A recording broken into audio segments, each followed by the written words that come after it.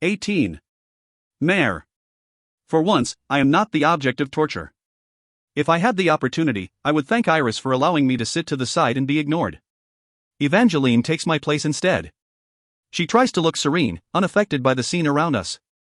The rest of the bridal entourage keeps glancing at her, the girl they were supposed to serve.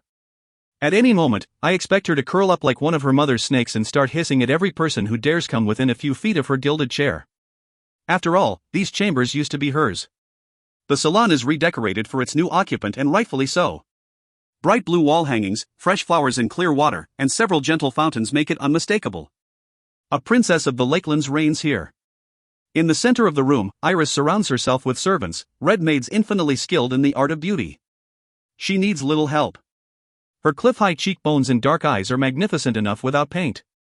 One maid intricately braids her black hair into a crown, fastening it with sapphire and pearl pins. Another rubs sparkling blush to sculpt an already beautiful bone structure into something ethereal and otherworldly. Her lips are a deep purple, expertly drawn. The dress itself, white fading to bright, shimmering blue at the hem, sets off her dark skin with a glow like the sky moments after a sunset. Even though appearance is the last thing I should be worried about, I feel like a discarded doll next to her. I'm in red again, simple in comparison to my usual jewels and brocade. If I were a bit healthier, I might look beautiful too. Not that I mind. I'm not supposed to shine, I don't want to shine, and next to her, I certainly won't. Evangeline couldn't contrast Iris more if she tried, and she certainly tried. While Iris eagerly plays the part of a young, blushing bride, Evangeline has willingly accepted the role of the girl scorned and cast aside. Her dress is metal so iridescent it could be made of pearl, with razored white feathers and silver inlay throughout. Her own maids flutter about, putting the finishing touches on her appearance. She stares at Iris through it all, black eyes never wavering. Only when her mother moves to her side does she break focus, and then only to inch away from the emerald green butterflies decorating Laurentia's skirts. Their wings flutter idly, as if in a breeze. A gentle reminder that they are living things, attached to the Viper Woman by ability alone. I hope she doesn't intend to sit. I've seen weddings before, back home in the stilts. Crude gatherings. A few binding words and a hasty party. Families scrounge to provide enough food for the invited guests, while those who wander through get nothing more than a good show. Killorn and I used to try to pinch leftovers, if there were any. Fill our pockets with bread rolls and slink off to enjoy the spoils. I don't think I'll be doing that today. The only thing I'll be holding on to is Iris's long train and my own sanity. Pity more of your family could not be here to attend, Your Highness. An older woman, her hair entirely gray, distances herself from the many silver ladies awaiting Iris. She crosses her arms over an immaculate black dress uniform. Unlike most officers, her badges are few, but still impressive. I've never seen her before, though there's something familiar about her face. But from this angle, with her features in profile, I can't place it. Iris inclines her head to the woman. Behind her, two maids fasten a shimmering veil in place. My mother is ruling queen of the Lakelands. She must always sit the throne. And my older sister, her heir, is loath to leave our kingdom. Understandable, in such tumultuous times. The older woman bows back, but not as deeply as one would expect. My congratulations, Princess Iris. My thanks, Your Majesty. I'm glad you were able to join us. Majesty. The older woman turns fully, putting her back to Iris as the maids finish their work. Her eyes fall on me, narrowing in the slightest. With one hand she beckons. A giant black gem flashes on her ring finger. On either side, Kitten and Clover bump me forward, pushing me at the woman who somehow commands a title. Miss Barrow, she says. The woman is sturdy, with a thick waist, and she has a few good inches on me. I glance at her uniform, looking for house colors to distinguish who she might be. Your Majesty? I reply, using the title. It sounds like a question, and truly, it is. She offers an amused smile. I wish I had met you before. When you were masquerading as Marina Titanos and not reduced to this, she touches my cheek lightly, making me flinch, this person wasting away. Maybe then I could understand why my grandson threw his kingdom away for you. Her eyes are bronze. Red gold. I would know her eyes anywhere. Despite the wedding party milling around us, the clouds of silk and perfume, I feel myself slide back into that horrible moment when a king lost his head and a son lost his father. And this woman lost them both. Out of the depths of memory, my moments wasted reading histories, I remember her name. Annabel, of House Larolin. Queen Annabel. Mother to Tiberius VI. Cal's grandmother. Now I see her crown, rose gold and black diamonds nestled into her neatly tied hair. A little thing compared to what royals usually prance around in. She pulls her hand away. All the better. Annabel is in oblivion. I don't want her fingers anywhere near me. They could destroy me with a touch. I'm sorry about your son. King Tiberius was not a kind man, not to me, not to Maven, not to more than half his country living and dying as slaves. But he loved Cal's mother. He loved his children. He was not evil. Just weak. Her gaze never breaks. Odd, since you helped kill him, . There is no accusation in her voice. No anger. No rage. She is lying. The royal court is devoid of color. Just white walls and black columns, marble and granite and crystal. It devours a rainbow crowd. Nobles flood through its doors, their gowns and suits and uniforms dyed in every glittering shade. The last of them hurry, scrambling to get inside before the royal bride and her own parade begin their march across Caesar's Square. Hundreds more silvers crowd across the tiled expanse, too common to merit an invitation to the wedding itself. They wait in droves, on either side of a cleared pathway lined by an even distribution of Northmen and Lakelander guards. Cameras watch too, elevated on platforms. And the kingdom watches with them. From my vantage point, sandwiched in the Whitefire entrance, I can just see over Iris's shoulder. She keeps quiet, not a hair out of place. Serene as still water. I don't know how she can stand it. Her royal father has her arm, his cobalt blue robes electric against the white sleeve of her wedding gown. Today his crown is silver and sapphire, matching hers. They do not speak to each other, focused on the path ahead. Her train feels like liquid in my hands. Silk so fine it might slip through my fingers. I keep a good grip, if only to avoid drawing more attention than I need to. For once, I'm glad to have Evangeline at my side. She holds the other corner of Iris's train. Judging by the whispers of the other ladies in waiting, the sight is a near scandal. They focus on her instead of me. No one bothers to bait the lightning girl without her sparks. Evangeline takes it all in stride, jaw set and shut. She hasn't spoken to me at all. Another small blessing. Somewhere, a horn blows. And the crowd responds, turning toward the palace in unison, a sea of eyes. I feel each look as we step forward, onto the landing, down the stairs, into the jaws of a silver spectacle. The last time I saw a crowd here, I was kneeling and collared, bloody and bruised and heartbroken. I am still all those things. My fingers tremble. Guards press in, while Kitten and Clover stick behind me in simple but suitable gowns. The crowd pushes closer, and Evangeline is so near she could knife me between the ribs without blinking. My lungs feel tight, my chest constricts and my throat seems to close. I swallow hard and force out a long breath. Calm down. I focus on the dress in my hands, the inches in front of me. I think I feel a drop of water hit my cheek. I pray it's rain and not nervous tears. Pull yourself together, Barrow, a voice hisses. It could be Evangeline's. As with Maven, I feel a sick burst of gratitude for the meager support. I try to push it away. I try to reason with myself. But like a dog starved, I'll take whatever scraps I'm given. Whatever passes for kindness in this lonely cage. My vision spirals. If not for my feet, my dear, quick, sure feet, I might stumble. Each step comes harder than the last. Panic spikes up my spine. I drown myself in the white of Iris's dress. I even count heartbeats. Anything to keep moving. I don't know why, but this wedding feels like the closing of 1,000 doors. Maven has doubled his strength and tightened his grip. I'll never escape him. Not after this. The stone beneath me changes. Smooth, square tiles become steps. I bump on the first but right myself, holding up the train. Doing the only thing I'm still able to do. Stand to the side, kneel, shrivel away, turn bitter and hungry in the shadows. Is this the rest of my life? Before I enter the maw of the royal court too, I glance up. Past the sculptures of fire and stars and swords and ancient kings, past the crystal reaches of the glittering dome. To the sky. Clouds gather in the distance. A few have already reached the square, moving steadily in the wind. They dissipate slowly, unraveling into wisps of nothing. Rain wants to gather, but something, probably silver storms, controlling the weather won't let it. Nothing will be allowed to ruin this day. And then the sky disappears, replaced by a vaulted ceiling. Smooth limestone arches overhead, banded with silver spirals of forged flame. Red and black banners of Norda and blue banners of the Lakelands decorate either side of the antechamber, as if anyone could forget the kingdoms whose union we're about to witness. The murmurs of 1,000 onlookers sound like humming bees, increasing with every step forward I take. Ahead, the passage widens into the central chamber of the royal court, a magnificent circular hall beneath the crystal dome. The sun climbs across the clear panes, illuminating the spectacle below.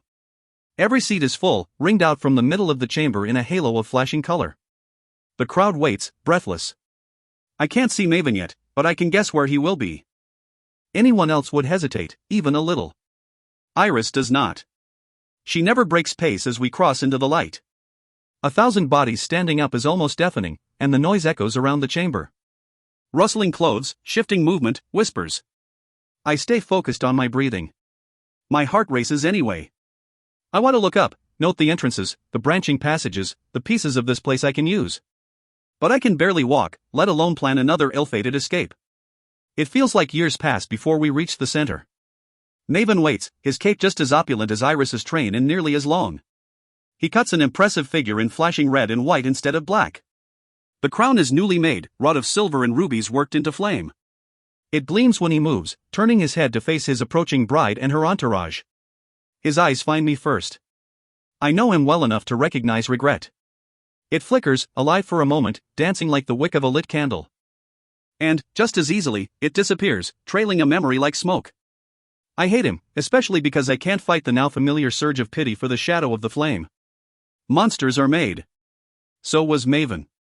Who knows who he was supposed to be? The ceremony takes the better part of an hour, and I have to stand through all of it alongside Evangeline and the rest of the bridal parade. Maven and Iris trade words back and forth, oaths and pledges urged on by a Norton judge. A woman in plain indigo robes speaks as well. From the Lakelands, I assume maybe an envoy of their gods?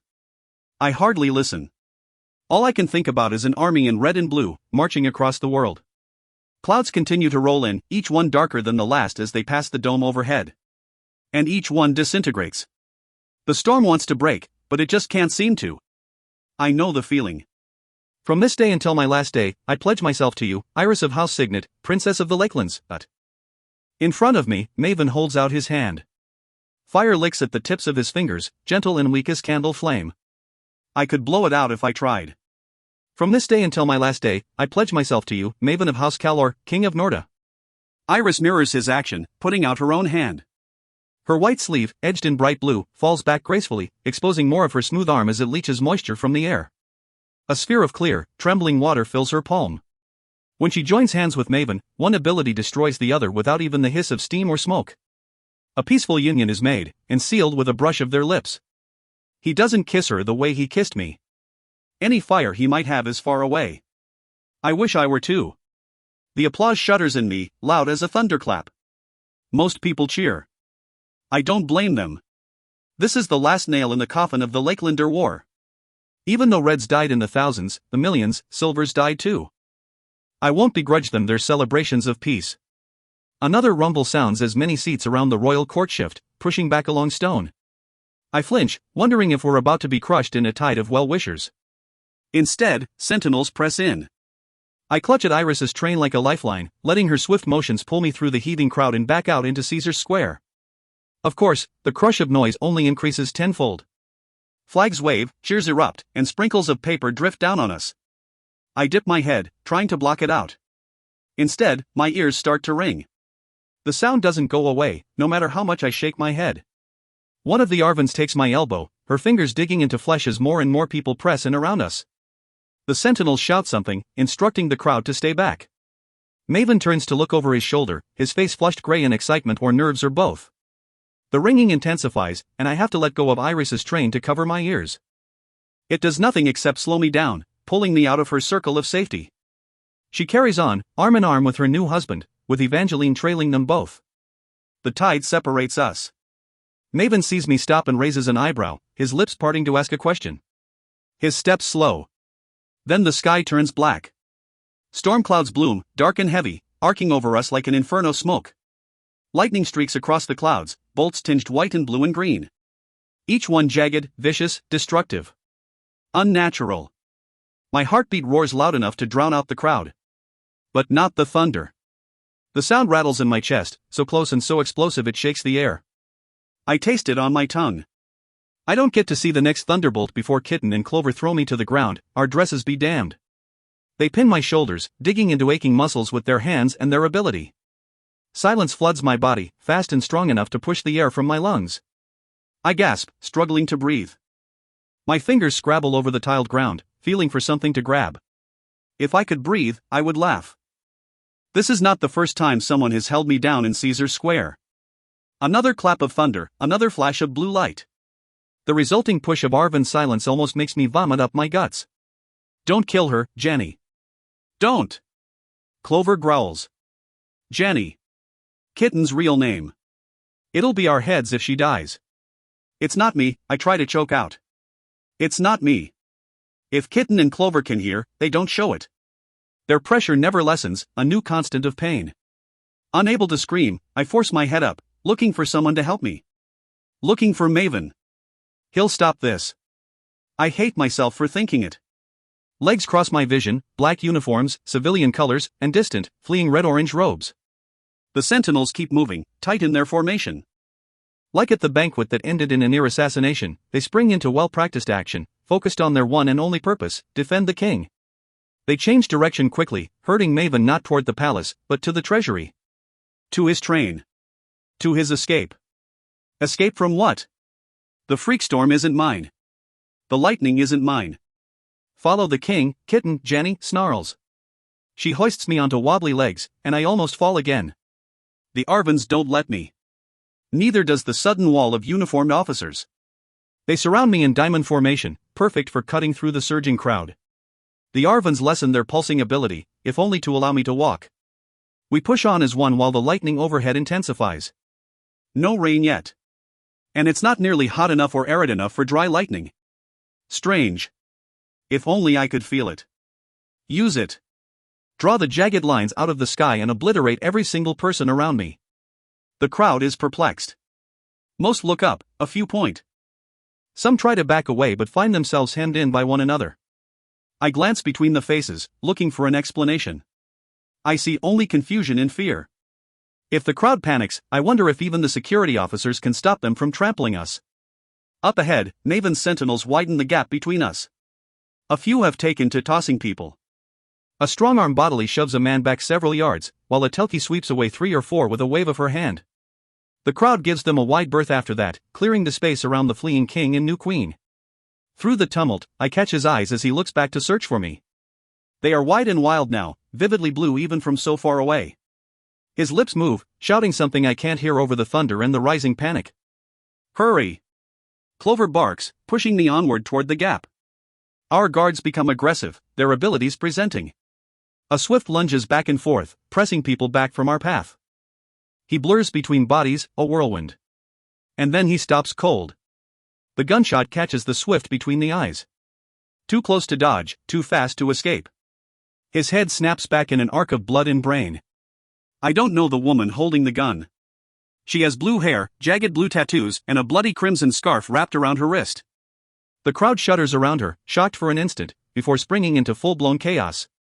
With one hand still aiming her pistol, the blue-haired woman raises the other. Lightning rips out of the sky. It crashes toward the circle of sentinels. She has deadly aim. I tense, expecting an explosion. Instead, the blue-tinged lightning hits a sudden arc of shimmering water, running across the liquid but not through. It veins and flashes, almost blinding, but disappears in an instant, leaving only the watery shield. Beneath it, Maven, Evangeline, and even the sentinels crouch, hands over their heads. Only Iris is left standing. The water pools around her, curling and twisting like one of Laurentia's snakes. It grows with every second, leaching so quickly I taste the air drying on my tongue. Iris wastes no time, tearing off her veil. Dimly, I hope it doesn't rain. I don't want to know what Iris can do with rain. Lakelander guards fight through the crowd, their dark blue forms trying to break through the fleeing crowd. Security officers meet the same obstacle and get caught up, tangled in the mess. Silvers dart in every direction. Some toward the commotion, others away from danger. I'm torn between wanting to run with them and wanting to run toward the blue-haired woman. My brain buzzes as adrenaline courses through me, fighting tooth and nail against the silence smothering my being. Lightning. She wields lightning. She's a new blood. Like me. The thought almost makes me cry with happiness. If she doesn't get out of here fast, she'll end up a corpse. Run. I try to scream. It comes out a whisper. Get the king to safety. Evangeline's voice carries as she jumps to her feet. Her gown quickly shifts into armor, scaling across her skin in pearly plates. Evacuate. A few of the sentinels comply, pulling Maven into their protective formation. His hand sparks with weak flame. It sputters, matching his fear. The rest of his detail draw guns of their own or explode into their abilities. A Banshee sentinel opens his mouth to scream but drops to a knee, gasping. He tears at his throat. He can't breathe. But why? Who? His comrades drag him back as he continues to choke. Another lightning bolt streaks overhead, this one too bright to look at. When I open my eyes again, the blue-haired woman is gone, lost in the crowd. Somewhere, gunfire peppers the air. Gasping, I realize not everyone in the crowd is running away. Not all of them are afraid, or even confused by the outburst of violence. They move differently, with purpose, motive, a mission. Black pistols gleam, flashing as they dig into a guard's back or stomach. Knives glint in the growing dark. The screams of fear become screams of pain. Bodies fall, slumping against the tile of the square. I remember the riots in Somerton. Reds hunted down and tortured. A mob turning on the weakest among them. It was disorganized, chaotic, without any order. This is the opposite. What looks like wild panic is the careful work of a few dozen assassins in a crowd of hundreds. With a grin, I realize they all have something in common. As the hysteria grows, each one dons a red scarf. The Scarlet Guard is here. Cal, Killorn, Farley, Cameron, Bree, Tramy, the Colonel. They're here. With everything I have, I butt my head back and crack my skull against Clover's nose. She howls, and silver blood spurts down her face. In an instant her grip on me breaks, leaving only Kitten. I drive an elbow into her gut, hoping to throw her off. She lets go of my shoulder, only to wrap her arm around my neck and squeeze. I twist, trying to get enough room to bend my neck and bite. No chance. She increases the pressure, threatening to crush my windpipe. My vision spots, and I feel myself being pulled backward. Away from the treasury, Maven, his sentinels. Through the lethal crowd. I trip backward as we reach the steps. I kick weakly, trying to catch on to anything. The security officers dodge my poor efforts. Some drop to their knees, guns raised, covering the retreat. Clover looms over me, the bottom half of her face painted with mirrored blood. Double back through white fire. We have to keep orders, she hisses at Kitten. I try to shout for help, but I can't summon air enough to make noise. And it wouldn't be any use. Something louder than thunder screams across the sky. 2 somethings. 3. 6. Metal birds with razor wings. Snapdragons? The Black Run? But these airjets look different from the ones I know. Sleeker, faster. Maven's new fleet, probably. In the distance, an explosion blooms with petals of red fire and black smoke. Are they bombing the square, or bombing the Scarlet Guard? As the Arvans drag me into the palace, another silver almost collides with us. I reach out. Maybe this person will help. Samson Miranda sneers down, wrenching one arm out of my grip. I pull back like his touch burns. Just the sight of him is enough to bring on a splitting headache. He wasn't allowed to attend the wedding, but he's still dressed for it, immaculate in a navy suit with his ash blonde hair slicked to his skull. Lose her and I'll turn you all inside out. He snarls over his shoulder. The Arvans look more frightened of him than of anyone else. They nod vigorously, as do the 3 remaining officers. All of them know what a Miranda's whisper can do. If I needed any more incentive to escape, knowing that Samson will obliterate their minds is certainly it. In my last glimpse of the square, black shadows loom out of the clouds, coming closer and closer. More airships. But these are heavy, swollen, not built for speed or even combat. Maybe they're coming in to land. I never see them touch down. I fight as much as I can, which is to say I mumble and squirm under the weight of silence. It slows my guards down, but only a little. Every inch feels hard-won but futile. We keep moving. The halls of whitefire spiral out around us. With my memorization, I know exactly where we are headed. Toward the east wing, the closest part of the palace to the treasury. There must be passages to it, another way to Maven's forsaken train. Any hope of escape will disappear the second they get me underground. 3 gunshots ring out, echoing so close I feel them in my chest. Whatever's happening in the square is slowly bleeding into the palace. In the window, red flame bursts into the air. From an explosion or a person, I don't know. I can only hope. Cal. I'm in here. Cal. I picture him just outside, an inferno of rage and destruction. Gun in one hand, fire in the other, bringing down all his pain and fury. If he can't save me, I hope he can at least rip apart the monster that used to be his brother. The rebels are storming Whitefire. I jolt at the sound of Evangeline Samos. Her boots ring hard against the marble floor, each step the blow of an angry hammer. Silver blood stains the left side of her face, and her elaborate hair is a mess, tangled and windblown. She smells like smoke. Her brother is nowhere to be found, but she isn't alone. Ren, the Skono skin healer who spent so many days trying to make me look alive, trails her closely. Probably dragged along to make sure Evangeline doesn't have to suffer scratches for more than an instant. Like Cal and Maven, Evangeline is no stranger to military training or protocol. She stays on her toes, ready to react. The lower library and old gallery are overrun. We have to take her this way. She points her chin to a branching hall perpendicular to ours. Outside, lightning flashes. It reflects against her armor. You three, she snaps her fingers at three of the guards, defend our backs. My heart sinks in my chest. Evangeline will personally make sure I get on that train. I'm going to kill you one day, I curse at her around Kitten's grip. She lets the threat glance off, too busy barking orders. The guards obey eagerly, dropping back to cover our retreat. They're happy to have someone take charge in this infernal mess. What's happening out there? Clover growls as we hurry along. Fear corrupts her voice. You, reset my nose, she adds, grabbing Ren by the arm. The Skono skin healer works on the fly, popping Clover's broken nose back into place with an audible crack. Evangeline looks over her shoulder, not at Clover but at the passage behind us. It darkens as the storm outside turns day to night. Fear crosses her face. An unfamiliar thing to see in her. There were plants in the crowd, disguised as silver nobles. New bloods, we think. Strong enough to hold their own until she checks around a corner before waving us on. The Scarlet Guard took over Corvium, but I didn't think they had this many people. True soldiers, trained, well armed. Dropped right out of the sky like damn insects. How did they get in? We're under full security protocols for the wedding. Over 1,000 silver troops, plus Maven's new blood pets, Kitten Blusters. She cuts herself off as two figures in white pop out of a doorway.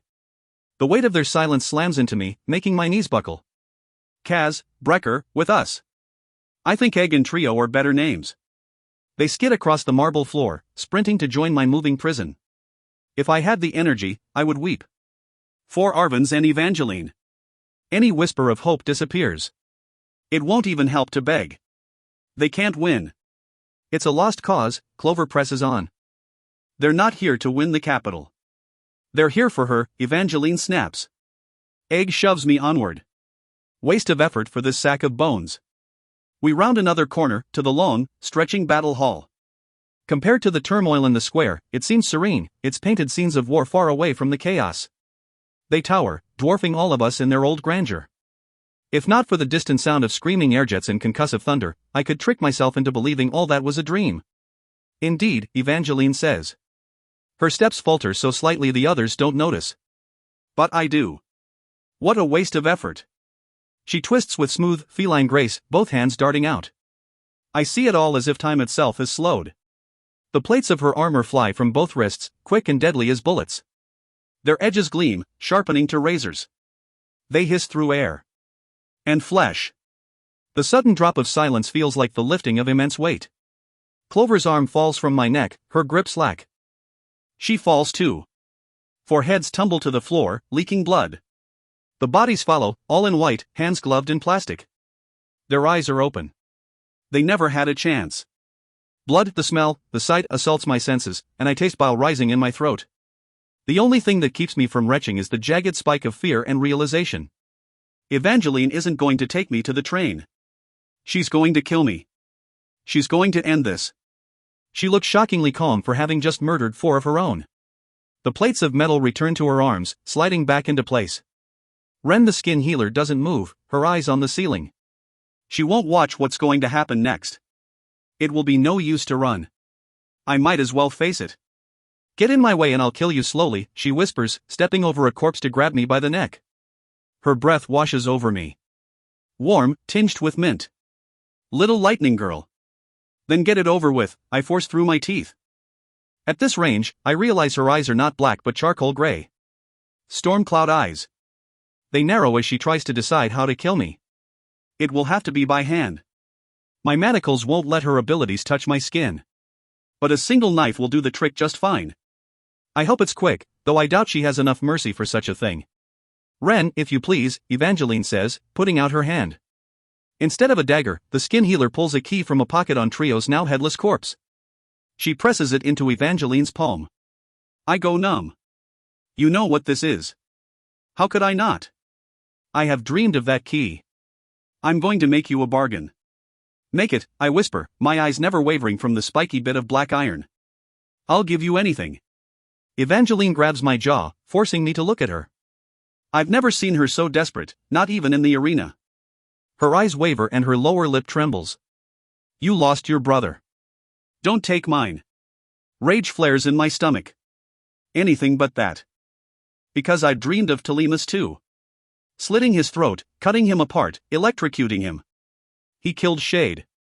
A life for a life. A brother for a brother. Her fingers dig into my skin, nails threatening to pierce flesh.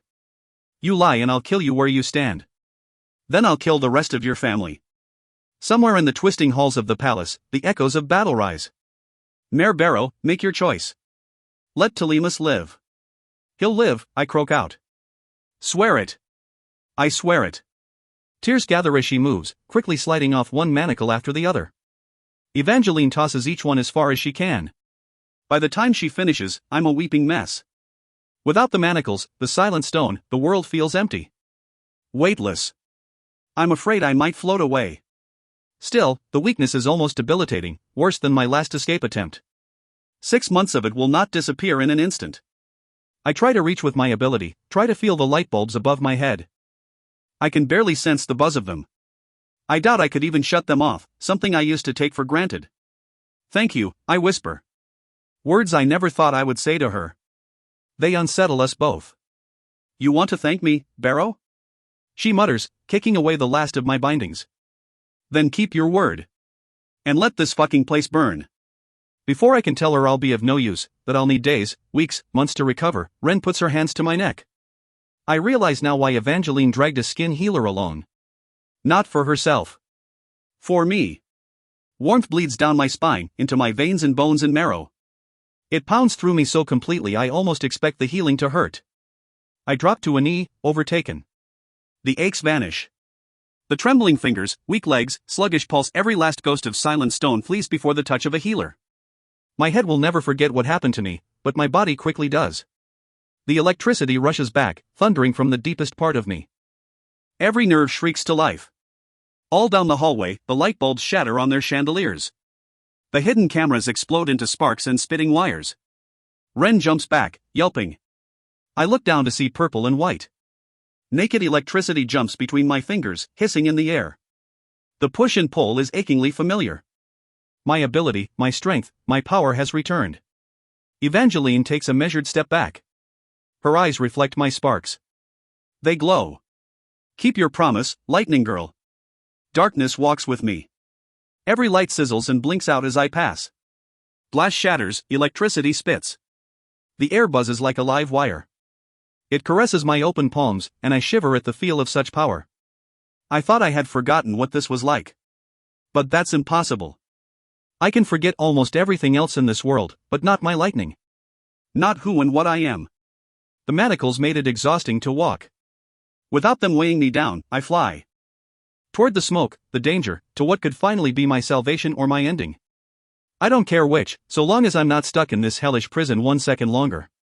My dress flutters in ruby tatters, ripped enough to let me run as fast as I can. The sleeves smolder, burning with every new burst of sparks. I don't hold myself back now. The lightning goes where it wants. It explodes through me with every heartbeat. The purple-white bolts and sparks dance along my fingers, blazing in and out of my palms. I shudder in pleasure. Nothing has ever felt so wonderful. I keep looking at the electricity, enamored with every vein. It's been so long. It's been so long. This must be what hunters feel like. Every corner I turn, I hope to find some kind of prey. I run the shortest route I know, tearing through the council chamber, its empty seats haunting me as I sprint over the Norten seal. If I had time, I would obliterate the symbol beneath my feet. Tear up every inch of the burning crown. But I have a real crown to kill. Because that's what I'm going to do. If Maven is still here, if the wretched boy hasn't gotten away, I'm going to watch his last breath and know he can never hold my leash again. The security officers retreat in my direction, their backs to me. Still doing as Evangeline commanded. All three have their long guns tucked into the crooks of their shoulders, fingers on triggers as they cover the passageway. I don't know their names, just their colors. House Greco, strong arms all. They don't need bullets to kill me. One of them could break my back, crush my rib cage, pop my skull like a grape. It's me or them. The first hears my footsteps. He turns his chin, looking over his shoulder. My lightning shrieks up his spine and into his brain. I feel his branching nerves for a split second. Then darkness. The other two react, swinging around to face me.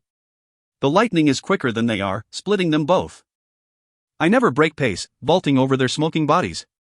The next hall runs alongside the square, its once gleaming windows streaked with ash. A few chandeliers lie smashed against the floor in twisted heaps of gold and glass. There are bodies too. Security officers in their black uniforms, Scarlet Guard with their red scarves. The aftermath of a skirmish, one of many raging within the larger battle.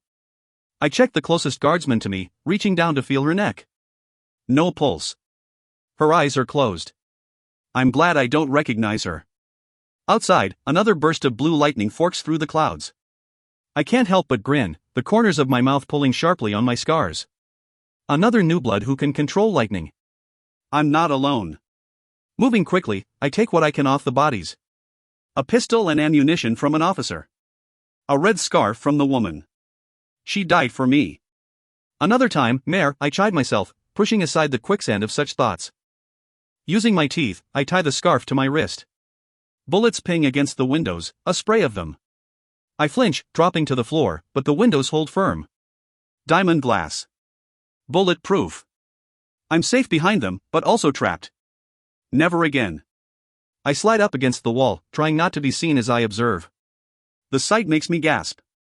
What was once a wedding celebration is now all-out war. I was in awe of the House Rebellion, Irel and Haven and Laris against the rest of Maven's court, but this dwarfs it substantially. Hundreds of Nortan officers, Lakelander guards, deadly nobles of the court on one side, with Scarlet Guard soldiers on the other. There have to be new bloods among them. So many red soldiers, more than I ever thought possible. They outnumber the silvers at least 5-1, and they are certainly, clearly soldiers. Trained to military precision, from their tactical gear to the way they move. I start to wonder how they even got here, but then I see the airships. 6 of them, all landed directly on the square itself. Each one spits soldiers, dozens of them. Hope and excitement roar through me. Hell of a rescue, I can't help but whisper. And I'm going to make sure it succeeds. I'm not silver, I don't need to pull my ability from my surroundings. But it certainly doesn't hurt to have more electricity, more power, on hand. Closing my eyes, just for a second, I call to every wire, every pulse, every charge, down to the static cling of the curtains. It rises at my demand. It fuels me, heals me as much as Ren. After 6 months of darkness, I finally feel the light. Purple-white flares at the edges of my vision. My entire body buzzes, skin shivering beneath the delight of lightning. I keep sprinting. Adrenaline and electricity. I feel like I could run through a wall. More than a dozen security officers guard the entrance hall. One, a magnetron, busies himself boarding up the windows with cages of twisted chandelier and gilt paneling. Bodies and blood in both colors cover the floor. The smell of gunpowder overwhelms everything but the blasts outside. The officers secure the palace, maintaining their position. Their attention is on the battle outside, the square. Not their backs. Crouching, I put my hands to the marble beneath my feet. It feels cold beneath my fingers. I will my lightning against the stone, sending it out along the floor in a jagged ripple of electricity. It pulses, a wave, catching them all off guard. Some fall, some rocket backward. The strength of the blast echoes in my chest. If it's enough to kill, I don't know. My only thought is the square. When the open air hits my lungs, I almost laugh. It's poisoned with ash, blood, the electric buzz of the lightning storm, but it tastes sweeter than anything. Above me, the black clouds rumble. The sound lives in my bones. I streak purple-white bolts across the sky. A sign. The lightning girl is free. I don't linger. Standing on the steps, overlooking the turmoil, is a good way to get shot in the head. I plunge into the fray, looking for a single familiar face. Not friendly, but at least familiar. People collide all around me with no rhyme or reason. The Silvers were taken unawares, unable to form up into their practiced ranks. Only the Scarlet Guard soldiers have any kind of organization, but it's rapidly breaking down. I weave toward the treasury, the last place I saw Maven and his sentinel. It was only a few minutes ago. They could still be there, surrounded, making a stand. I will kill him. I have to. Bullets whistle past my head. I'm shorter than most, but still, I hunch as I run. The first Silver to challenge me head-on has Provost's robes, gold and black. A thin man with thinner hair. He throws out an arm and I rocket backward, my head slamming against the tiled ground. I grin at him, about to laugh. When suddenly I can't breathe. My chest contracts, tightening. My ribs. I look up to find him standing over me, his hand clenching into a fist. The Telki is going to collapse my rib cage. Lightning rises to meet him, sparking angrily. He dodges, faster than I anticipated. My vision spots as the lack of oxygen hits my brain. Another bolt, another dodge. Provost is so focused on me, he doesn't notice the barrel-chested red soldier a few yards away. He shoots him through the head with an armor-piercing round. It isn't pretty. Silver spatters across my ruined gown. Mare! He shouts, hurrying to my side. I recognize his voice, his dark brown face, and his electric blue eyes. 4 other guardsmen move with him. They circle up, protective. With strong hands, he hoists me to my feet. Forcing a breath, I shiver in relief. When my brother's smuggling friend became a true soldier, I don't know, and now isn't the time to ask. Cranes. One hand still on his gun, he raises the radio clod in his other fist. This is Cranes. I have Barrow in the square. The hiss of empty feedback is not promising.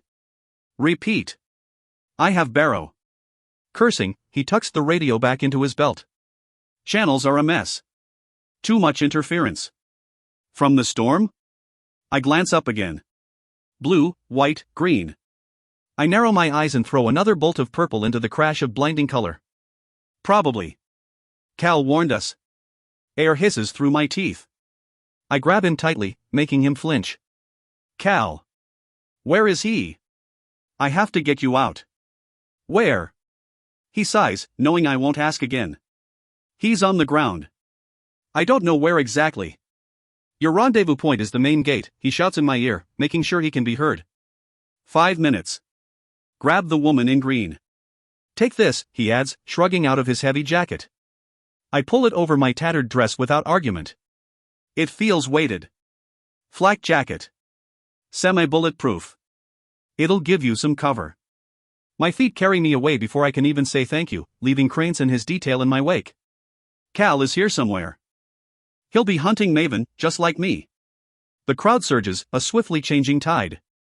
If not for the guardsmen pushing through the fray, I could force my way through. Blast everyone in front of me, clear a path across the square. Instead, I rely on my old instincts. Dancing steps, agility, predicting every pulsing wave of the chaos. Lightning trails in my wake, staving off any hands. A strong arm knocks me sideways, sending me careening through arms and legs, but I don't return to fight him. I keep moving, keep pushing, keep running. One name screams through my head. Cal, Cal, Cal. If I can get to him, I'll be safe. A lie maybe, but a good lie. The smell of smoke gets stronger as I push on. Hope flares. Where there's smoke, there's a fire, Prince. Ash and soot streak the white walls of the Treasury Hall. One of the airjet missiles took a chunk out of the corner, slicing through marble like butter. It lies in a pile of rubble around the entrance, forming good cover. The sentinels make full use of it, their ranks bolstered by the Lakelanders and a few of the purple-uniformed Treasury Guards. Some of them fire into the oncoming guardsmen, using bullets to defend their king's escape, and many more utilize their abilities. I dart around a few bodies frozen solid on their feet, the violent work of a Glyacan shiver. Another few are alive but on their knees, bleeding from the ears. Marino's Banshee. The evidence of so many deadly Silvers is all around. Corpses speared by metal, necks broken, skulls caved in, mouths dripping water, a particularly gruesome body that seems to have choked on the plants growing out of its mouth. As I watch, a greenie throws a handful of seeds at an attacking swath of Scarlet Guard. Before my eyes, the seeds burst like grenades, spitting vines and thorns in a verdant explosion. I don't see Cal here, or any other faces I recognize. Maven is already in the treasury, headed for the train. Clenching a fist, I throw everything I can at the sentinels. My lightning crackles along the rubble, sending them scurrying back. Dimly, I hear someone shout to push forward. The guardsmen do, continuing to fire round after round. I keep up the pressure, sending another blaze of lightning across them like a cracking whip. Incoming! A voice screams. I look up, expecting a blow from the sky. Airjets dance through the stormy clouds, chasing one another. None of them seem concerned by us. Then someone pushes me aside, throwing me out of the way. I turn in time to see a person I recognize barrel along a cleared pathway, his head lowered, body armored on the head, neck, and shoulders. He picks up speed, legs pumping. Darmian! He doesn't hear me, too busy crashing toward the marble blockade. Bullets ping off his armor and skin. A shiver sends a blast of icicles at his chest, but they shatter. If he's afraid, he doesn't show it. He never hesitates. Cal taught him that. Back at the notch. When we were all together. I remember a different Darmian then, the one I knew. He was a quiet man compared to Nyx, another newblood who shared his ability of impenetrable flesh. Nyx is long dead now, but Darmian is very much alive. Roaring, he clambers over the marble blockade, careening into two sentinels. They fall on him with everything they have. Stupid. They might as well be shooting at bulletproof glass. Darmian responds in kind, dropping grenades with cold rhythm. They bloom in fire and smoke. Sentinels fall backward, few of them able to withstand a direct explosion. Guardsmen vault over the rubble, following in Darmian's wake. Many overtake him. The sentinels are not their mission. Maven is. They flood into the treasury, hot on the king's trail. As I run forward, I let my ability press on ahead. I feel the lights of the treasury's main hall, spiraling down into the rock beneath us. My sense jumps along the wires, deeper and deeper. Something big idles below, its engine a rising purr. He's still here. The marble beneath my feet is easy to scale. I scrabble over the rubble on all fours, my mind focused 100 feet down. The next grenade blast catches me unawares. Its force blows me backward in a wave of heat. I land hard, flat on my back, gasping for breath, quietly thankful for Cranes's jacket. The explosion blazes over me, close enough to burn my cheek. Too big for a grenade. Too controlled for natural flame. I scramble to my feet, forcing my legs to obey as I suck down air. Maven. I should have known. He wouldn't leave me up here. Wouldn't run away without his favorite pet. He's come to put the chains back on me himself. Good luck. Smoke follows the swirling fire, making the already dark square hazy. It surrounds me, growing stronger and hotter with every passing second. Tensing, I send lightning through my nerves, letting it crackle over every inch. I take a step toward his silhouette, black and strange in the shifting firelight. The smoke curls, the fire shooting with raging hot blue flame. Sweat drips down my neck. My fists clench, ready to run him through with every drop of rage collected in his prison.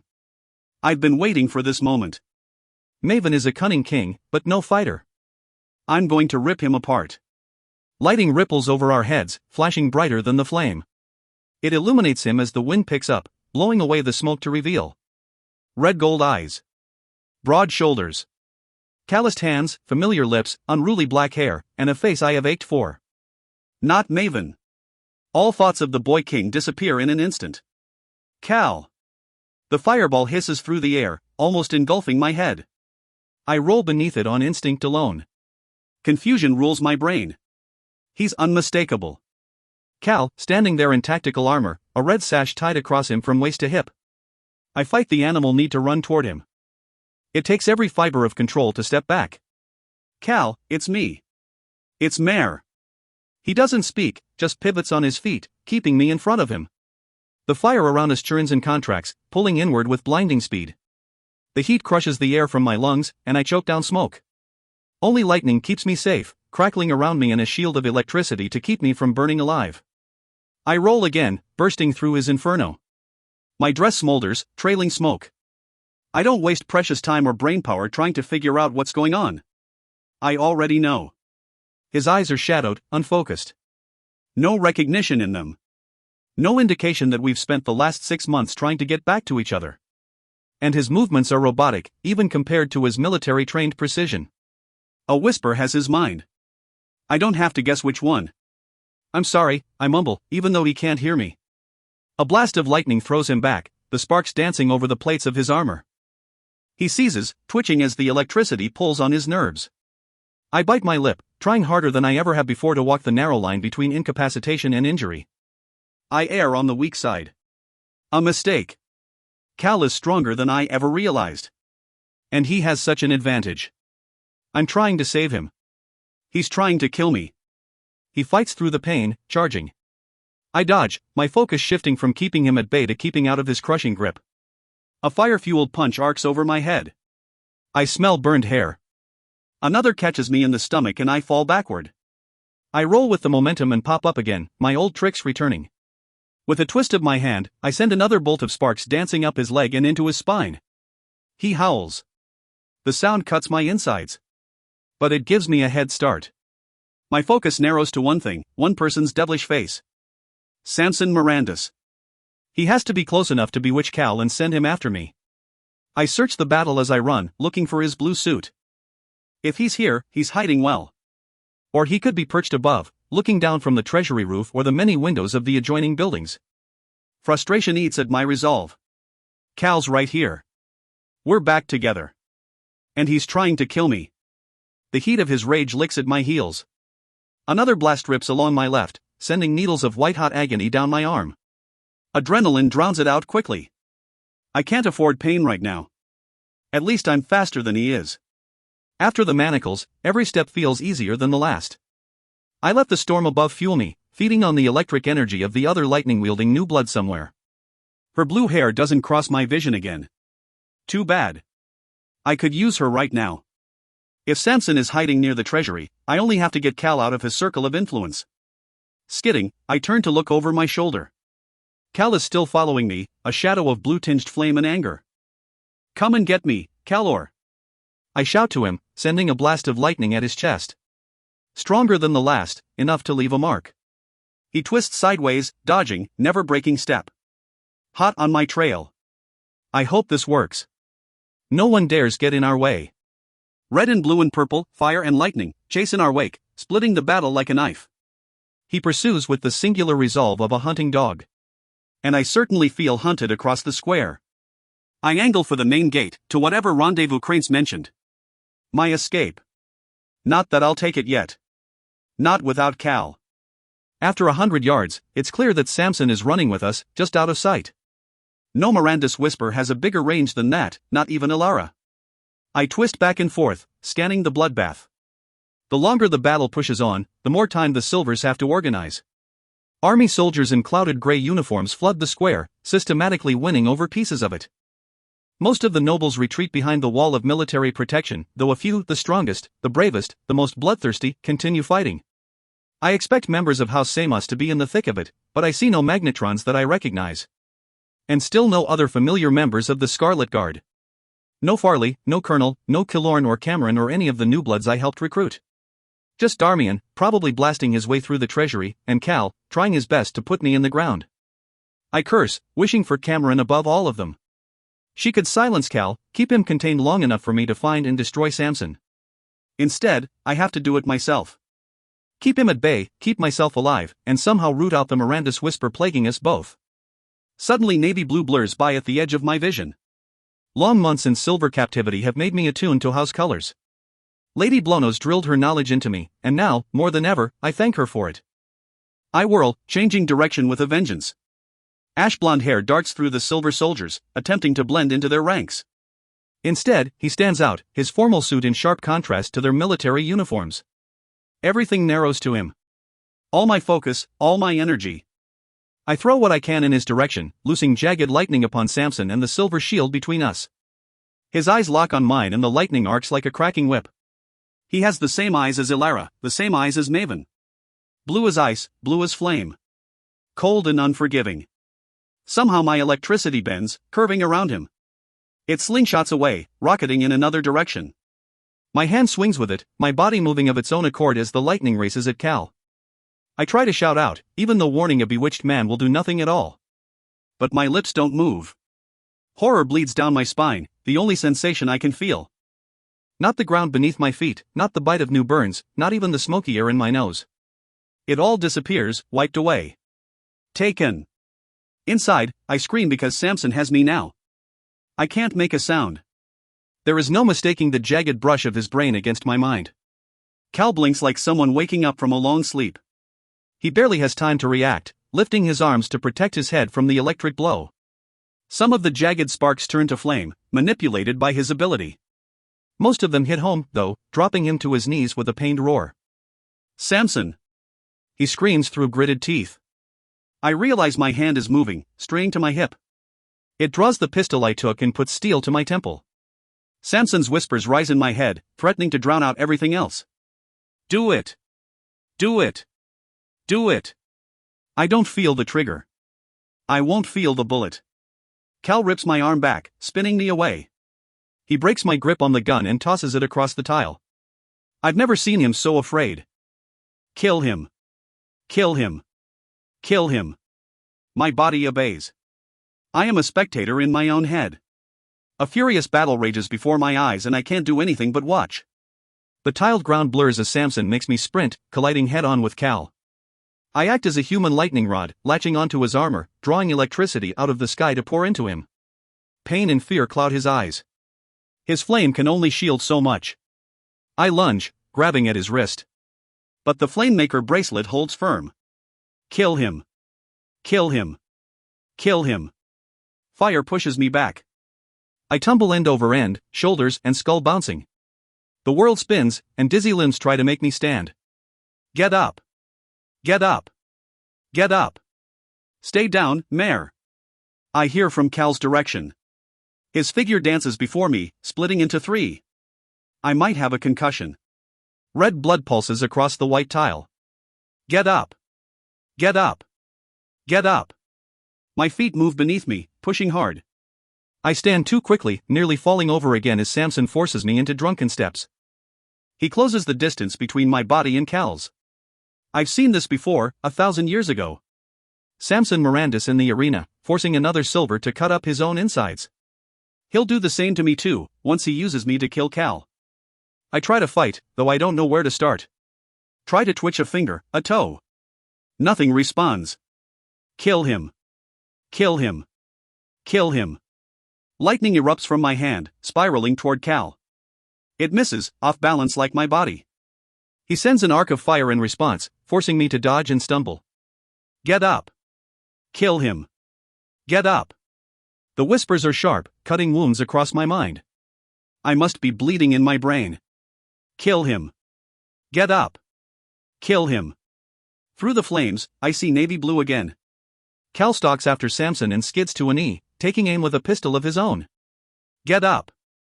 Pain crashes through me like a wave and I fall backward just as a bullet tears overhead. Another follows, closer. On pure instinct, fighting the ringing in my bruised skull, I scramble to my toes. I move of my own volition. Shrieking, I turn Cal's fire to lightning, the red curls becoming purple-white veins of electricity. It shields me as Cal empties bullet after bullet in my direction. Behind him, Samson grins. Bastard. He's going to play us off each other for as long as it takes. I push the lightning as fast as I can, letting it splinter toward Samson. If I can break his concentration, just for a second, it could be enough. Cal reacts, a puppet on strings. He shields Samson with his broad body, taking the brunt of my attack. Someone help. I shout to no one. We're only 3 people in a battle of hundreds. A battle turning one-sided. The silver ranks grow, fed by reinforcements from the barracks and the rest of the Archeon garrison. My 5 minutes have long passed. Whatever escape Cranes promised is long gone. I have to break Samson. I have to. Another bolt of lightning, this time across the ground in a flood. No dodging that. Kill him. Kill him. Kill him. The whispers return, pulling back the electricity with my own 2 hands. It arcs backward in a crashing wave. Cal drops and spins, throwing out his leg in a sweeping kick. It connects, sending Samson sprawling. His control of me drops and I push forward. Another electric wave.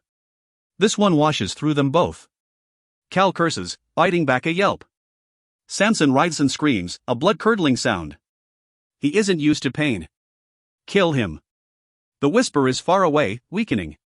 I can fight it. Cal grabs Samson by the neck, pulling him up only to smash his head back down. Kill him. I slice a hand through the air, pulling lightning with it. It splits a gash in Samson from hip to shoulder. The wound spurts silver blood. Help me. Fire races down Samson's throat, charring his insides. His vocal cords shred. The only screaming I hear now is in my head. I bring my lightning into his brain. Electricity fries the tissue in his skull like an egg in a pan. His eyes roll over white. I want to make it last longer, want to make him pay for what torture he gave to me and so many others. But he dies too quickly. The whispers disappear. It's done, I gasp aloud. Cal looks up, still kneeling over the body. His eyes widen as if seeing me for the first time. I feel the same. I've been dreaming of this moment, wanting it for months and months. If not for the battle, for our precarious position wedged in the middle, I would wrap my arms around his neck and bury myself in the fire prints. Instead, I help him to his feet, throwing one of his arms over my shoulder. He limps, one leg a mess of muscle spasms. I'm hurt too, bleeding slowly from a tear in my side. I press my free hand to the wound. The pain sharpens. Maven is below the treasury. He has a train, I say as we clamber away together. His arm tightens around me. He steers us toward the main gate, quickening his pace with every step. I'm not here for Maven. The gate looms, wide enough to allow 3 transports to drive through side by side. On the other side, the bridge of Archeon spans the capital river to meet the eastern half of the city. Smoke rises all over, reaching into the storm-black sky. I fight the urge to turn around and sprint for the treasury. Maven will be gone by now. He is beyond my reach. More military transports speed toward us while airjets scream in our direction. Too many reinforcements to withstand. What's the plan, then? I mumble. We're about to be surrounded. The thought wears through my shock and adrenaline, sobering me up. All this for me. Bodies everywhere, red and silver. What a waste. Cal's hands find my face, making me turn to look at him. In spite of the destruction around us, he smiles. For once, we have won. I see green out of the corner of my eye. Feel another hand grab my arm. And the world squeezes to nothing. 19. Evangeline. He's late, and my heartbeat guns into overdrive. I fight the surge of fear, twisting it into fuel. Using the new energy, I shred apart the gilded frames holding portraits all down the palace hallway. The flecks of gold leaf twist into brutal, glinting shards. Gold is a weak metal. Soft. Malleable. Useless in a true fight. I let them drop. I don't have the time or energy to waste on weak things. The pearly rhodium plates along my arms and legs vibrate with adrenaline, their mirror-bright edges rippling like liquid mercury. Ready to become whatever I need to stay alive. A sword, a shield, a bullet. I'm not in direct danger, not right now. But if Tali isn't here in 1 minute, I'm going out there after him, and then I certainly will be. She promised, I tell myself. It sounds idiotic, the wish of a particularly foolish child. I should know better. The only bond in my world is blood, the only promise is family. A Silver would smile and agree with another house and break their oath in the next heartbeat. Mare Barrow is not Silver, she should have less honor than any of us. And she owes my brother, owes me, less than nothing. She would be justified in slaughtering us all. House Samos has not been kind to the Lightning Girl. We have a schedule, Evangeline, Wren mutters next to me. She cradles one hand against her chest, doing her best not to antagonize an already ugly burn. The skin healer wasn't fast enough to avoid all of Mare's returning ability. But she got the job done, and that's all that matters. Now the Lightning Girl is free to wreak as much havoc as she can. I'm giving him another minute. The hallway seems to stretch before me, growing longer with every second. On this side of the palace, we can barely hear the battle in the square. The windows look out on a still courtyard, with only dark storm clouds above. If I wanted to, I could pretend this was another day of my usual torment. Everyone smiling with their fangs, circling an increasingly lethal throne. I thought the end of the Queen would mean the end of danger. It's not like me to underestimate a person's evils, but I certainly underestimated Maven. He has more of his mother in him than anyone realized, as well as his own kind of monster. A monster I no longer have to suffer, thank my colors.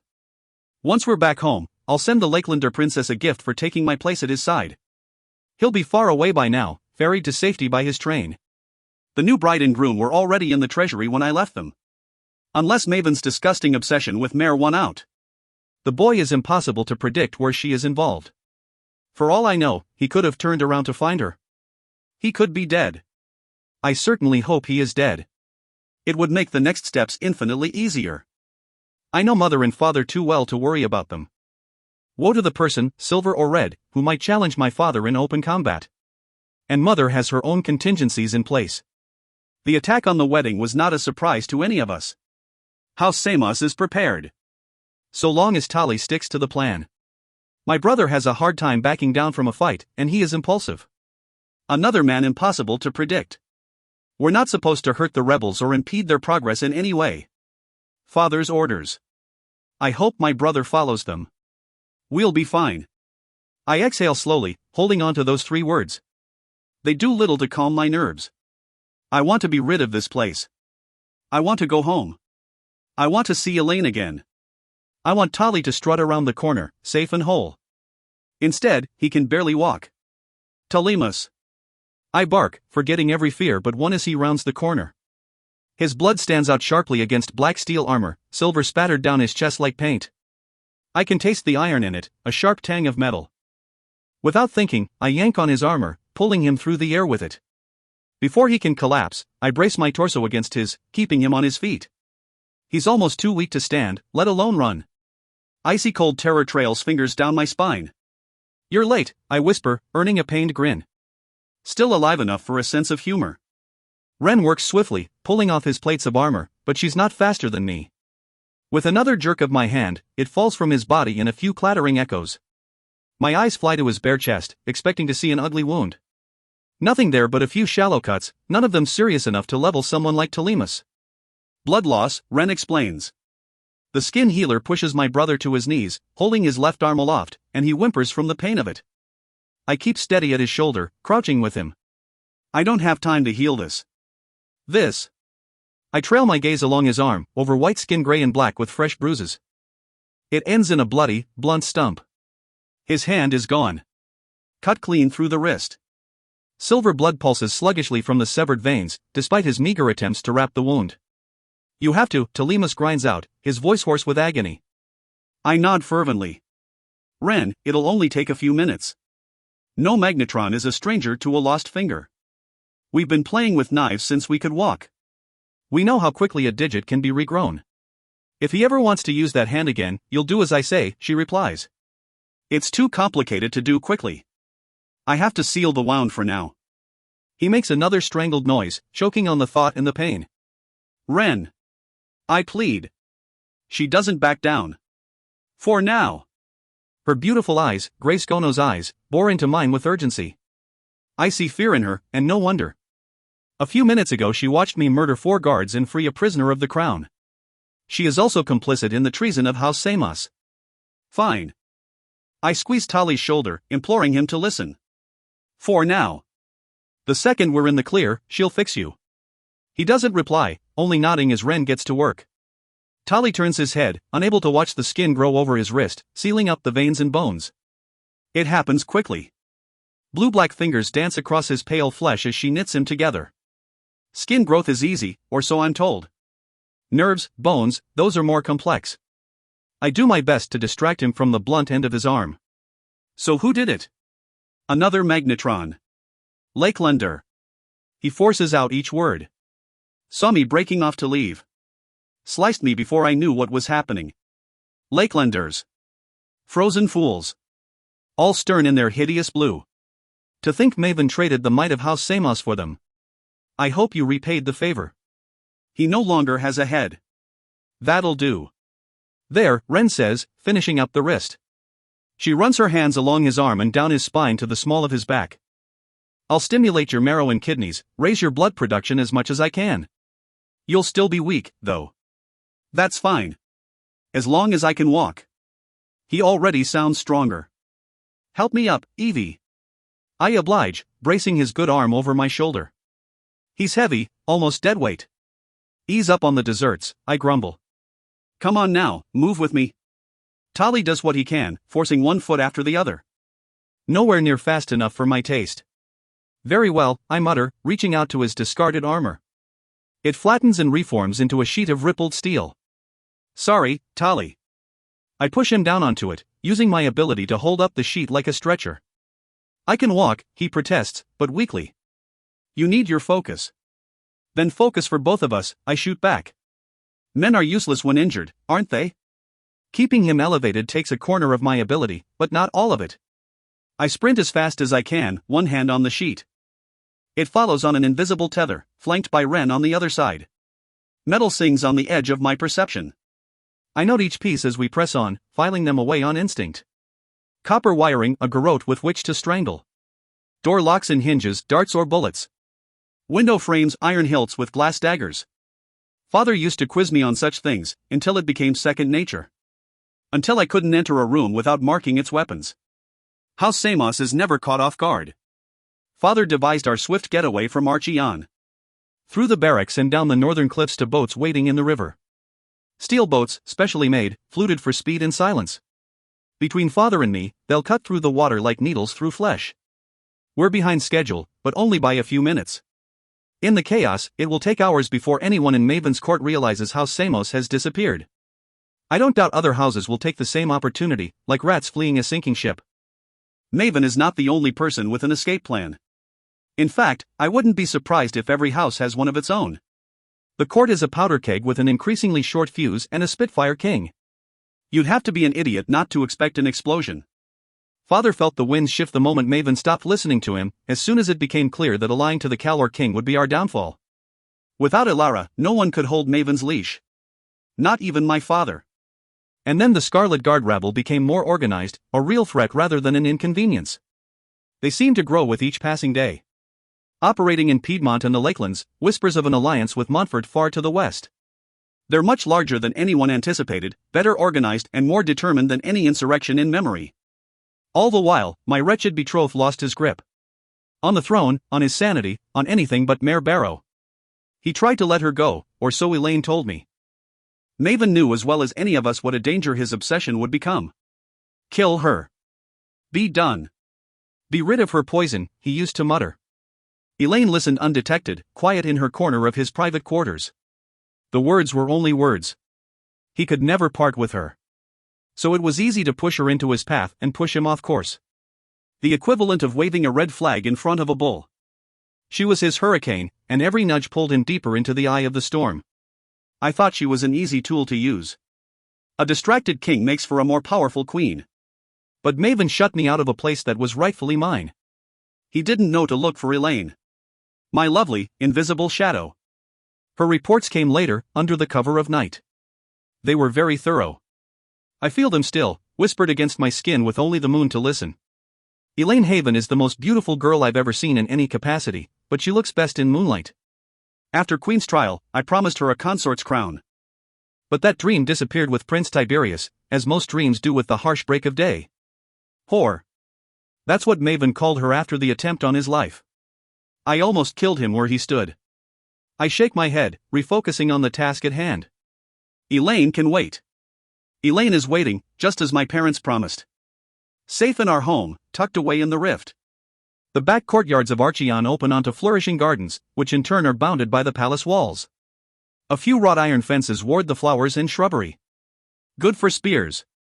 The wall and garden patrols used to be guards of many different house Laris windweavers, Silks of Irel, vigilant eager eyes, but things have changed in recent months. Laris and Irel stand in opposition to Maven's rule, alongside House Haven. And with a battle raging, the king himself in danger, the other palace guards are scattered. I look up through the greenery, magnolia and cherry blossoms bright against the dark sky. Figures in black prowl the diamond glass ramparts. Only House Samos remains to man the wall. Cousins of iron. They snap toward my voice, responding in kind. Cousins of steel. Sweat trickles down my neck as the wall looms closer. From fear, from exertion. Only a few more yards. In preparation, I thicken the pearly metal of my boots, hardening my last steps. Can you get yourself up? I ask Telemus, reaching for Ren as I speak.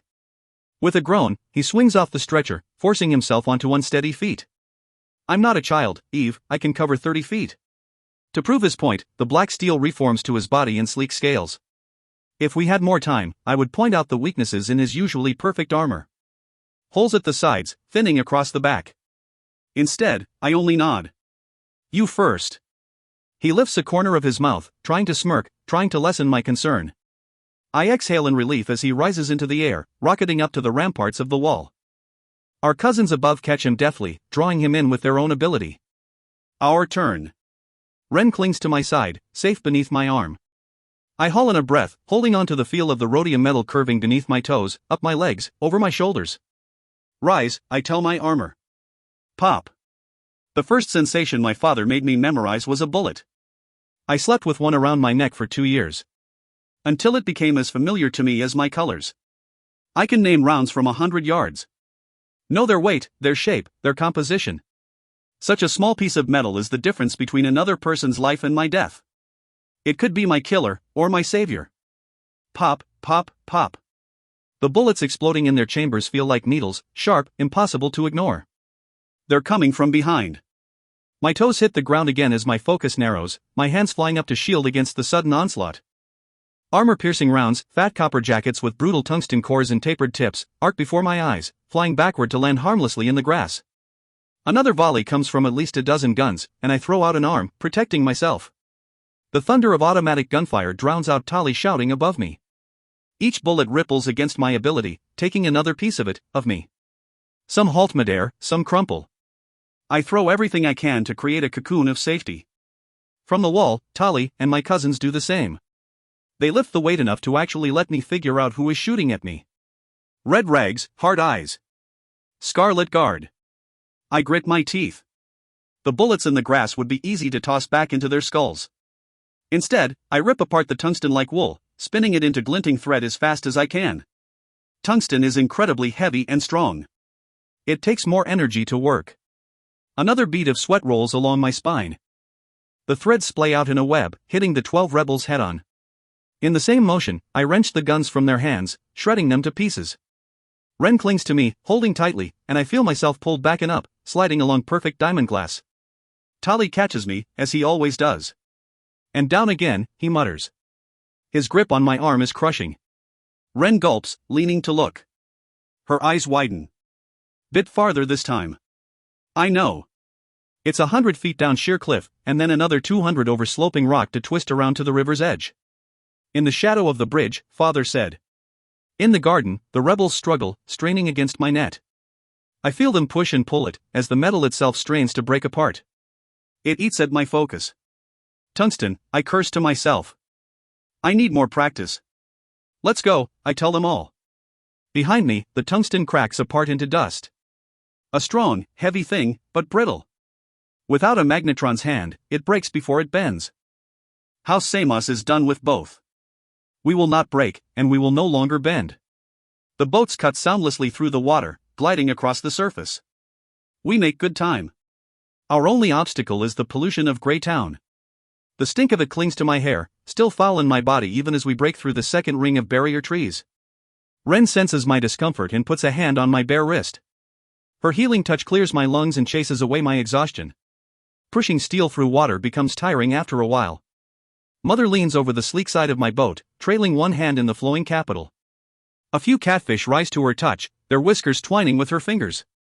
The slimy beasts don't bother her, but I shudder with disgust. She isn't concerned by whatever they tell her, meaning they can't sense anyone pursuing us. Her falcon overhead keeps watch as well. When the sun sets, Mother will replace him with bats. As expected, not a scratch on her, or Father. He stands at the prow of the lead boat, setting our path. A black silhouette against the blue river and green hills. His presence calms me more than the peaceful valley. No one speaks for many miles.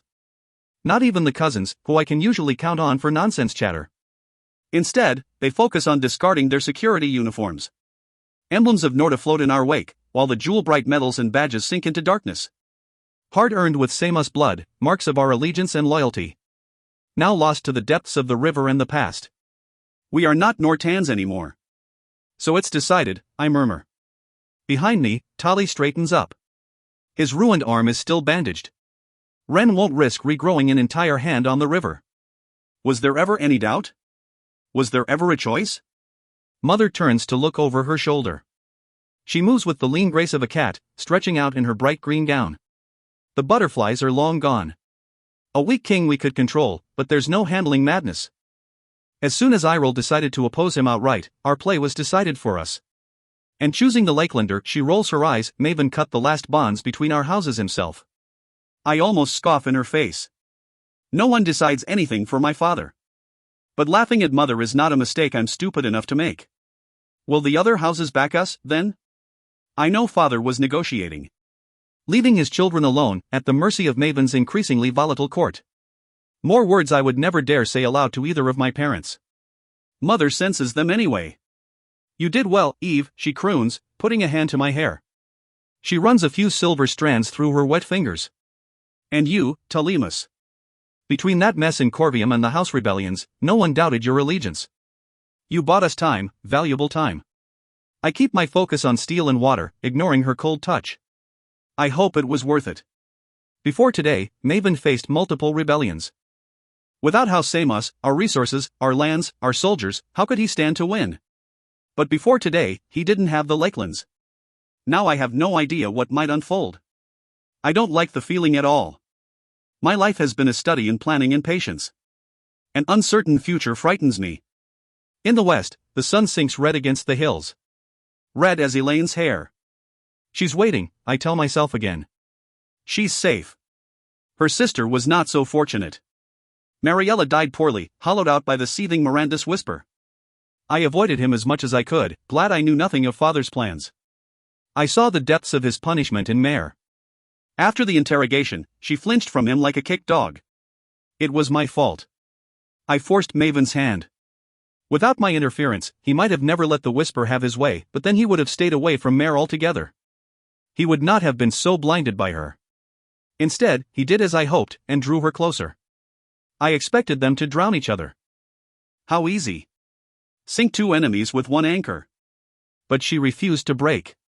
The girl I remember, the masquerading, terrified servant who believed every lie, would have submitted to Maven months ago. Instead, she donned a different mask. Danced on his strings, sat by his side, lived a half-life without freedom or ability. And still held on to her pride, her fire, her anger. It was always there, burning in her eyes. I have to respect her for that. Even though she took so much from me. She was a constant reminder of what I was supposed to be. A princess. A queen. I was born 10 months after Tiberius. I was made to marry him. My first memories are of mother's snakes hissing in my ears, breathing her whispers and promises. You are a daughter of fangs and steel. What are you meant for, if not to rule? Every lesson in the classroom or the arena was preparation. Be the best, the strongest, the smartest, the most deadly and the most cunning. The most worthy. And I was everything. Kings are not known for their kindness or their compassion. Queen's trial is not meant to make happy marriages, but strong children. With Cal, I had both. He would not have begrudged me my own consort, or tried to control me. His eyes were soft and thoughtful.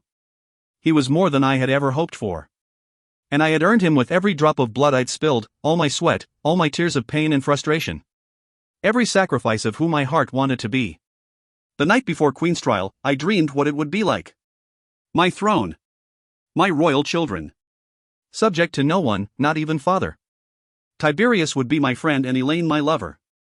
She would marry Tali, as planned, ensuring none of us could ever be parted. Then Mare fell into our lives and blew the dream away like sand. Once, I thought the crown prince would do the unthinkable. Push me aside for the long-lost Titanos with strange ways and an even stranger ability. Instead, she was a deadly pawn, sweeping my king from the board.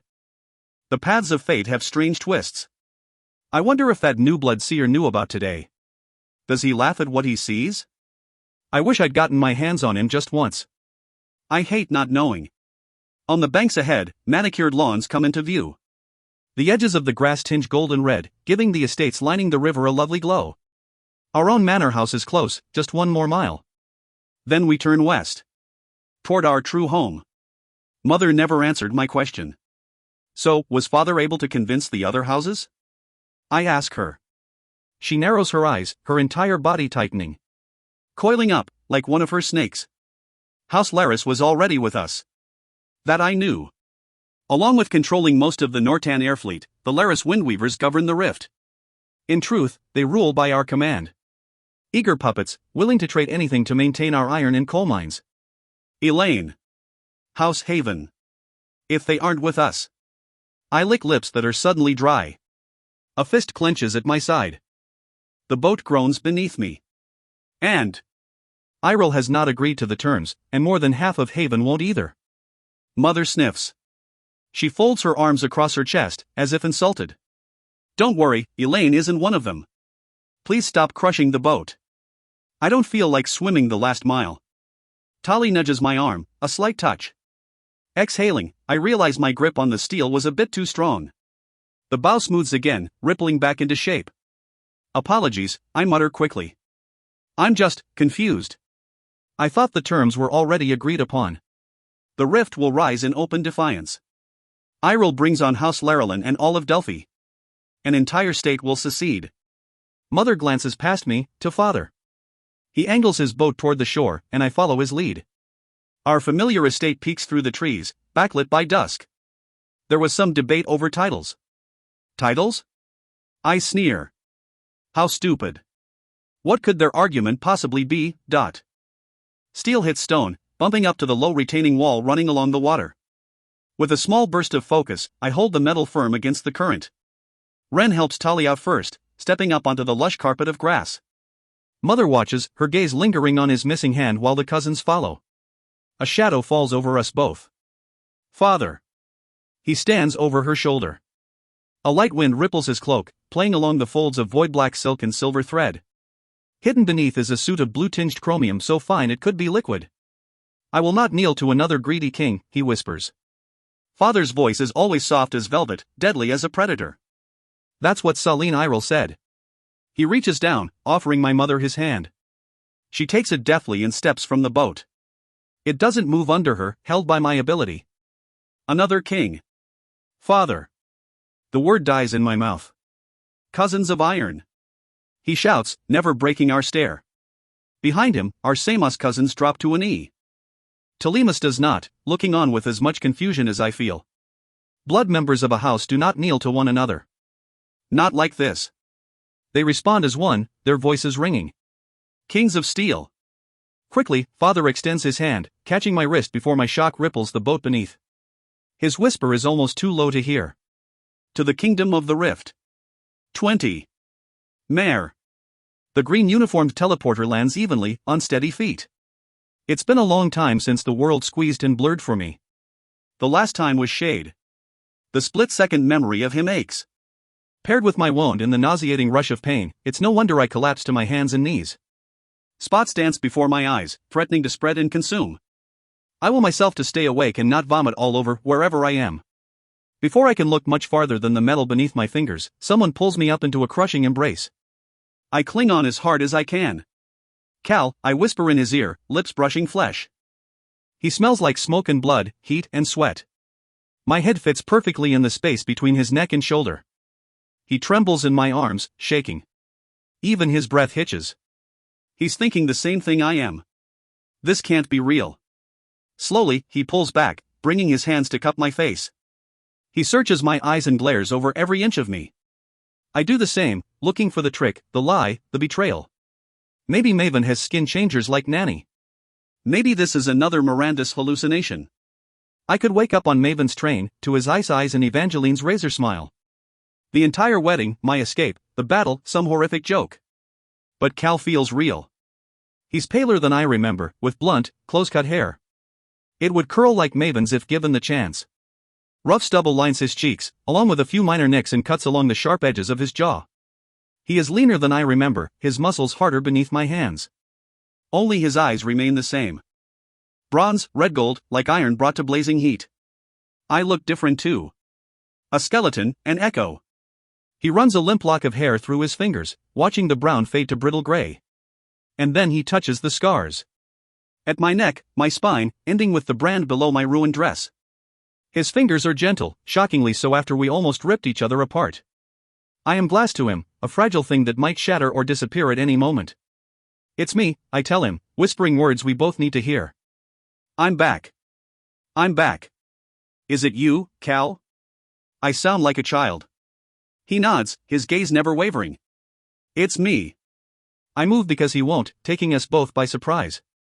My lips mold to his with ferocity, and I pull him in. His heat falls like a blanket around my shoulders. I fight to keep my sparks from doing the same. Still, the hairs on his neck rise, responding to the electric current jumping in the air. Neither of us closes our eyes. This might still be a dream. He comes to his senses first, scooping me off my feet. A dozen faces pretend to look away in some semblance of propriety. I don't care. Let them look. No flush of shame rises. I've been forced to do far worse in front of a crowd. We're on an airjet. The long fuselage, dull roar of engines, and clouds slipping past make it unmistakable. Not to mention the delicious purr of electricity pulsing through wires spanning every inch. I reach out, laying my palm flat against the cool, curved metal of the jet wall. It would be easy to drink the rhythmic pulse, pull it into me. Easy and stupid. As much as I want to gorge myself on the sensation, that would end very poorly. Cal never removes his hand from the small of my back. He turns to look over his shoulder, addressing one of the dozen people harnessed in their seats. "Healer Reese, her first," he says. "Sure thing." My grin disappears the second an unfamiliar man puts his hands on me. His fingers close around my wrist. The grip feels wrong, heavy. Like stone. Manacles. Without thought, I smack him away and jump back, as if burned. Terror mauls my insides as sparks spit from my fingers. Faces flash, clouding my vision. Maven, Samson, the Arvin guards with their bruising hands and hard eyes. Overhead, the lights flicker. The red-haired healer flinches back, yelping, as Cal smoothly angles between us. "Mare, he's going to treat your wounds. He's a new blood, with us." He braces one hand against the wall by my face, shielding me. Boxing me in. Suddenly the decent-sized jet is too small, the air stale and suffocating. The weight of manacles is gone but not forgotten. I still feel them at my wrists and ankles. The lights flicker again. I swallow hard, squeezing my eyes shut, trying to focus. Control. But my heartbeat rages on, my pulse a thunder. I suck down air through gritted teeth, willing myself to calm down. "You're safe. You're with Cal, the guard. You're safe." Cal takes my face again, pleading. "Open your eyes, look at me." No one else makes a sound. "Mare, no one is going to hurt you here. It's all over. Look at me." I hear the desperation in him. He knows as well as I do what could happen to the jet if I lose control entirely. The jet shifts beneath my feet, angling down in a steady decline. Getting us close to the ground should the worst happen. Setting my jaw, I force my eyes open. "Look at me." Maven said those words once. In Harbor Bay. When the sounder threatened to tear me apart. I hear him in Cal's voice, see him in Cal's face. "No, I escaped you. I got away." But Maven is everywhere. Cal sighs, exasperated and pained. Cameron. The name rips my eyes open and I slam both fists into Cal's chest. He stumbles back, surprised by the force. A silver flush colors his cheeks. He knits his brows in confusion.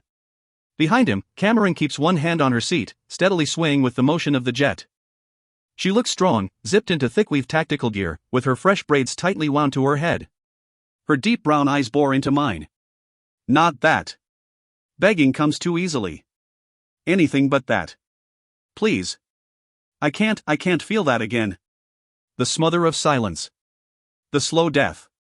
I spent 6 months beneath that weight and now, feeling myself again, I may not survive another moment with it. A gasp of freedom between two prisons is just another torture. Cameron keeps her hands at her sides, long, dark fingers still. Waiting to strike. The months have changed her too. Her fire has not disappeared, but it has direction, focus. Purpose. "Fine," she replies. With deliberate motions, she crosses her arms over her chest, folding away her lethal hands. I almost collapse in relief. "It's good to see you, Mare." My heartbeat still thrums, enough to make me breathless, but the lights stop flickering. I dip my head in relief. "Thank you." At my side, Cal looks on grimly. A muscle ripples in his cheek. What he's thinking, I can't say. But I can guess. I spent 6 months with monsters, and I haven't forgotten what it feels like to be a monster myself.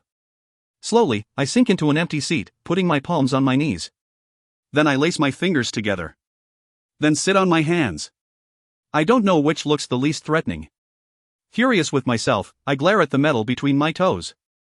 Suddenly I'm very aware of my army jacket and battered dress, ripped at almost every seam, and how cold it is in here. The healer notes my shiver and quickly drapes a blanket around my shoulders. He moves steadily, all business. When he catches my eye, he gives me a half smile. Happens all the time, he mutters. I force a chuckle, a hollow sound. Let's see that side, okay? As I twist to show him the shallow but long gash along my ribs, Cal takes the seat next to me. He offers a smile of his own. Sorry, he mouths to me. Sorry, I mouth back. Even though I have nothing to be truly sorry for. For once. I've come through horrendous things, done horrendous things to survive. It's easier this way.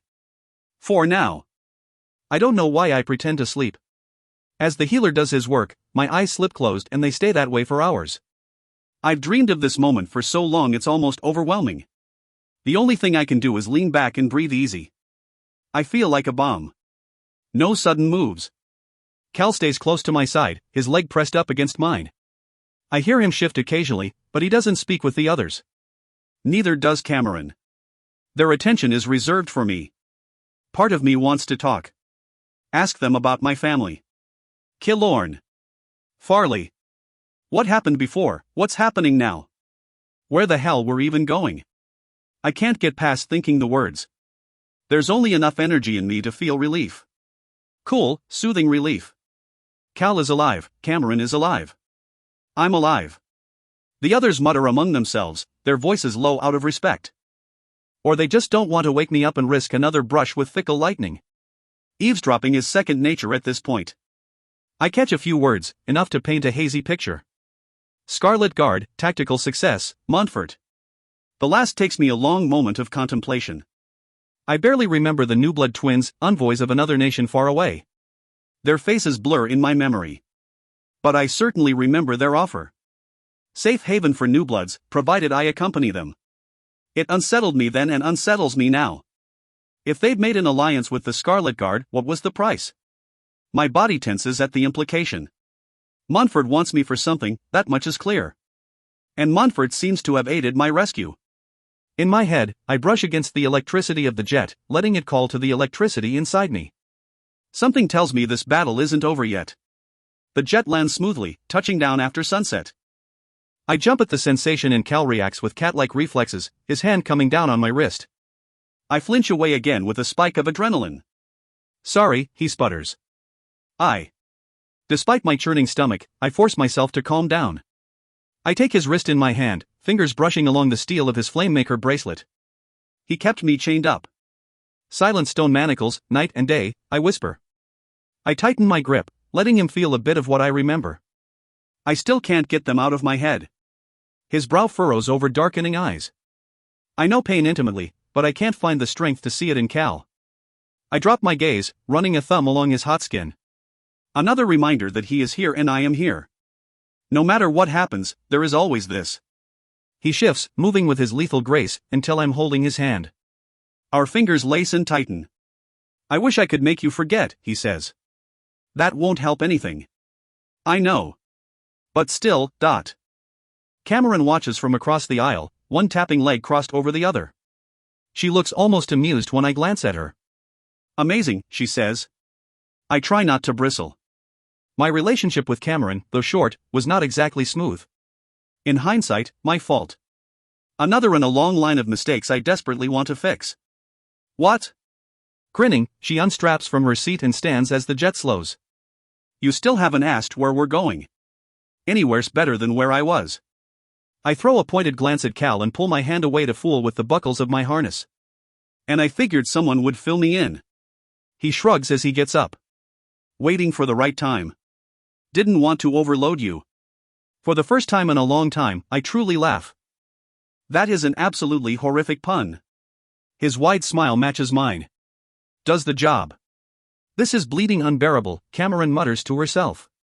Once I'm free from my seat, I approach her, tentative. She notes my apprehension and shoves her hands in her pockets. It's not like Cameron to back down or soften, but she does for me. I didn't see her in the battle and I'd be stupid not to realize her true purpose. She's on this jet to keep an eye on me, a bucket of water next to a campfire should it rage out of control. Slowly, I put my arms around her shoulders, hugging her close. I tell myself not to flinch at the feel of her skin. She can control it, I tell myself. She won't let her silence touch you. Thanks for being here, I tell her. I mean it. She nods tightly, her chin brushing the top of my head. So damn tall. Either she's still growing or I've started shrinking. Even money on both. Now tell me where here is, I add, pulling back. And what the hell I've been missing. She ducks her chin, gesturing toward the tail of the plane. Like the old Black Run, this airjet features a ramp entrance. It lowers with a pneumatic hiss. Healer Reese leads the others out, and we follow, a few paces behind. I tense as we go, not knowing what to expect outside. We're a lucky bunch, Cameron says. We get to see what Piedmont looks like. Piedmont? I glance at Cal, unable to hide my shock or my confusion. He rolls his shoulders. Discomfort flashes across his face. I wasn't aware until this was planned. They didn't tell us much. They never do. That's how the guard works, how it keeps ahead of silvers like Samson or Ilara. People know exactly what they need to, and nothing more. It takes a lot of faith, or stupidity, to follow orders like that. I walk down the ramp, each step lighter than the last. Without the dead weight of manacles, I feel like I could fly. The other guardsmen keep on ahead of us and join in with a crowd of other soldiers. The Piedmont branch of the Scarlet Guard, right? Big branch, by the looks of it. What do you mean? Cal mutters in my ear. Over his shoulder, Cameron eyes us both, equally puzzled. I glance between them, searching for the right thing to say. I choose the truth. That's why we're in Piedmont. The guard has been operating here as in Norta and the Lakelands. The words of the Piedmont princes, Darius and Alexandrite, echo in my mind. Cal holds my gaze for a moment, before turning to look at Cameron. You're close to Farley. You hear anything about this? Cameron taps her lip. She never mentioned it. I doubt she knows. Or has clearance to tell me. Their tones change. Sharper, all business. They don't like each other. On Cameron's end, I understand. On Cal's? He was raised a prince. Even the Scarlet Guard can't scrub away every inch of brat. Is my family here? I sharpen too. Do you know that, at least? Of course, Cal replies. He's not a good liar, and I see no lie in him now. I was assured of it. They came from trial with the rest of the Colonel's team. Good. I'm going to see them as soon as possible. The Piedmont air is hot, heavy, sticky. Like the deepest hole of summer, even though it's only spring. I've never started sweating so quickly. Even the breeze is warm, offering no respite as it rolls across the flat, hot concrete. The landing field is awash with floodlights, so bright it almost crowds out the stars. In the distance, more jets line up. Some are forest green, same as the ones I saw in Caesar's Square. Airjets like the Black Run, as well as bigger cargo craft. Montfort, I realize as the dots connect in my brain. The white triangle on their wings is their mark. I saw it before, back at Tuck on crates of equipment and on the twins' uniforms. Peppered in with the Montfort crafts are deep blue jets, as well as yellow and white ones, their wings painted in stripes. The first are Lakelander, the second from Piedmont itself. Everything around us is well organized and, judging by hangars and outbuildings, well funded. Clearly, we're on a military base, and not the kind the Scarlet Guard is used to. Both Cal and Cameron look just as surprised as I do. I just spent 6 months a prisoner, and you're telling me I know more about our operations than the both of you? I scoff at them. Cal looks sheepish. He's a general, he's silver, he was born a prince. Being confused and helpless deeply unsettles him. Cameron just bristles. Took you just a few hours to regain your self-righteousness. Must be a new record. She's right, and it stings. I hurry to catch her, Cal at my side. Sorry. I thought this would be easier. A hand at the small of my back bleeds warmth, soothing my muscles. What do you know that we don't? Cal asks, his voice achingly gentle. Part of me wants to shake him out of it. I'm not a doll, not Maven's doll, no one's, and I'm in control again. I don't need to be handled. But the rest relishes his tender treatment. It's better than anything I've experienced in so long. I don't break my stride, but I keep my voice low. On the day House Irel and the others tried to kill Maven, he was holding a feast for 2 princes from Piedmont. Darius and Alexandrite.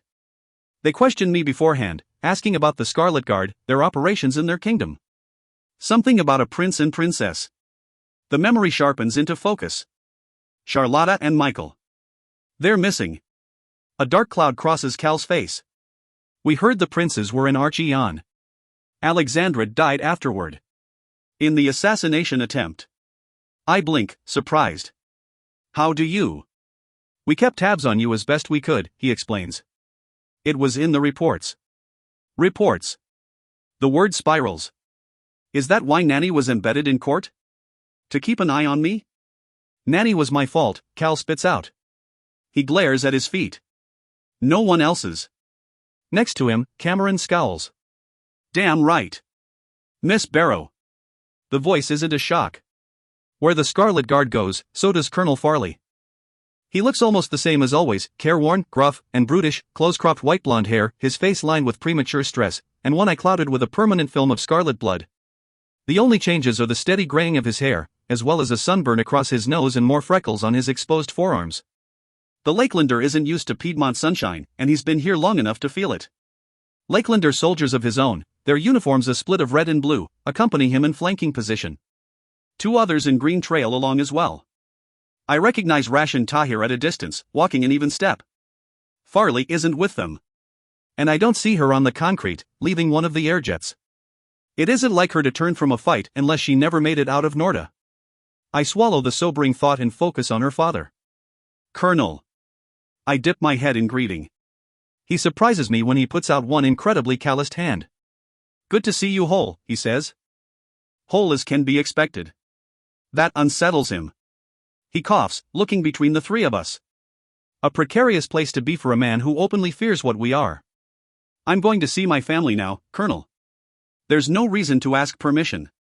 I move to sidestep him, but his hand stops me cold. This time, I fight the gut urge to flinch away. No one else is going to see my fear. Not right now.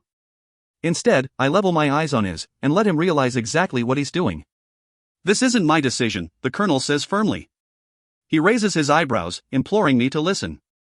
Then he tips his head to the side. Over his shoulder, Rash and Tahir nod at me. Miss Barrow. We've been instructed to escort you to your debriefing. The twins blink at me in unison, finishing their maddening tandem speech. Like the Colonel, they sweat in the humidity. It makes their matching black beards and ochre skin gleam. Instead of punching them both, as I wish I could, I take a small step back. Debriefing. The thought of explaining all I've been through to some guard strategist makes me want to scream or storm or both. Cal cuts between us, if only to cushion whatever blow I might send their way. You're really going to make her do this now? His tone of disbelief is undercut with warning. It can wait. The Colonel exhales slowly, the picture of exasperation. It may seem heartless, he throws a cutting glare at the Montfort twins, but you have vital information on our enemies. These are our orders, Barrow. His voice softens. I wish they weren't. With a light touch, I push Cal to the side. I'm going to see my family now. I shout, speaking back and forth between the insufferable twins. They just scowl. How rude, Rash mutters. Quite rude, Tahir mutters back. Cameron conceals a low laugh as a cough. Don't tempt her, she warns. I'll look the other way if lightning strikes, ... The orders can wait, Cal adds, using all of his military training to seem commanding, even if he has little authority here. The Scarlet Guard sees him as a weapon, nothing more. I know because I used to see him the same way. The twins don't budge. Rash blusters, drawing himself up like a bird fluffing its feathers. Certainly you have as much motive as anyone to aid in King Maven's downfall? Certainly you know the best ways to defeat him? Tahir carries on. They're not wrong. I've seen Maven's deepest wounds and darkest parts. Where to hit him to make him bleed most. But in this moment, with everyone I love so close, I can barely see straight. Right now, if someone chained Maven to the ground in front of me, I wouldn't stop to kick him in the teeth. I don't care who's holding your leash, any of you. I step neatly around them both. Tell your master to wait. The brothers trade glances. They speak in each other's thoughts, debating. I would walk away if I knew where to go, but I'm hopelessly adrift. My mind already races ahead, to Mom, Dad, Giza, Tramy, and Bree. I picture them holed up in another barracks, squeezed into a dormitory room smaller than our stilt house. Mom's bad cooking stinking up the space. Dad's chair, Giza's scraps. It makes my heart ache. I'll find them myself, I hiss, intending to leave the twins behind for good. Instead, Rash and Tahir bow back, waving me on. Very well. Your debriefing is in the morning, Miss Barrow. Colonel, if you would escort her to. Yes, the Colonel says sharply, cutting them both off. I'm grateful for his hastiness. Follow me, Mare. The Piedmont base is much larger than Tuck, judging by the size of the landing field. In the dark it's hard to tell, but it reminds me more of Fort Patriot, the Norton military headquarters in Harbor Bay. The hangars are larger, the aircraft numbering in the dozens. Instead of walking to wherever we're going, the colonel's men drive us in an open-topped transport. Like some of the jets, its sides are striped yellow and white. Tuck I could understand. An abandoned base, out of sight, out of mind, was probably easy for the Scarlet Guard to take. But this is none of those things. Where's Killorn? I mumble under my breath, nudging Cal beside me. With your family, I assume. He bounced between them and the New Bloods most of the time. Because he has no family of his own. I drop my voice lower, to save the colonel any offense. And Farley? Cameron leans around Cal, her eyes oddly kind. She's in the hospital, but don't worry. She didn't go to Archeon, she isn't injured. You'll see her soon. She blinks rapidly, selecting her words with care. You two will have the things to talk about. Good. The warm air tugs at me with sticky fingers, tangling my hair. I can barely sit still in my seat, too excited and nervous. When I was taken, Shade had just died because of me. I wouldn't blame anyone, including Farley, if they hated me for it. Time doesn't always heal wounds. Once in a while, it makes them worse. Cal keeps a hand on my leg, a firm weight as a reminder of his presence. Next to me, his eyes whip back and forth, noting every turn of the transport. I should do the same. The Piedmont base is unfamiliar ground. But I can't bring myself to do much more than chew my lip and hope. My nerves buzz, but not from electricity. When we make a right, turning into a network of cheery brick row houses, I feel like I might explode. Officers' quarters, Cal mutters under his breath. This is a royal base. Government funded. There's only a few Piedmont bases of this size. His tone tells me he wonders as I do. Then how are we here? We slow in front of the only house with every window ablaze. Without thought, I vault over the side of the transport, almost tripping over the rags of my dress. My vision narrows to the path in front of me. Gravel walk, flagstone steps. The ripples of movement behind curtained windows. I hear only my heartbeat, and the creak of an opening door. Mom reaches me first, outstripping both my long-limbed brothers. The collision almost knocks the air from my lungs, and her resulting hug actually does. I don't mind. She could break every bone in my body and I wouldn't mind. Bree and Tramy half carry both of us up the steps and into the row house. They're shouting something while Mom whispers in my ear. I hear none of it. Happiness and joy overwhelm every sense. I've never felt anything like it. My knees brush against a rug and Mom kneels with me in the middle of the large foyer. She keeps kissing my face, alternating cheeks so quickly I think they might bruise. Giza worms in with us, her dark red hair ablaze in the corner of my eye. Like the colonel, she has a dusting of new freckles, brown spots against golden skin. I tuck her close. She used to be smaller. Tramy grins over us, sporting a dark, well-kept beard. He was always trying to grow one as a teenager. Never got further than patchy stubble. Bree used to tease him. Not now. He braces himself against my back, thick arms wrapping around Mom and me. His cheeks are wet. With a jolt, I realize mine are too. Where's? I ask. Thankfully, I don't have time to fear the worst. When he appears, I wonder if I'm hallucinating. He leans heavy on Killorn's arm and a cane. The months have been good to him. Regular meals filled him out. He walks slowly from an adjoining room. Walks. His pace is stilted, unnatural, unfamiliar. My father has not had 2 legs in years. Or more than one working lung. As he approaches, eyes bright, I listen. No rasp. No click of a machine to help him breathe. No squeak of a rusty old wheelchair. I don't know what to think or say. I forgot how tall he is. Healers. Probably Sarah herself. I thank her 1,000 times silently inside my heart. Slowly, I stand, pulling the army jacket tight around me. It has bullet holes. Dad eyes them, still a soldier. You can hug me. I won't fall over, he says. Liar. He almost topples when I wrap my arms around his middle, but Killorn keeps him upright. We embrace in a way we haven't been able to since I was a little girl. Mom's soft hands brush my hair away from my face, and she settles her head next to mine. They keep me between them, sheltered and safe. And for that moment, I forget. There is no maven, no manacles, no brand, no scars. No war, no rebellion. No shade. I wasn't the only one missing from our family. Nothing can change that. He isn't here, and never will be again. My brother is alone on an abandoned island. I refuse to let another Barrow share his fate. 21. Mare. The bathwater swirls brown and red. Dirt and blood. Mom drains the water twice, and still she keeps finding more in my hair. At least the healer on the jet took care of my fresh wounds, so I can enjoy the soapy heat without any more pain. Giza perches on a stool by the edge of the tub, her spine straight in the stiff posture she perfected over the years. Either she's gotten prettier or 6 months dulled my memory of her face. Straight nose, full lips, and sparkling, dark eyes. Mom's eyes, my eyes. The eyes all the Barrows have, except Shade. He was the only one of us with eyes like honey or gold. From my dad's mother. Those eyes are gone forever. I turn from thoughts of my brother and stare at Giza's hand. The one I broke with my foolish mistakes. The skin is smooth now, the bones reset.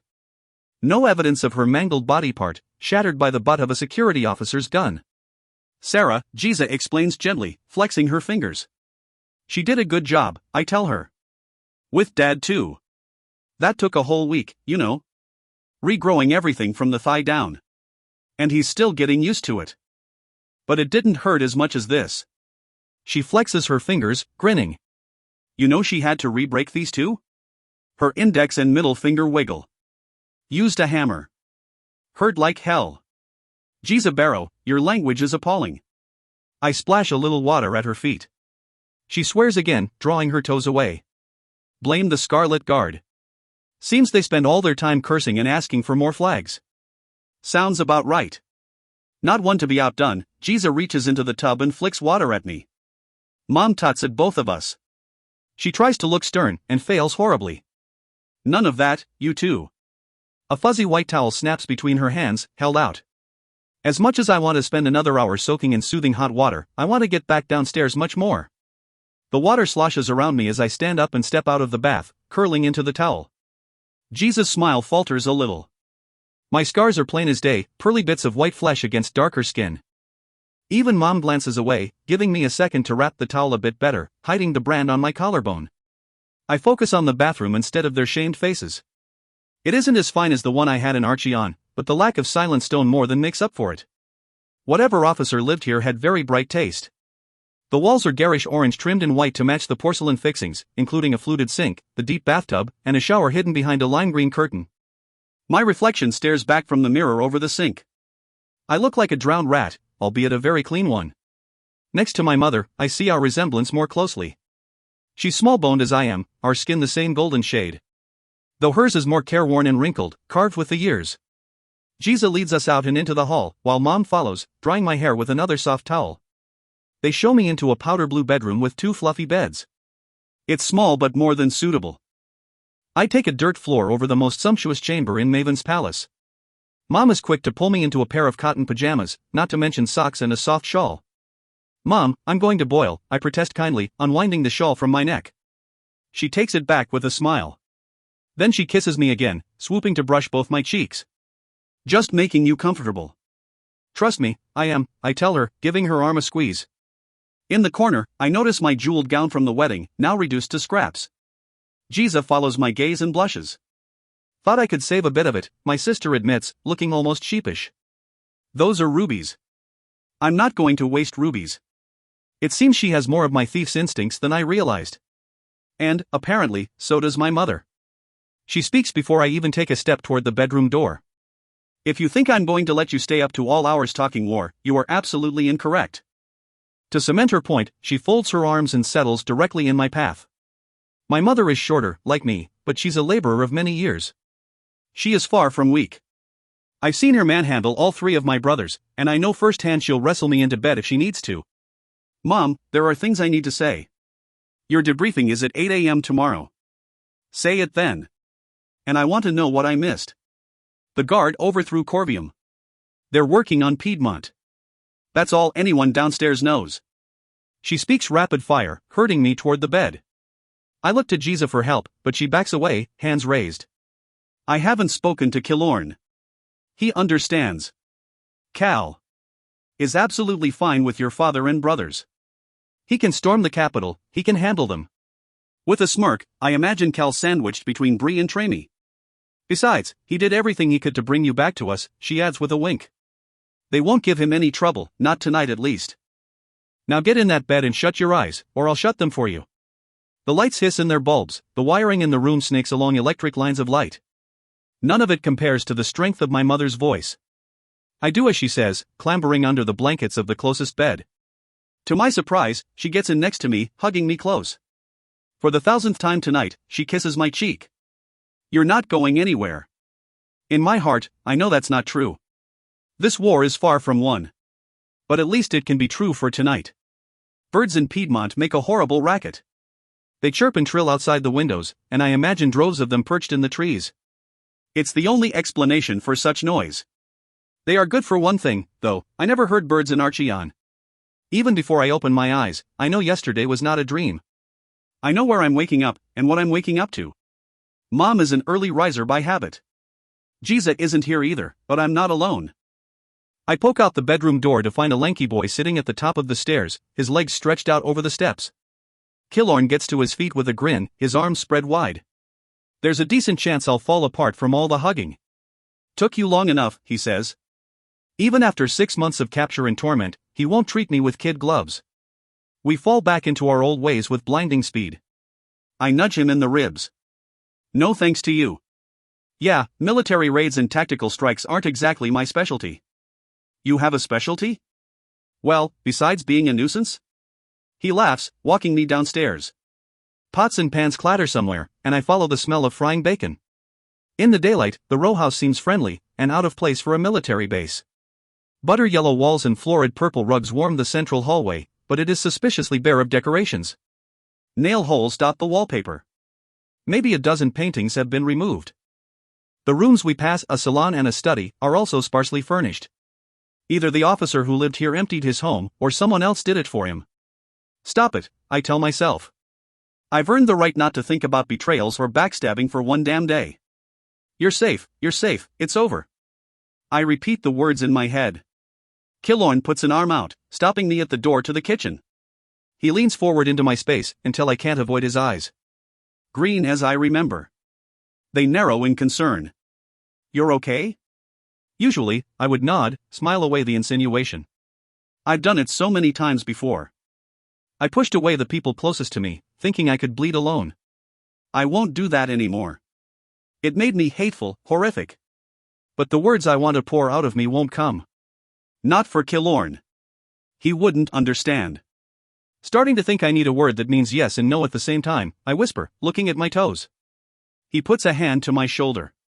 It doesn't linger. Killorn knows the lines I've drawn between us. He won't push past them. I'm here when you need to talk. Not if, when. I'll hound you until you do. I offer a shaky grin. Good. The sound of cooking fat crackles on the air. I hope Bree hasn't eaten it all. My brother certainly tries. While Tramy helps her cook, Bree hovers at Mom's shoulder, picking strips of bacon right out of the hot grease. She swats him away as Tramy gloats, smirking over a pan of eggs. They're both adults, but they seem like children, like I remember them. Jesus sits at the kitchen table, watching out of the corner of her eye. Doing her best to remain proper. She drums her fingers on the wooden tabletop. Dad is more restrained, leaning against a wall of cabinets, his new leg angled out in front of him. He spots me before the others and offers a small, private smile. Despite the cheerful scene, sadness eats at his edges. He feels our missing piece. The one that will never be found. I swallow around the lump in my throat, pushing the ghost of shade away. Cal is also noticeably absent. Not that he will stay away long. He's probably sleeping, or perhaps planning the next stage of whatever's going on. Other people need to eat, I scold as I pass Bree. Quickly, I snatch the bacon from his fingers. 6 months have not dulled my reflexes or impulses. I grin at him as I take a seat next to Giza, now twisting her long hair into a neat bun. Bree makes a face as he sits, a plate in hand piled with buttered toast. He never ate this well in the army, or on tuck. Like the rest of us, he's taking full advantage of the food. Yeah, Tramy, save some for the rest of us. Like you really need it, Tramy retorts, pinching Bree's cheek. They end up slapping each other away. Children, I think again. And soldiers too. Both of them were conscripted, and both of them survived longer than most. Some might call it luck, but they're strong, both of them. Smart in battle, if not at home. Warriors lie beneath their easy grins and boyish behavior. For now I'm glad I don't have to see it. Mom serves me first. No one complains, not even Brie. I dig into eggs and bacon, as well as a cup of rich, hot coffee with cream and sugar. The food is fit for a silver noble, and I should know. Mom, how did you get this? I ask around bites of egg. Giza makes a face, wrinkling her nose at the food lolling about in my mouth as I speak. Daily delivery for the street, Mom replies, tossing a braid of gray and brown hair over her shoulder. This row is all guard officers, ranking officials, and significant individuals and their families. Significant individuals meaning, I try to read between the lines. New bloods? Killorn answers instead. If they're officers, yeah. But new blood recruits live in the barracks with the rest of the soldiers. Thought it was better that way. Less division, less fear. We're never going to have a proper army if most of the troops are afraid of the person next to them. In spite of myself, I feel my eyebrows rise in surprise. Told you I had a specialty, he whispers with a wink. My mother beams, putting the next plate of food in front of him. She ruffles his hair fondly, setting the tawny locks on end. He awkwardly tries to smooth them down. Killorn's been improving relations between the new bloods and the rest of the Scarlet Guard, she says proudly. He tries to hide the resulting blush with a hand. Warren, if you're not going to eat that. Dad reacts faster than any of us, wrapping Trami's outstretched hand with his cane. Manners, boy, he growls. Then he snatches bacon from my own plate. Good stuff. Best I've ever had, Giza agrees. She daintily but eagerly picks at eggs sprinkled with cheese. Montfort knows their food. Piedmont, Dad corrects. Food and stores are from Piedmont. I file the information away and wince at the instinct to do so. I'm so used to dissecting the words of everyone around me that I do it without thought, even to my family. You're safe, it's over. The words repeat in my head. Their rhythm levels me out a bit.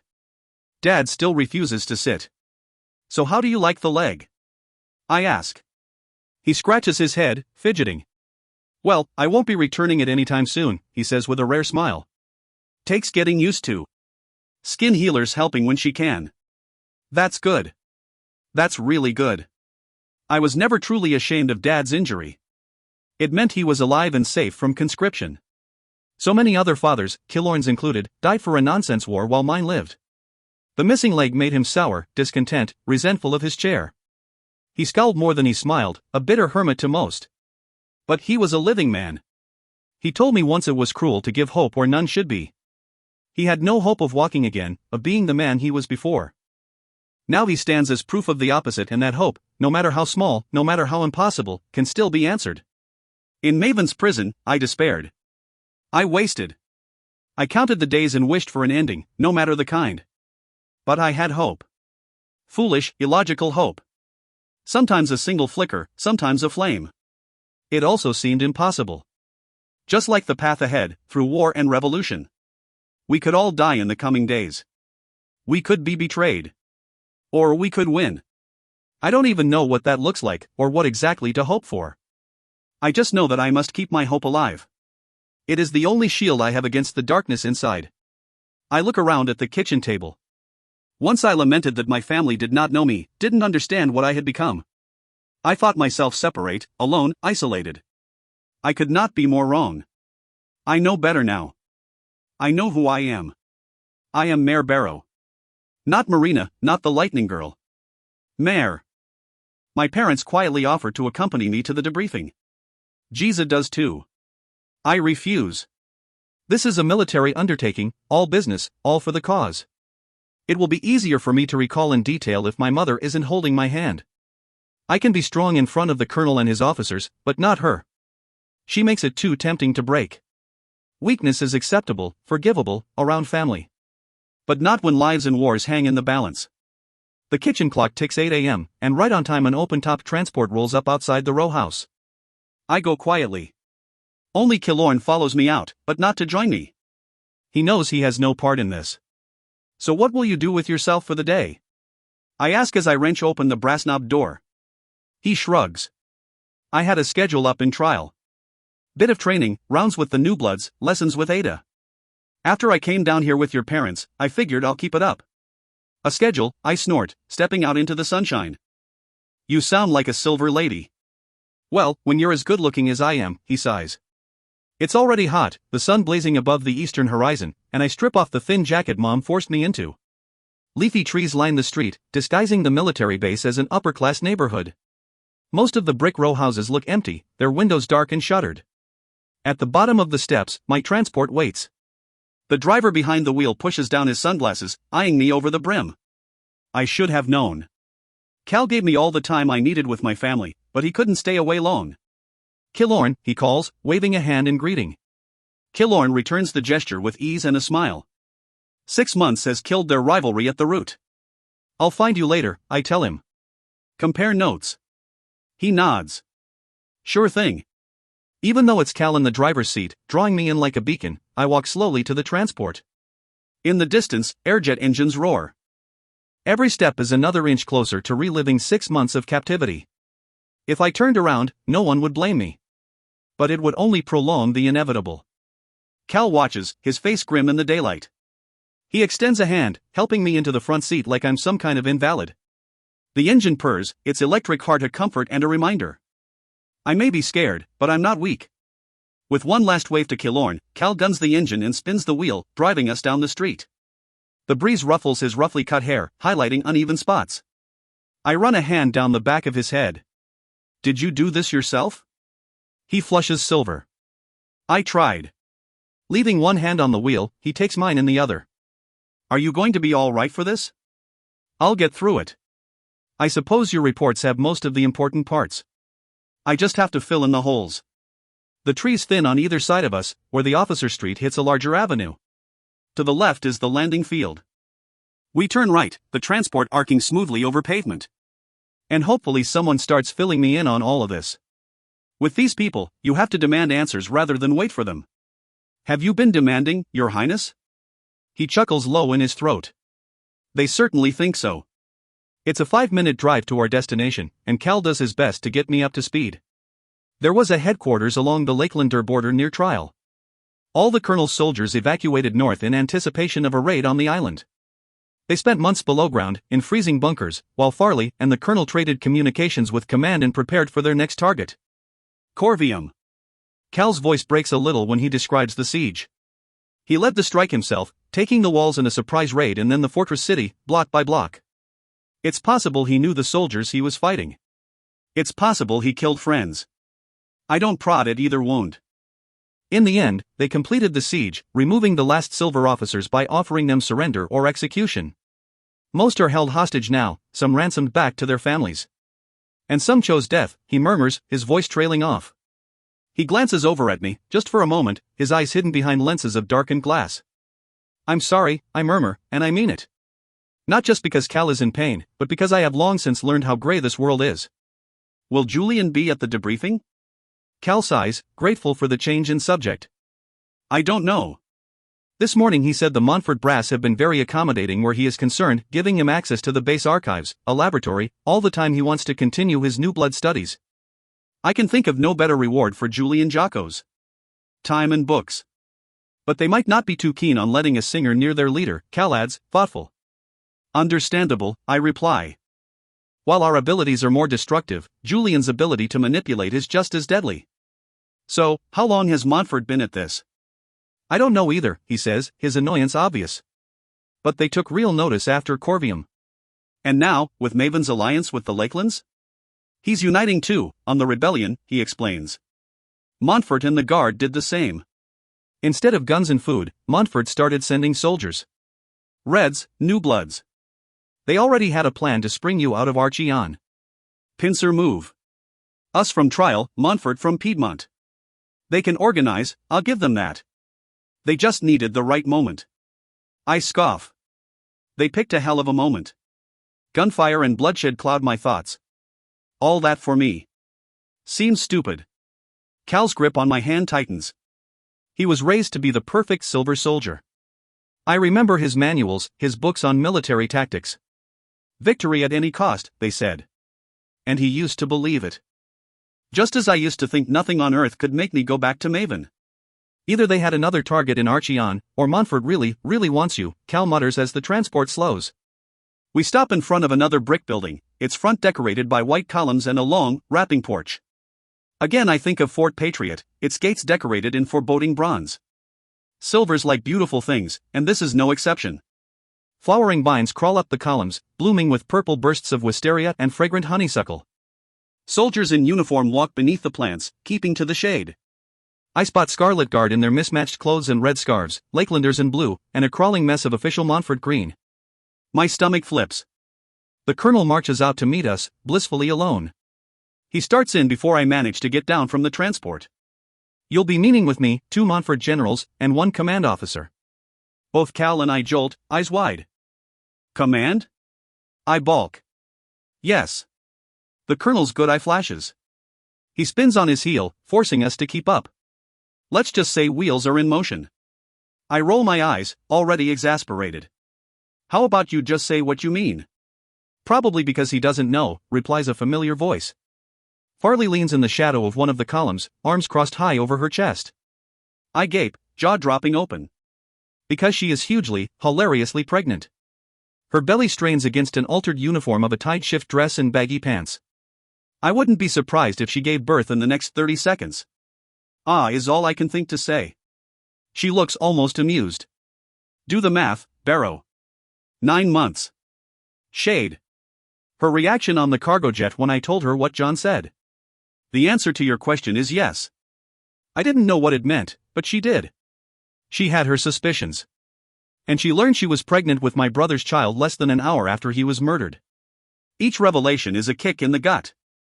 Equal parts joy and sorrow. Shade has a child, one he'll never get to see.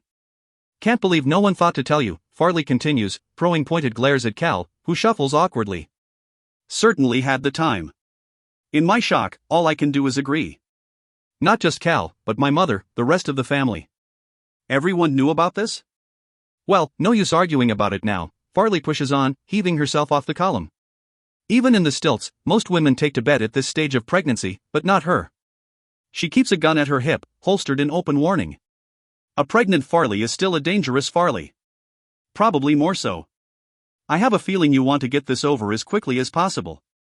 When she turns her back, leading us in, I hit Cal in the ribs. Twice for good measure. He grits his teeth, breathing through the blow. Sorry, he grumbles. The interior of what must be the base command building seems more like a mansion. Staircases spiral on either side of the entrance hall, connecting to a gallery above lined by windows. Crown molding lines the ceiling, which is painted to look like the wisteria outside. The floor is parquet wood, alternating planks of mahogany, cherry, and oak in intricate designs. But like in the row houses, anything that can't be bolted down is gone. Blank spaces line the walls, while alcoves meant for sculptures or busts hold guards instead. Montfort Guards.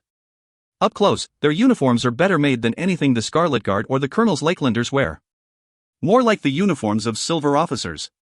They're mass-produced, sturdy, with badges, insignia, and the white triangle emblazoned on their arms. Cal observes as closely as I do. He nudges me, nodding up the stairs. In the gallery, no fewer than 6 Montfort officers watch us go. They are gray-haired, battle-worn, with enough medals to sink a ship. Generals. Cameras too, I whisper to him. In my head I pick them out, noting each electric signature while we pass through the entrance hall. Despite the empty walls and sparse decorations, the fine passages make my skin crawl. I keep telling myself the person next to me isn't one of the Arvins. This isn't Whitefire.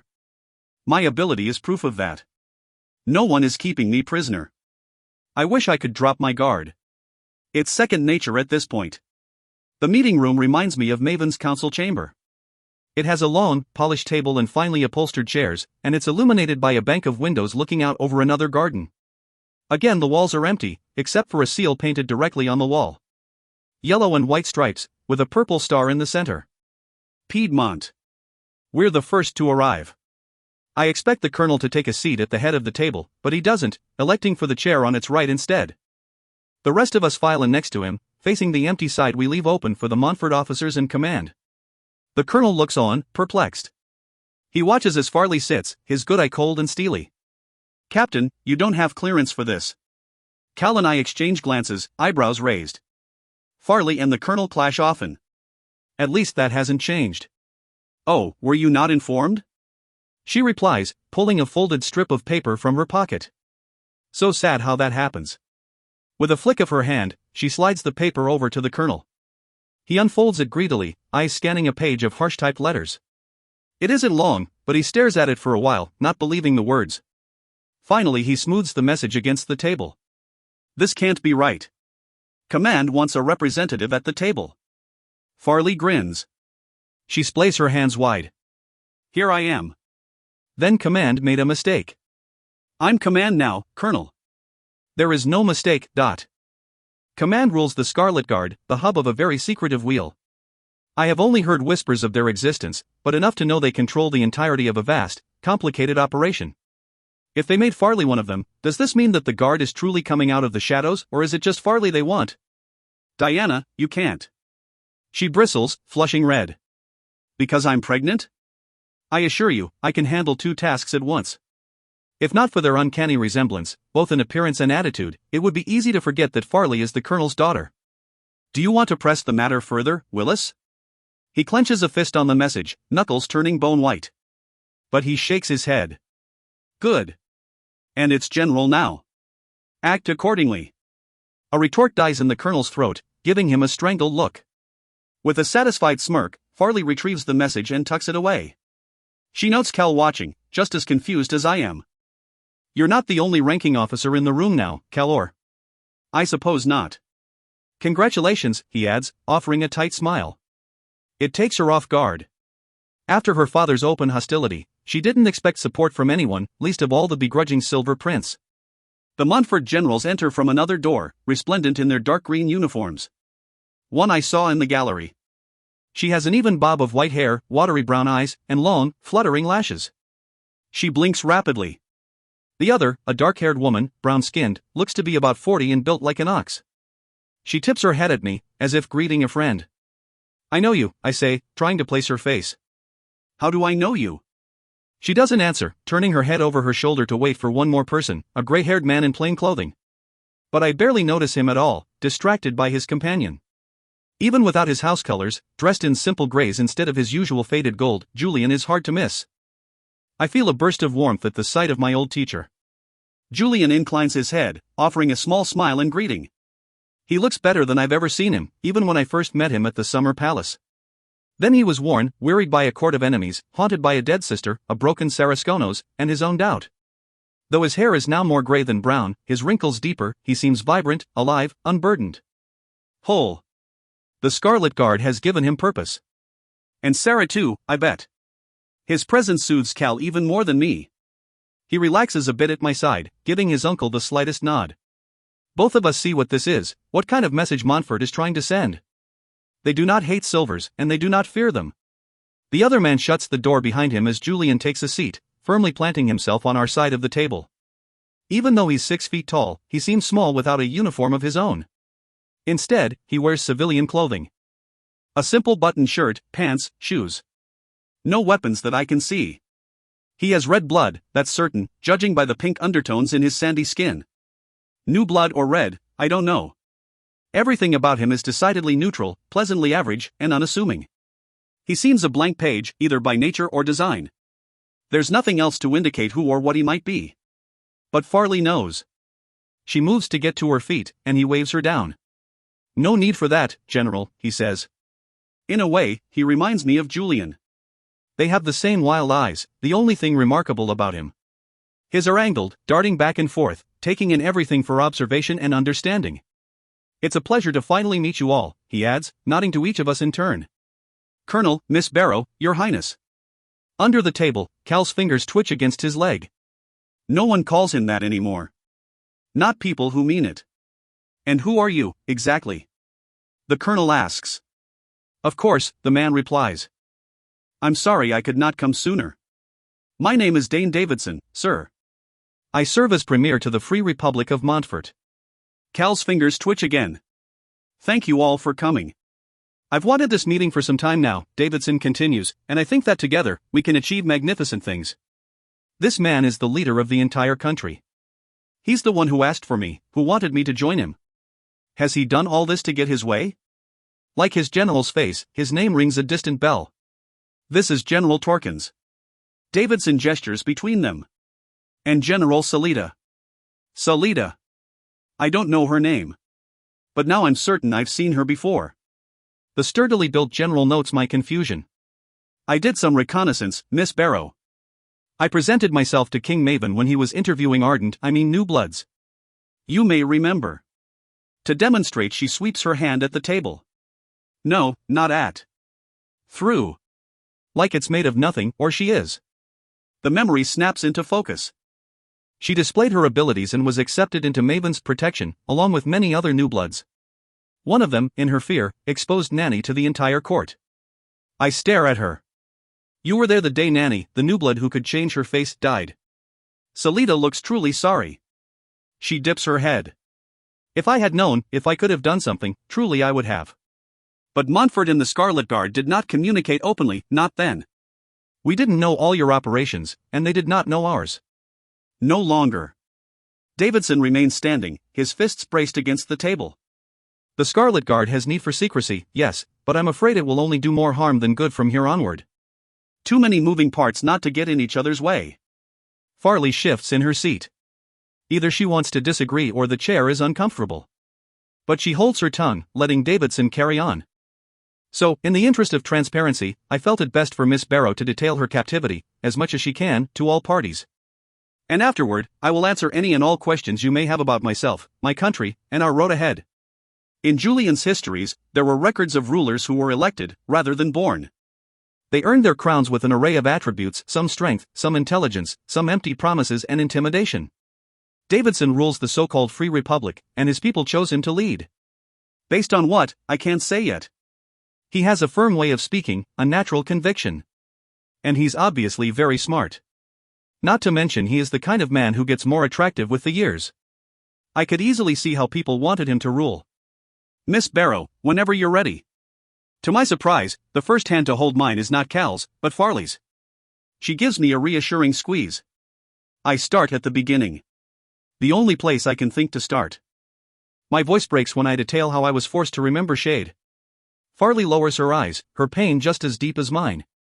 I soldier through, to Maven's growing obsession, the boy king who twisted lies into weapons, using my face and his words to turn as many new bloods as possible against the Scarlet Guard. All the while his fraying edges becoming more apparent. He says she left holes, I tell them. The Queen. She toyed in his head, taking pieces away, putting pieces in, jumbling him up. He knows that he is wrong, but he believes himself on a path, and he won't turn from it. A current of heat ripples.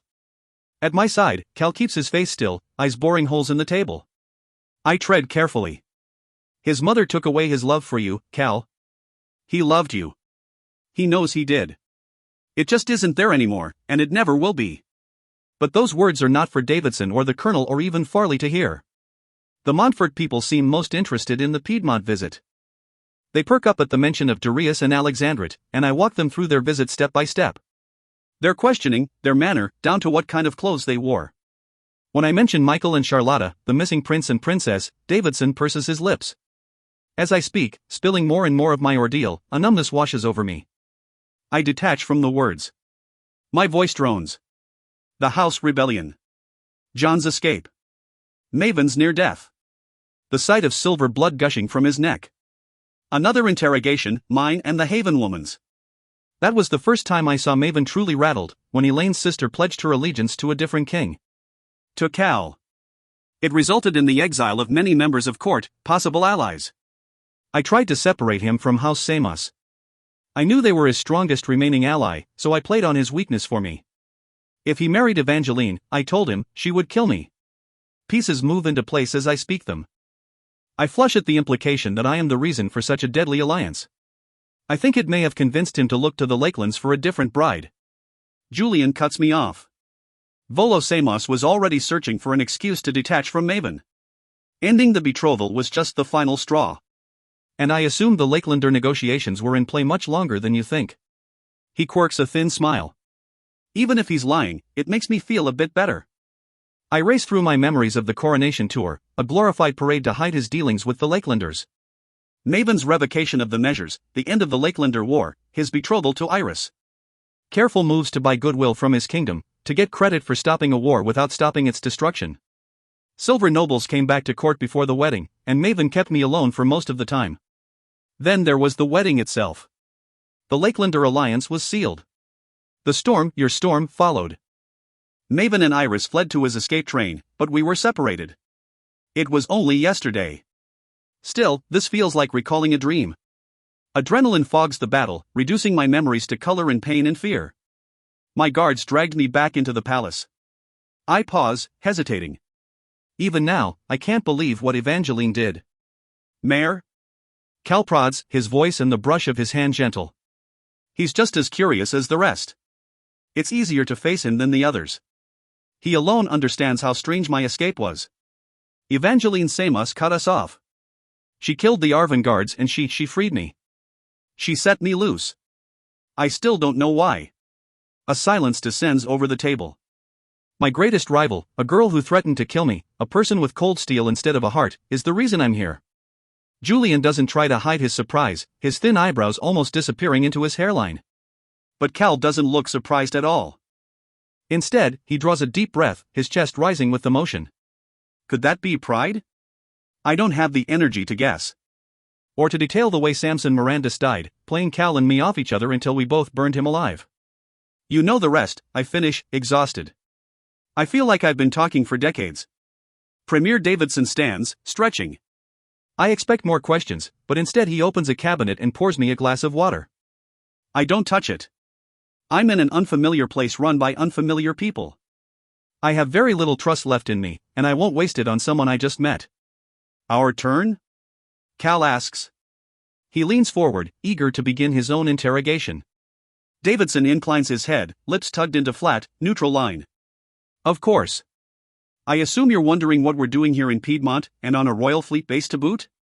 When no one stops him, Davidson launches ahead. As you know, the Scarlet Guard began in the Lakelands, and filtered down into Norta this past year. Colonel Farley and General Farley were integral to both endeavors, and I thank them for their hard work.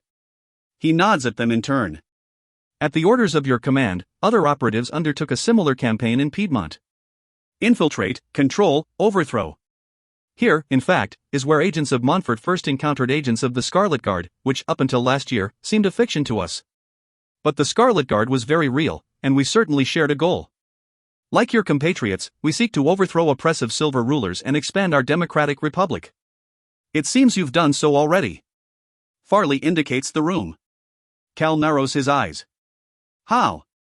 We concentrated our efforts on Piedmont due to its precarious structure. Princes and princesses rule their territories in shaky peace beneath a high prince elected from their ranks. Some control large tracts of land, others a city or simply a few miles of farms. Power is fluid, always changing. Currently, Prince Bracken of the Lowcountry is the High Prince, the strongest silver in Piedmont, with the largest territory and the greatest resources. With a sweep of his hand, Davidson brushes his fingers against the seal on the wall. He traces the purple star.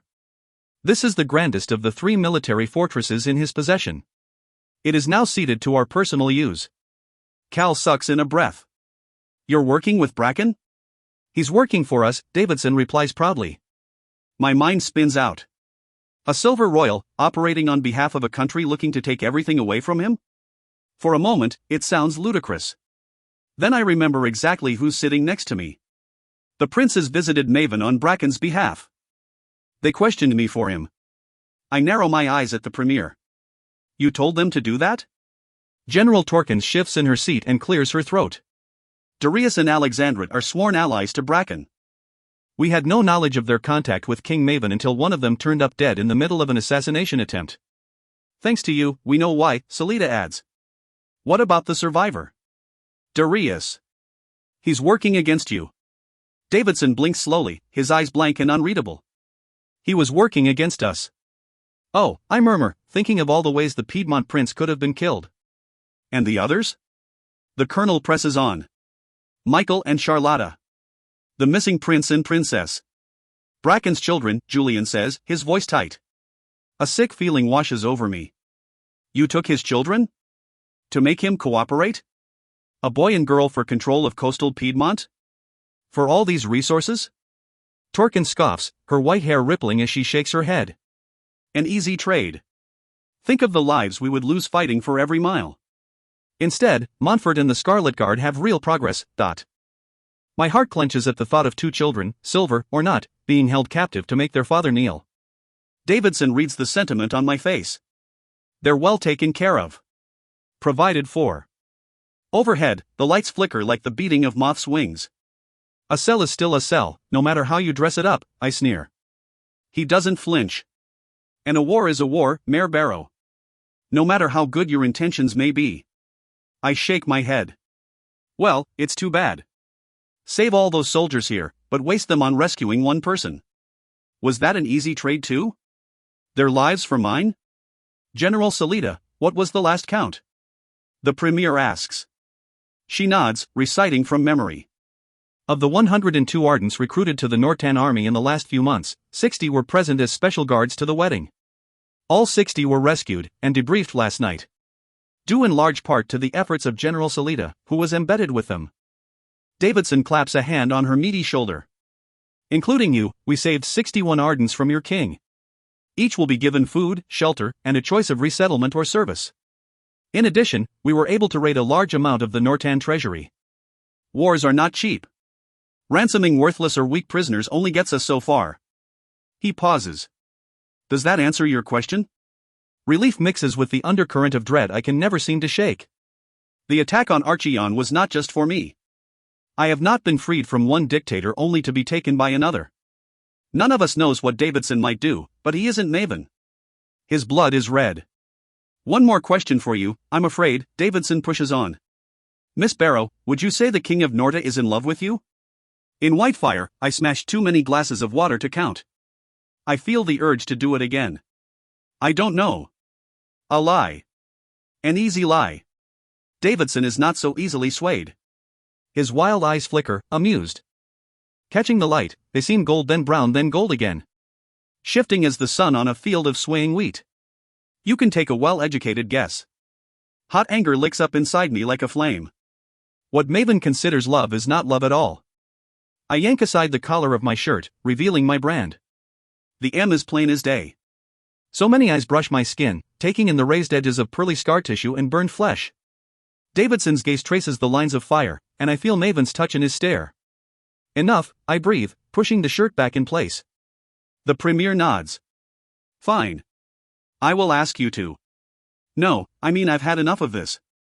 I need time. Heaving a shaky breath, I push back from the table.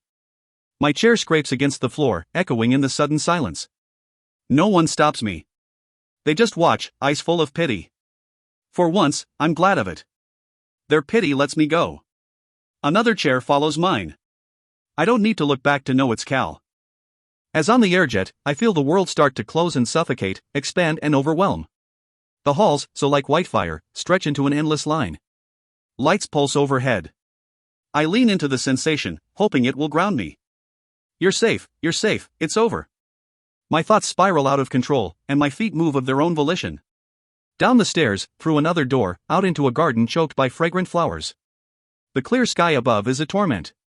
I want it to rain. I want to be washed clean. Cal's hands find the back of my neck. The scars ache beneath his touch. His warmth bleeds into my muscles, trying to soothe away the pain. I press the heels of my hands to my eyes. It helps a little. I can't see anything in the darkness, including Maven, his palace, or the bounds of that horrible room. You're safe, it's over. It would be easy to stay in the dark, to drown. Slowly, I lower my hands and force myself to look at the sunlight. It takes more effort than I thought possible. I refuse to let Maven keep me prisoner 1 second longer than he already has. I refuse to live this way. Can I take you back to your house? Cal asks, his voice low. His thumbs work steady circles at the space between neck and shoulders. We can walk, give you some time. I'm not giving him any more of my time. Angry, I turn around and raise my chin, forcing myself to look Cal in the eye. He doesn't move, patient and unassuming. All reaction, adjusting to my emotions, letting me set the pace. After so long at the mercy of others, it feels good to know someone will allow me my own choices. I don't want to go back yet. Fine. I don't want to stay here. Me neither. I don't want to talk about Maven or politics or war. My voice echoes in the leaves. I sound like a child, but Cal just nods along. For once, he seems a child too, with a ragged haircut and simple clothing. No uniform, no military gear. Only a thin shirt, pants, boots, and his bracelets. In another life, he might look normal. I stare at him, waiting for his features to shift into Maven's. They never do. I realize he isn't quite Cal either. He has more worry than I thought possible. The last 6 months have ruined him too. Are you okay? I ask him. His shoulders droop, the slightest release of steel tension. He blinks. Cal is not one to be taken off guard. I wonder if anyone has bothered to ask him that question since the day I was taken. After a long pause, he heaves a breath. I will be. I hope. So do I. This garden was tended by green wardens once, its many flower beds spiraling in the overgrown remnants of intricate designs. Nature takes over now, different blossoms and colors spilling into one another. Blending, decaying, dying, blooming as they wish. Remind me to trouble both of you for some blood at a more opportune moment. I laugh out loud at Julian's graceless request. He idles at the edge of the garden, kindly intruding. Not that I mind. I grin and cross the garden quickly, embracing him. He returns the action happily. That would sound strange coming from anyone else, I tell him as I pull back. Cal chuckles in agreement at my side. But sure, Julian. Feel free. Besides, I owe you. Julian tips his head in confusion. Oh? I found some books of yours in Whitefire. I don't lie, but I'm careful with my words. No use hurting Cal more than he's already been.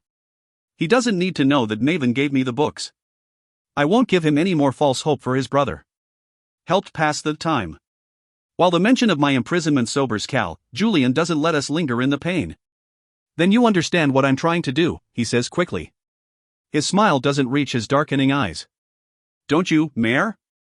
Not a god's chosen, but a god's cursed, I murmur, recalling the words he scrawled in a forgotten book. You're going to figure out where we came from, and why. Julian folds his arms. I'm certainly going to try. 22. Mare. Every morning starts the same way. I can't stay in the bedroom, the birds always wake me up early. Good that they do. It's too hot to run later in the day. The Piedmont base makes for a good track, though. It is well protected, the boundaries guarded by both Montfort and Piedmont soldiers. The latter are all Reds, of course. Davidson knows that Bracken, the puppet prince, is likely quietly scheming and won't let any of his silvers pass the gates. In fact, I haven't seen any silvers at all, except the ones I already know. All of the abilitied are newbloods or ardents, depending on who you speak to. If Davidson has silvers with him, serving equally in his free republic as he says they are, I haven't seen any. I lace my shoes tightly. Mist curls in the street outside, hanging low along the brick canyon. Unlatching the front door, I grin when the cool air hits my skin. It smells like rain and thunder. As expected, Cal sits on the bottom step, legs stretched out on the narrow sidewalk. Still, my heart lurches in my chest at the sight of him. He yawns loudly in greeting, almost unhinging his jaw. Come on, I chide him, this is sleeping in for a soldier. That doesn't mean I don't prefer to sleep in when I can. He stands with exaggerated annoyance, all but sticking his tongue out. Feel free to go back to that little bunk room you insist on staying in at the barracks. You know, you'd get a bit more time if you moved to Officers' Row or stopped running with me altogether. I shrug with a sly grin. Matching my smile, he tugs on the hem of my shirt, pulling me toward him. Don't insult my bunk room, he mutters, before dropping a kiss on my lips. Then my jaw. Then my neck. Each touch blooms, a burst of fire beneath my skin. Reluctantly, I push his face away. There is a real possibility my dad shoots you from the window if you keep this up here. Right. He recovers quickly, paling. If I didn't know any better, I'd say Cal was actually scared of my father. The thought is comical. A silver prince, a general who can raise infernos with a flick of his fingers, afraid of a limping old red. Let's stretch. We go through the motions, Cal more thoroughly than I. He scolds me gently, finding something wrong with every move. Don't lunge into it. Don't rock back and forth. Easy, slow. But I'm eager, thirsty to run. Eventually, he relents. With a nod of his head, he lets us begin. At first the pace is easy. I almost dance on my toes, exhilarated by the steps. They feel like freedom. The fresh air, the birds, the mist brushing past with damp fingers. My even, steady breath and steadily rising heartbeat. The first time we ran here, I had to stop and cry, too happy to stop the tears. Cal sets a good clip, keeping me from sprinting until my lungs give out. The first mile passes well enough, getting us to the perimeter wall. Half stone, half chain link topped with razor wire, and a few soldiers patrol the far side. Montfort men. They nod to each of us, used to our route after 2 weeks. Other soldiers jog in the distance, running their usual training exercises, but we don't join them. They drill in rows with shouting sergeants. It's not for me. Cal is demanding enough. And thankfully, Davidson hasn't pressed me on the whole resettlement or service choice. In fact, I haven't seen him since my debriefing, even though he now lives on base with the rest of us. The next 2 miles are more difficult. Cal pushes a harder pace. It's hotter today, even this early, with clouds gathering overhead. As the mist burns off, I sweat hard and salt collects on my lips. Legs pumping, I wipe my face on the hem of my shirt. Cal feels the heat too. At my side, he just pulls his shirt off entirely, tucking it into the waistband of tight training pants. My first instinct is to warn him against sunburn. The second is to stop and stare at the well-defined muscles of his bare abdomen. Instead, I focus on the path before me, forcing another mile. Another. His breathing beside me is suddenly very distracting. We round the shallow forest separating the barracks and officers' row from the airfield, when thunder rumbles somewhere. A few miles away, certainly. Cal puts out an arm at the noise, slowing me down. He snaps to face me, both hands gripping my shoulders as he leans down to my eye level. Bronze eyes bore into mine, looking for something. The thunder rolls again, closer. What's wrong? He asks, all concern. One hand strays to my neck to soothe the scars burning red hot with exertion. Calm down. That's not me. I tip my head toward the darkening storm clouds with a smile. That's just weather. Sometimes, when it gets too hot and humid, thunderstorms can. He laughs. Okay, I get it. Thank you. Ruining a perfectly good run, I tut, moving my hand to take his. He grins crookedly, smiling so wide it crinkles his eyes. As the storm moves closer, I feel its electric heart thrumming. My pulse steadies to match it, but I push away the seductive purr of lightning. Can't let loose a storm so close. I have no control of rain, and it falls in a sudden curtain, making us both yelp. Whatever bits of my clothes weren't covered in sweat quickly soak through.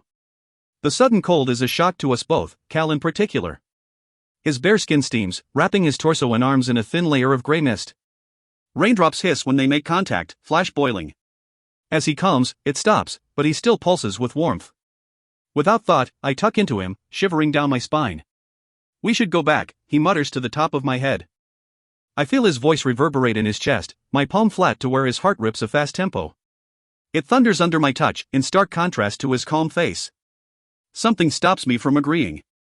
Another tug, deeper inside. Somewhere I can't name. Should we? I whisper, expecting the rain to swallow my voice. His arms tighten around me. He didn't miss a word. The trees are new growth, their leaves and branches not splayed wide enough to offer total cover from the sky. But enough from the street. My shirt goes first, landing in mud. I toss his into the muck too, just so we're even. Rain pelts down in fat drops, each one a cold surprise to run down my nose or spine or my arms wrapped around his neck. Warm hands do battle across my back, a delightful opposite to the water. His fingers walk the length of my spine, pressing into each vertebra. I do the same, counting his ribs. He shivers, and not from the rain, as my nails scrape along his side. Cal responds with teeth.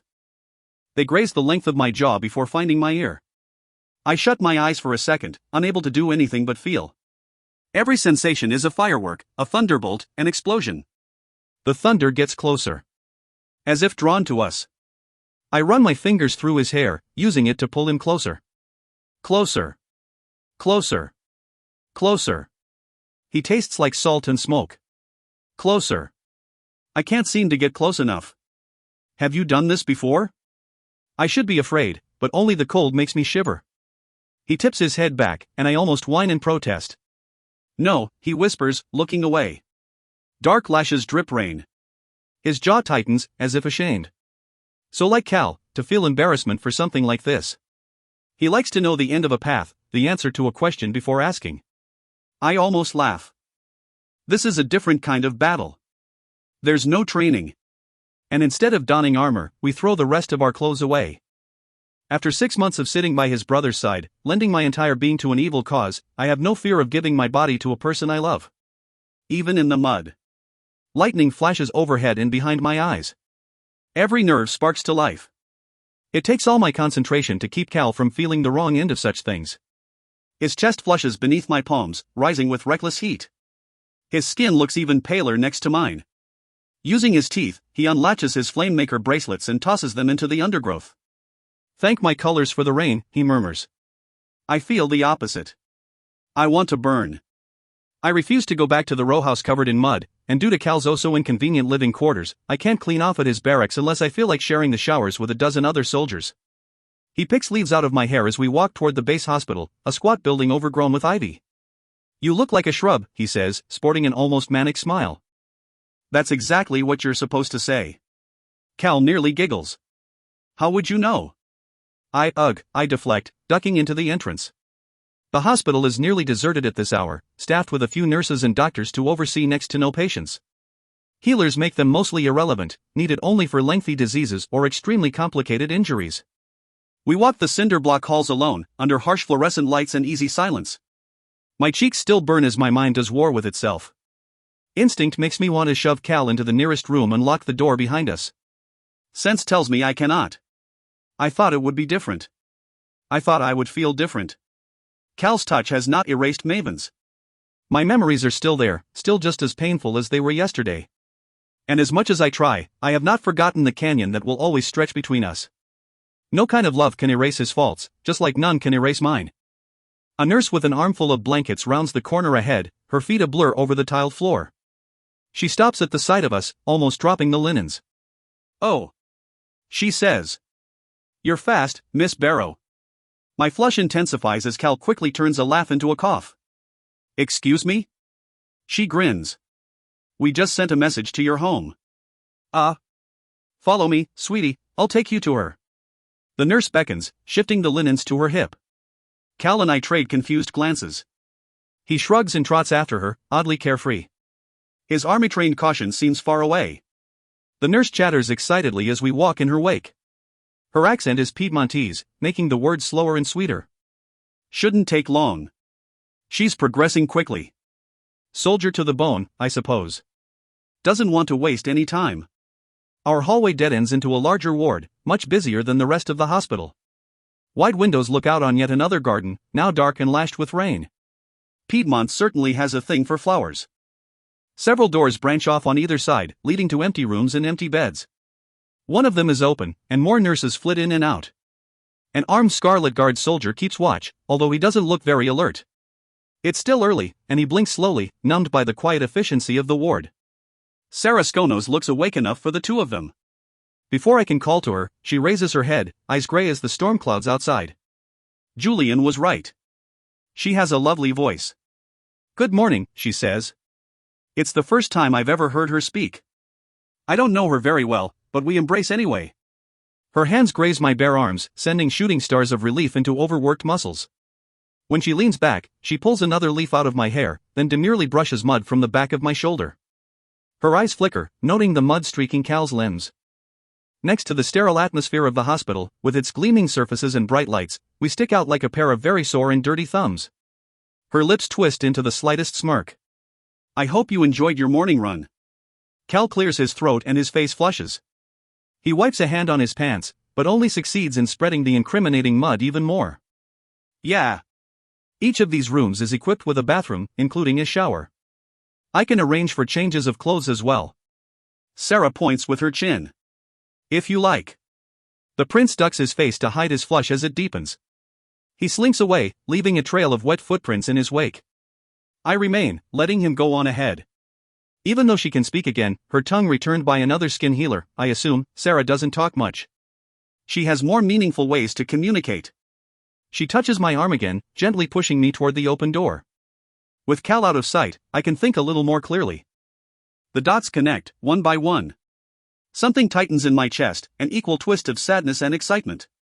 I wish Shade were here. Farley sits up in the bed, her face red and swollen, a sheen of sweat across her brow.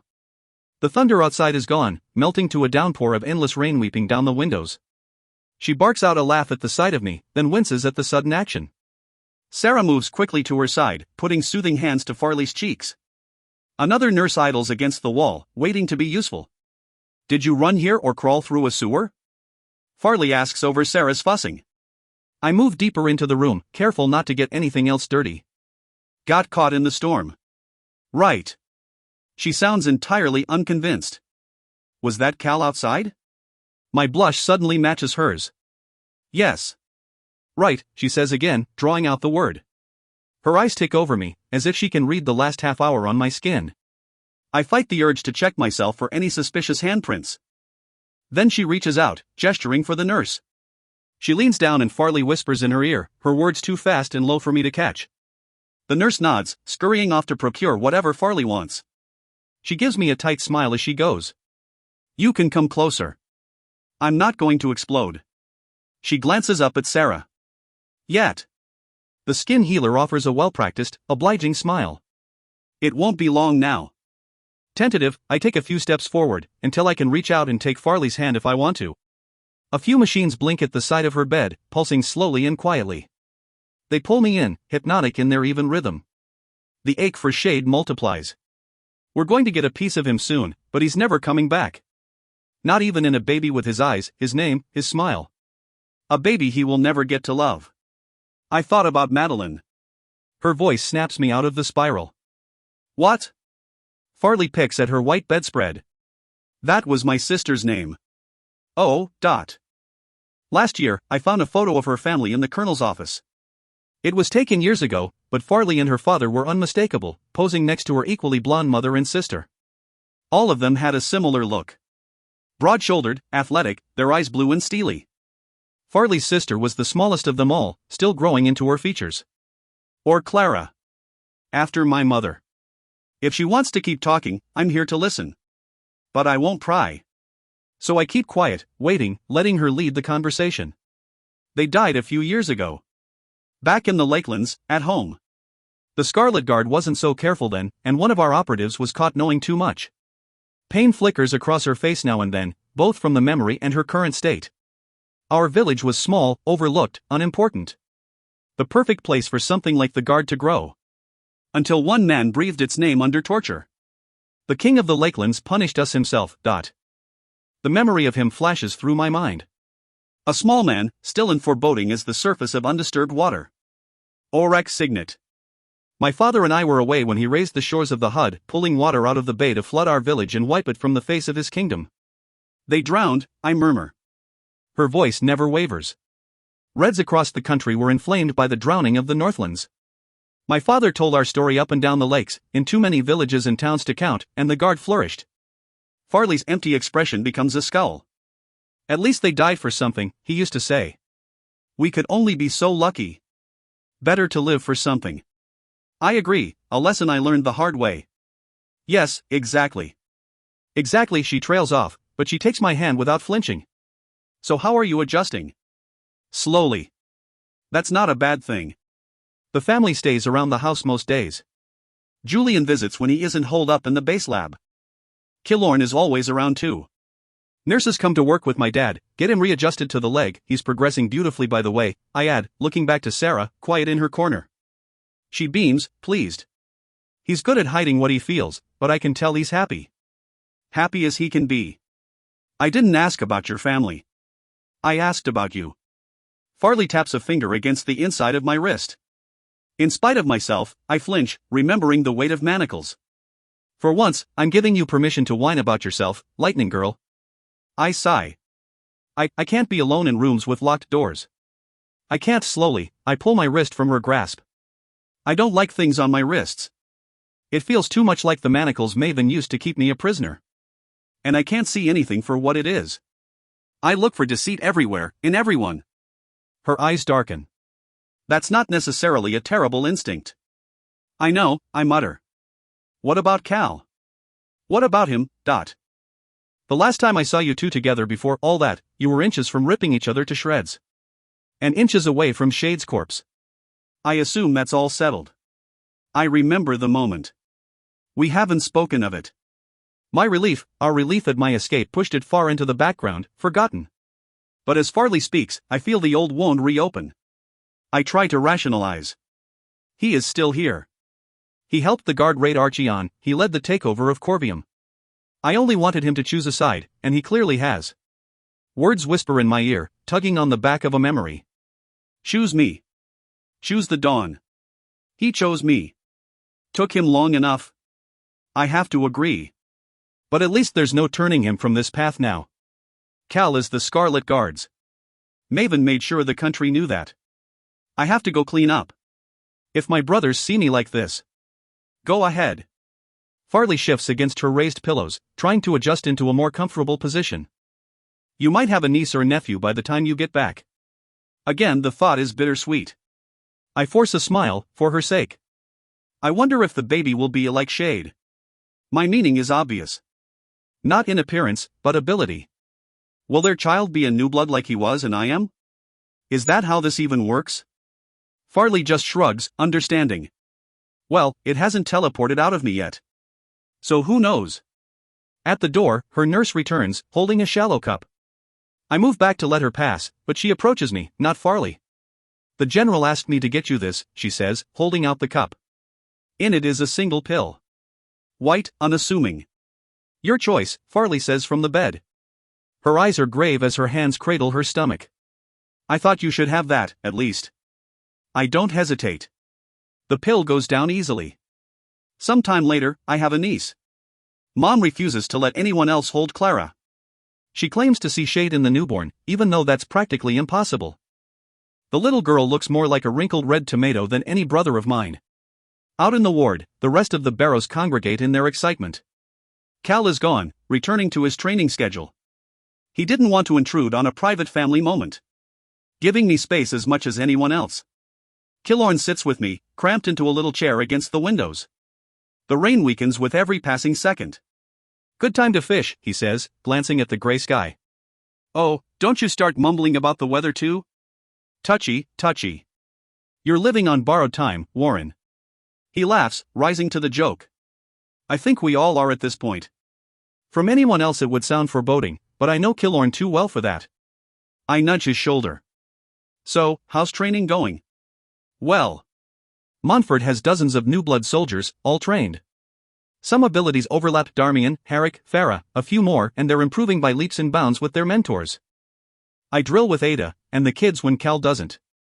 They need a familiar face. No time for fishing, then? He chuckles, leaning forward to brace his elbows on his knees. No, not really. It's funny, I used to hate getting up to work the river. Hated every second of sunburns and rope burns and stuck hooks and fish guts all over my clothes. He gnaws on his nails. Now I miss it. I miss that boy too. The smell made it really hard to be friends with you. Probably why we stuck together. No one else could handle my stink or your attitude. I smile and tip my head back, leaning my skull against the window glass. Raindrops roll past, fat and steady. I count them in my head.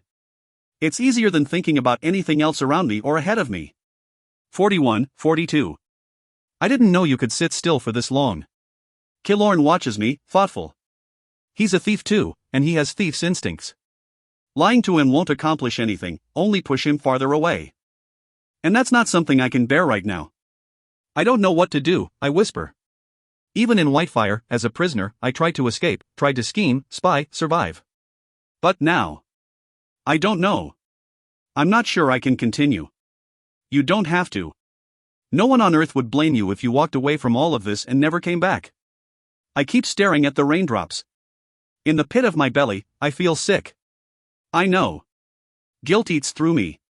But even if I could disappear right now, with everyone I care about, I wouldn't do it. There's too much anger in me. Too much hate. Killorn nods in understanding. But you don't want to fight either. I don't want to become, my voice trails away. I don't want to become a monster. A shell with nothing but ghosts. Like Maven. You won't. I won't let you. And don't even get me started on Giza. In spite of myself, I bite back a laugh. Right. You're not alone in this. In all my work with the New Bloods, I found that's what they most fear. He leans his own head back against the window.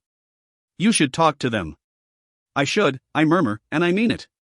A tiny bit of relief blooms in my chest. Those words comfort me like nothing else. And in the end, you need to figure out what you want, he prods gently. Bathwater swirls, boiling lazily in fat, white bubbles. A pale boy looks up at me, his eyes wide and his neck bared. In reality, I just stood. I was weak and stupid and scared. But in the daydream, I put my hands around his neck and squeeze. He flails in the scalding water, dipping under. Never to resurface.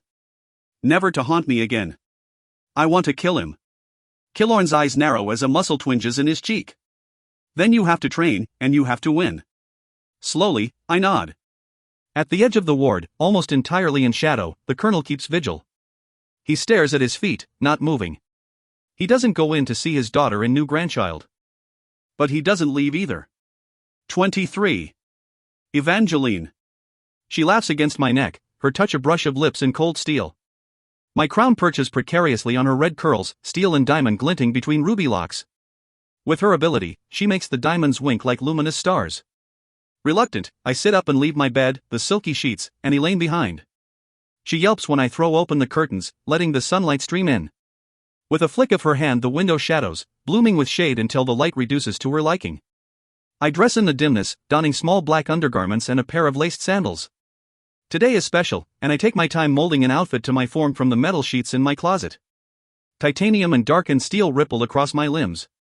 Black and silver, it reflects light in an array of brilliant colors. I don't need a maid to complete my appearance, nor do I want one floating around in my room. I do it myself, matching sparkling blue-black lipstick to coal dark eyeliner dotted with specially made crystals. Elaine dozes through it all, until I pull the crown from her head. It fits me perfectly. Mine, I tell her, leaning down to kiss her once more. She smiles lazily, her lips curving against my own. Don't forget, you're supposed to be present today. She bows playfully. As your highness commands. The title is so delicious I want to lick the words right out of her mouth. But at the risk of ruining my makeup, I refrain. And I don't look back, lest I lose my grip on whatever self-control I have left these days. Rich House has belonged to my family for generations, sprawling across the cresting edge of the many rifts that give our region its name. All steel and glass, it's easily my favorite of the family estates. My personal chambers face east, toward the dawn. I like rising with the sun, as much as Elaine disagrees. The passage connecting my rooms to the main halls of the estate are magnetron designed, made of steel walkways with open sides.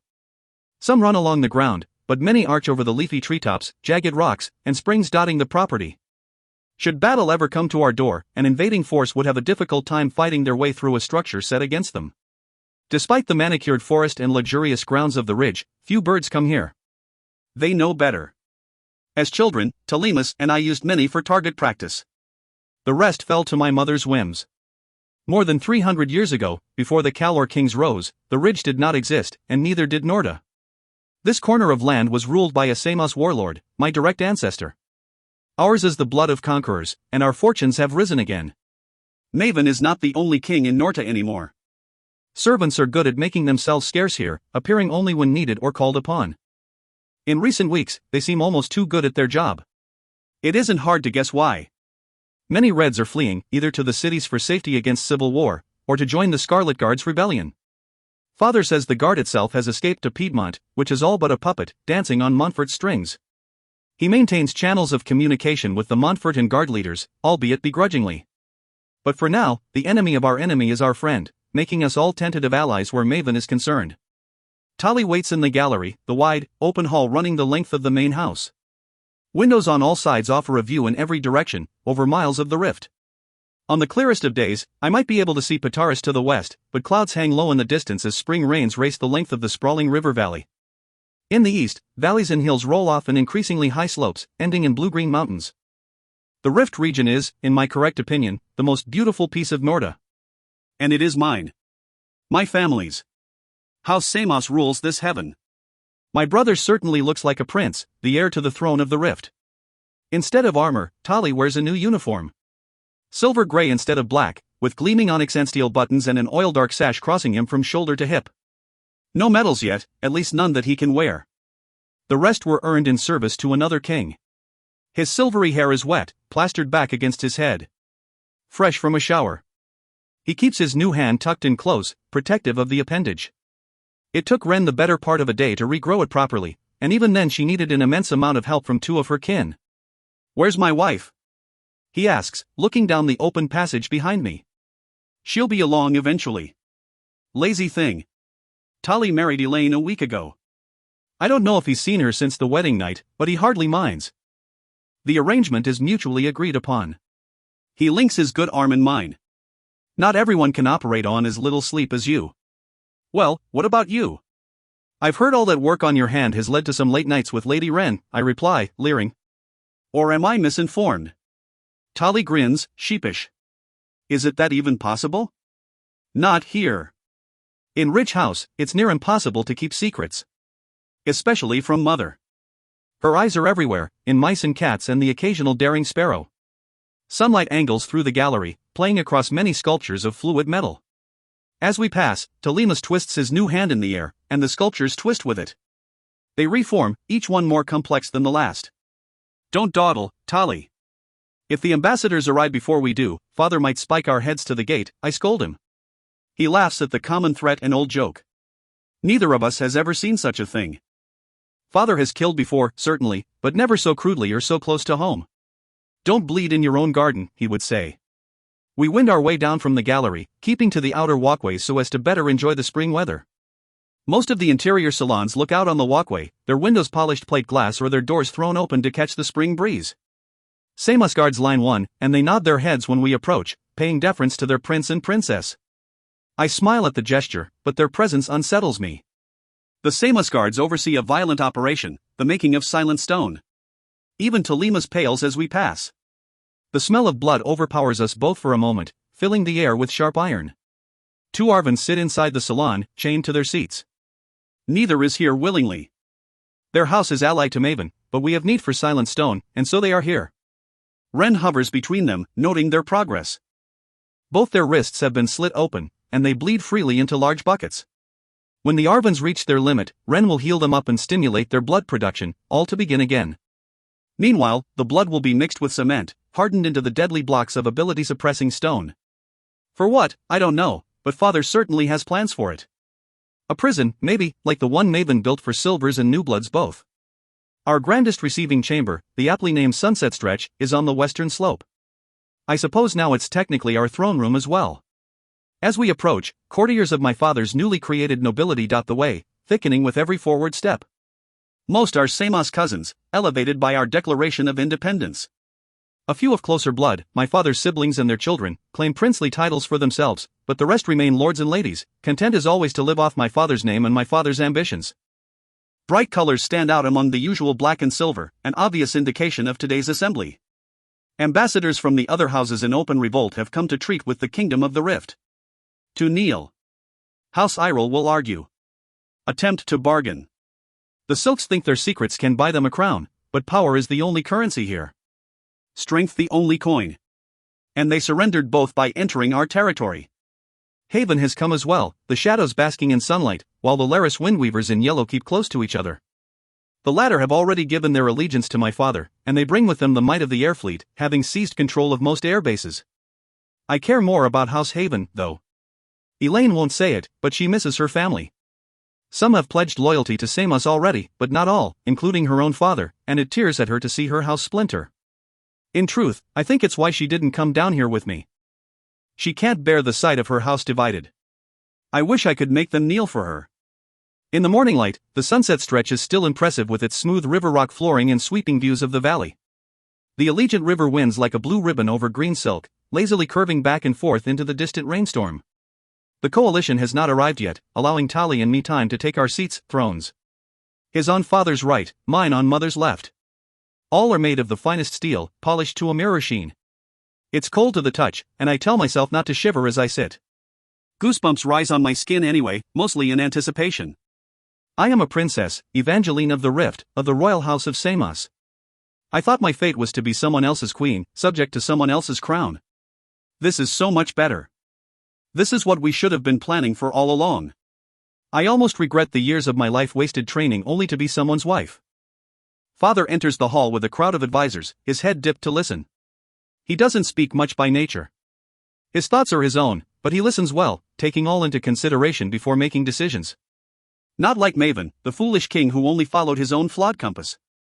Mother follows alone, in her usual green, without ladies or advisors. most give her a wide berth. Probably because of the 200-pound black panther padding at her heels. It keeps pace with her, breaking from her side only when she reaches her throne. Then it weaves around me, nuzzling its massive head against my ankle. I keep still out of habit. Mother's control of her creatures is well practiced, but not perfect. I've seen her pets take bites out of many servants, whether she willed it or not. The panther shakes its head once before returning to Mother, taking a seat on her left, between us. She rests a single hand blazing with emeralds on its head, strokes its silky black fur. The gigantic cat blinks slowly, its yellow eyes round. I meet Mother's gaze over the animal, raising a single brow. Hell of an entrance. It was the panther or the python, she replies. Emeralds flash across the crown of her head, expertly set into silver. Her hair falls in a thick, black sheet, perfectly straight and smooth. I couldn't find a gown to match the snake. She gestures down at the jade folds of her chiffon dress. I doubt that's the reason, but I don't say so out loud. Her machinations will become apparent soon enough. Smart as she is, Mother has little talent for subterfuge. Her threats come openly. Father is a good match for her in this way. His maneuvers take years, always moving in the shadows. But for now, he stands in bright sunlight. His advisors fall back at a wave of his hand, and he assents to sit with us. A powerful sight. Like Telemus, he wears clothes of brocaded silver, his old black robes abandoned. I can feel the suit of armor beneath his regalia. Chromium. Just like the simple band across his brow. No gems for father. He has little use for them. Cousins of iron, he says quietly to the sunset stretch, looking out on the many Samos faces dotting the receiving crowd. Kings of steel. They shout back, putting fists to the air. The force of it thrums in my chest. In Norta, in the throne rooms of Whitefire or Somerton, someone always crowed the name of the king, announcing his presence. As with gems, father doesn't care about such needless displays. Everyone here knows our name.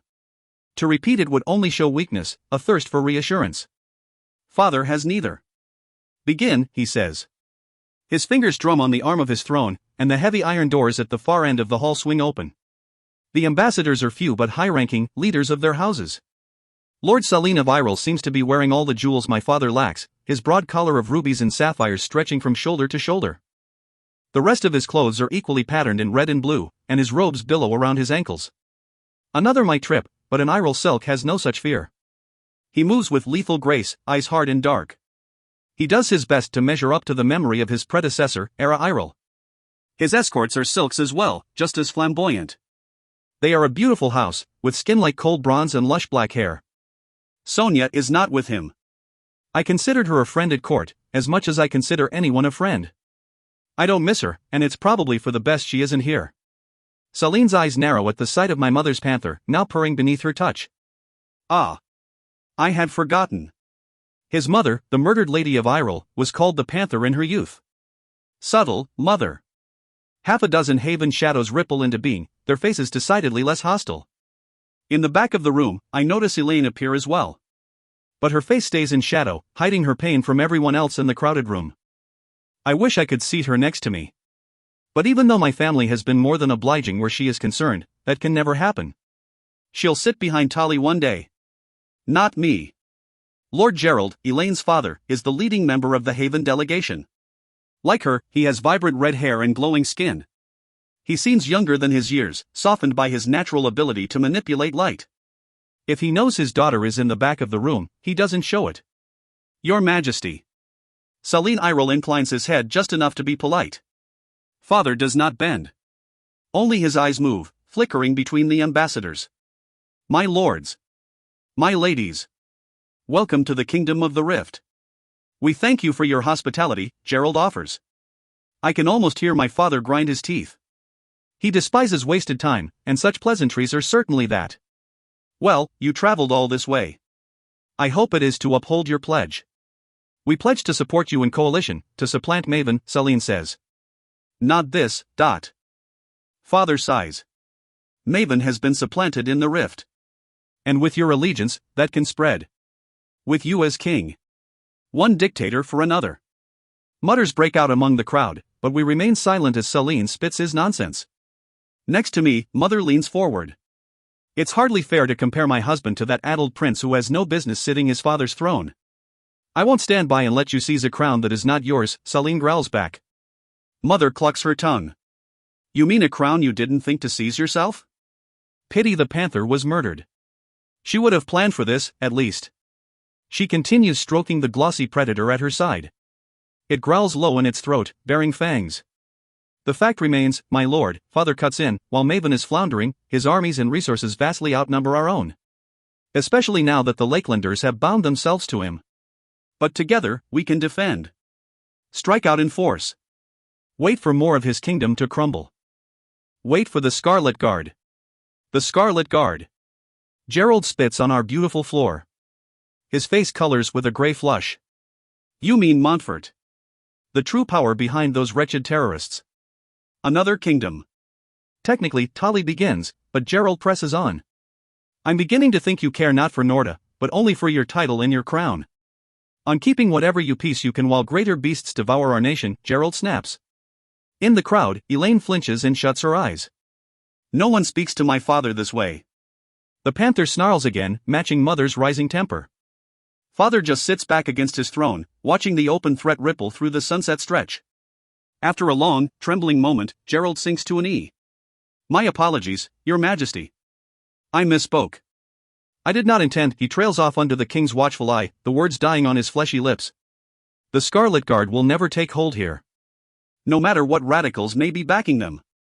Father speaks resolutely. Reds are inferior, beneath us. That is the work of biology. Life itself knows we are their masters. Why else are we silver? Why else are we their gods, if not to rule them? The Samos cousins cheer. Kings of Steel. Echoes through the chamber again. If new bloods want to throw their lot in with insects, let them. If they want to turn their backs on our way of life, let them. And when they return to fight us, to fight nature, kill them. The cheer grows, spreading from our house to Laris. Even a few in the delegations clap or nod along. I doubt they've ever heard Volo Samos speak this much. He's been saving his voice and his words for the moments that matter. This is certainly that. Only Saleen remains still. His dark eyes, rimmed with black liner, stand out sharply. Is that why your daughter let a terrorist go free? Why she slaughtered 4 silvers of a noble house to do so? 4 Arvans sworn to Maven. My voice snaps like a whip crack. The Iroh Lord turns his gaze on me and I feel electrified, almost rising in my seat. These are my first words as a princess, my first words spoken with a voice that is truly my own. For soldiers who would take everything you are if their wretched king asked. Do you mourn them, my lord? Saleen scowls in disgust. I mourn the loss of a valuable hostage, nothing more. And obviously I question your decision, princess. Another drop of derision in your voice and I'll cut out your tongue. The decision was mine, father says evenly. Like you said, the Barrow girl was a valuable hostage. We took her from Maven. And loosed her on the square, like a beast from its cage. I wonder how many of Maven's soldiers she took with her that day. Enough to fulfill father's plan at least, to cover our own escape. And now she's in the wind. Saleen implores. His temper slips, inch by inch. Father shows no signs of interest and states the obvious. She is in Piedmont, of course. And I assure you, Barrow was more dangerous under Maven's command than she'll ever be under theirs. Our concern should be eliminating Maven, not radicals destined to fail. Saleen blanches. Fail? They hold Corvium. They control a vast amount of Piedmont, using a silver prince as a puppet. If that is failure. They seek to make equal that which is not fundamentally equal. My mother speaks coldly, and her words ring true. It is foolish, like balancing an impossible equation. And it will end in bloodshed. But it will end. Piedmont will rise up. Norda will throw back red devils. The world will keep turning. All argument seems to die with mother's voice. Like father, she sits back, satisfied. For once, she is without her familiar hiss of snakes. Just the great panther, purring under her touch. Father forges on, eager to land the killing strike. Our objective is Maven. The Lakelands. Cleaving the king from his new ally will leave him vulnerable, mortally so. Will you support us in our quest to rid this poison from our country? Slowly, Saleen and Gerald exchange glances, their eyes meeting across the empty space between them. Adrenaline surges in my veins. They will kneel. They must kneel. Will you support House Samos, House Laris, House Laralin? A voice cuts him off. The voice of a woman. It echoes from nowhere. You presume to speak for me? Gerald twists his wrist, his fingers moving in a rapid circle. Everyone in the chamber gasps, including me, when a third ambassador blinks into existence between Irel and Haven. Her house appears behind her, a dozen of them in clothes of red and orange, like the setting sun. Like an explosion. Mother jolts beside me, surprised for the first time in many, many years. My adrenaline becomes spikes of ice, chilling my blood. The leader of House Larelin takes a daring step forward. Her appearance is severe.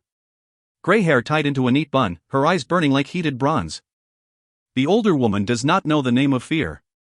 I will not support a Samos king while a Kalor heir lives. I knew I smelled smoke, Mother mutters, pulling her hand back from the panther. It immediately tenses, shifting to stand as its claws slide into place. She just shrugs, smirking. Easy to say, Laurentia, now that you see me standing here. Her fingers drum at her side. I watch them closely. She is an oblivion, able to explode things with a touch. If she got close enough, she could obliterate my heart in my chest or my brain in my skull. I am a queen. So am I. Annabel Larelin grins wider. Though her clothes are fine, she wears no jewelry that I can see, no crown. No medal. My fist claws at my side. We will not turn our backs on my grandson. The throne of Norta belongs to Tiberius VII. Ours is a crown of flames, not steel. Father's anger gathers like thunder and breaks like lightning. He stands from his throne, one fist clenching. The metal reinforcements of the chamber itself twist, groaning under the strain of his fury. We had a deal, Annabel. He snarls. The Barrow girl for your support. She just blinks. Even from the far side, I can hear my brother hiss. Have you forgotten the reason the guard has Corvium? Did you not see your grandson fighting his own in Archeon? How can the kingdom stand behind him now? Annabel doesn't flinch. Her lined face remains still, her expression open and patient. A kindly old woman in everything but the waves of ferocity emanating from her. She waits for my brother to push on, but he doesn't, and she inclines her head. Thank you, Prince Telemus, for at least not furthering the outrageous falsity of my son's murder and my grandson's exile. Both committed at the hands of Ilara Mirandus, both spread through the kingdom in the worst propaganda I have ever seen. Yes, Tiberius has done terrible things to survive. But they were to survive. After every one of us turned on him, abandoned him, after his own poisoned brother tried to kill him in the arena like a base criminal. A crown is the least we can give him in apology. Behind her, Irel and Haven stand firm. A curtain of tension falls over the hall.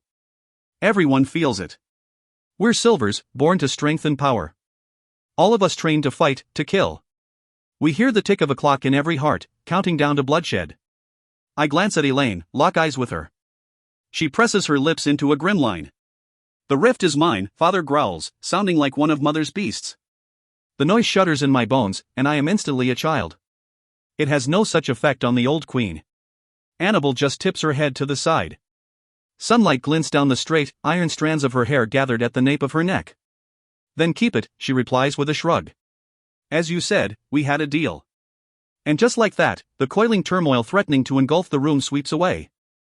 A few of the cousins, as well as Lord Gerald, visibly exhale. Annabel spreads her hands wide, an open gesture. You are the king of the rift, and may you reign for many prosperous years. But my grandson is the rightful king of Norta. And he will need every ally we can muster to take his kingdom back. Even Father did not foresee this turn. Annabel Larelin has not been to court in many years, electing to remain in Delphi, her house's seat. She despised Ilara Mirandus and could not be near her, or she feared her. I suppose now, with the Whisper Queen gone, the Oblivion Queen can return. And return she has. I tell myself not to panic. Blindsided as Father may be, this is not surrender. We keep the rift. We keep our home. We keep our crowns. It's only been a few weeks, but I'm loath to give away what we've planned for. What I deserve. I wonder how you intend to restore a king who wants no part in a throne, Father muses. He steeples his fingers and surveys Annabel over them. Your grandson is in Piedmont. My grandson is an unwilling operative of the Scarlet Guard, which in turn is controlled by the Free Republic of Montfort. You'll find that their leader, the one calling himself Premier, is quite a reasonable man, she adds with the air of someone discussing the weather. My stomach twists, and I feel vaguely sick. Something in me, a deep instinct, screams for me to kill her before she can continue. Father raises an eyebrow.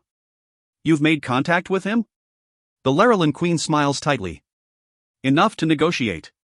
But I speak to my grandson more often these days. He's a talented boy, very good with machines. He reached out in his desperation, asking for only one thing. And thanks to you, I delivered. Mare. Father narrows his eyes. Does he know of your plans, then? He will. And Montfort?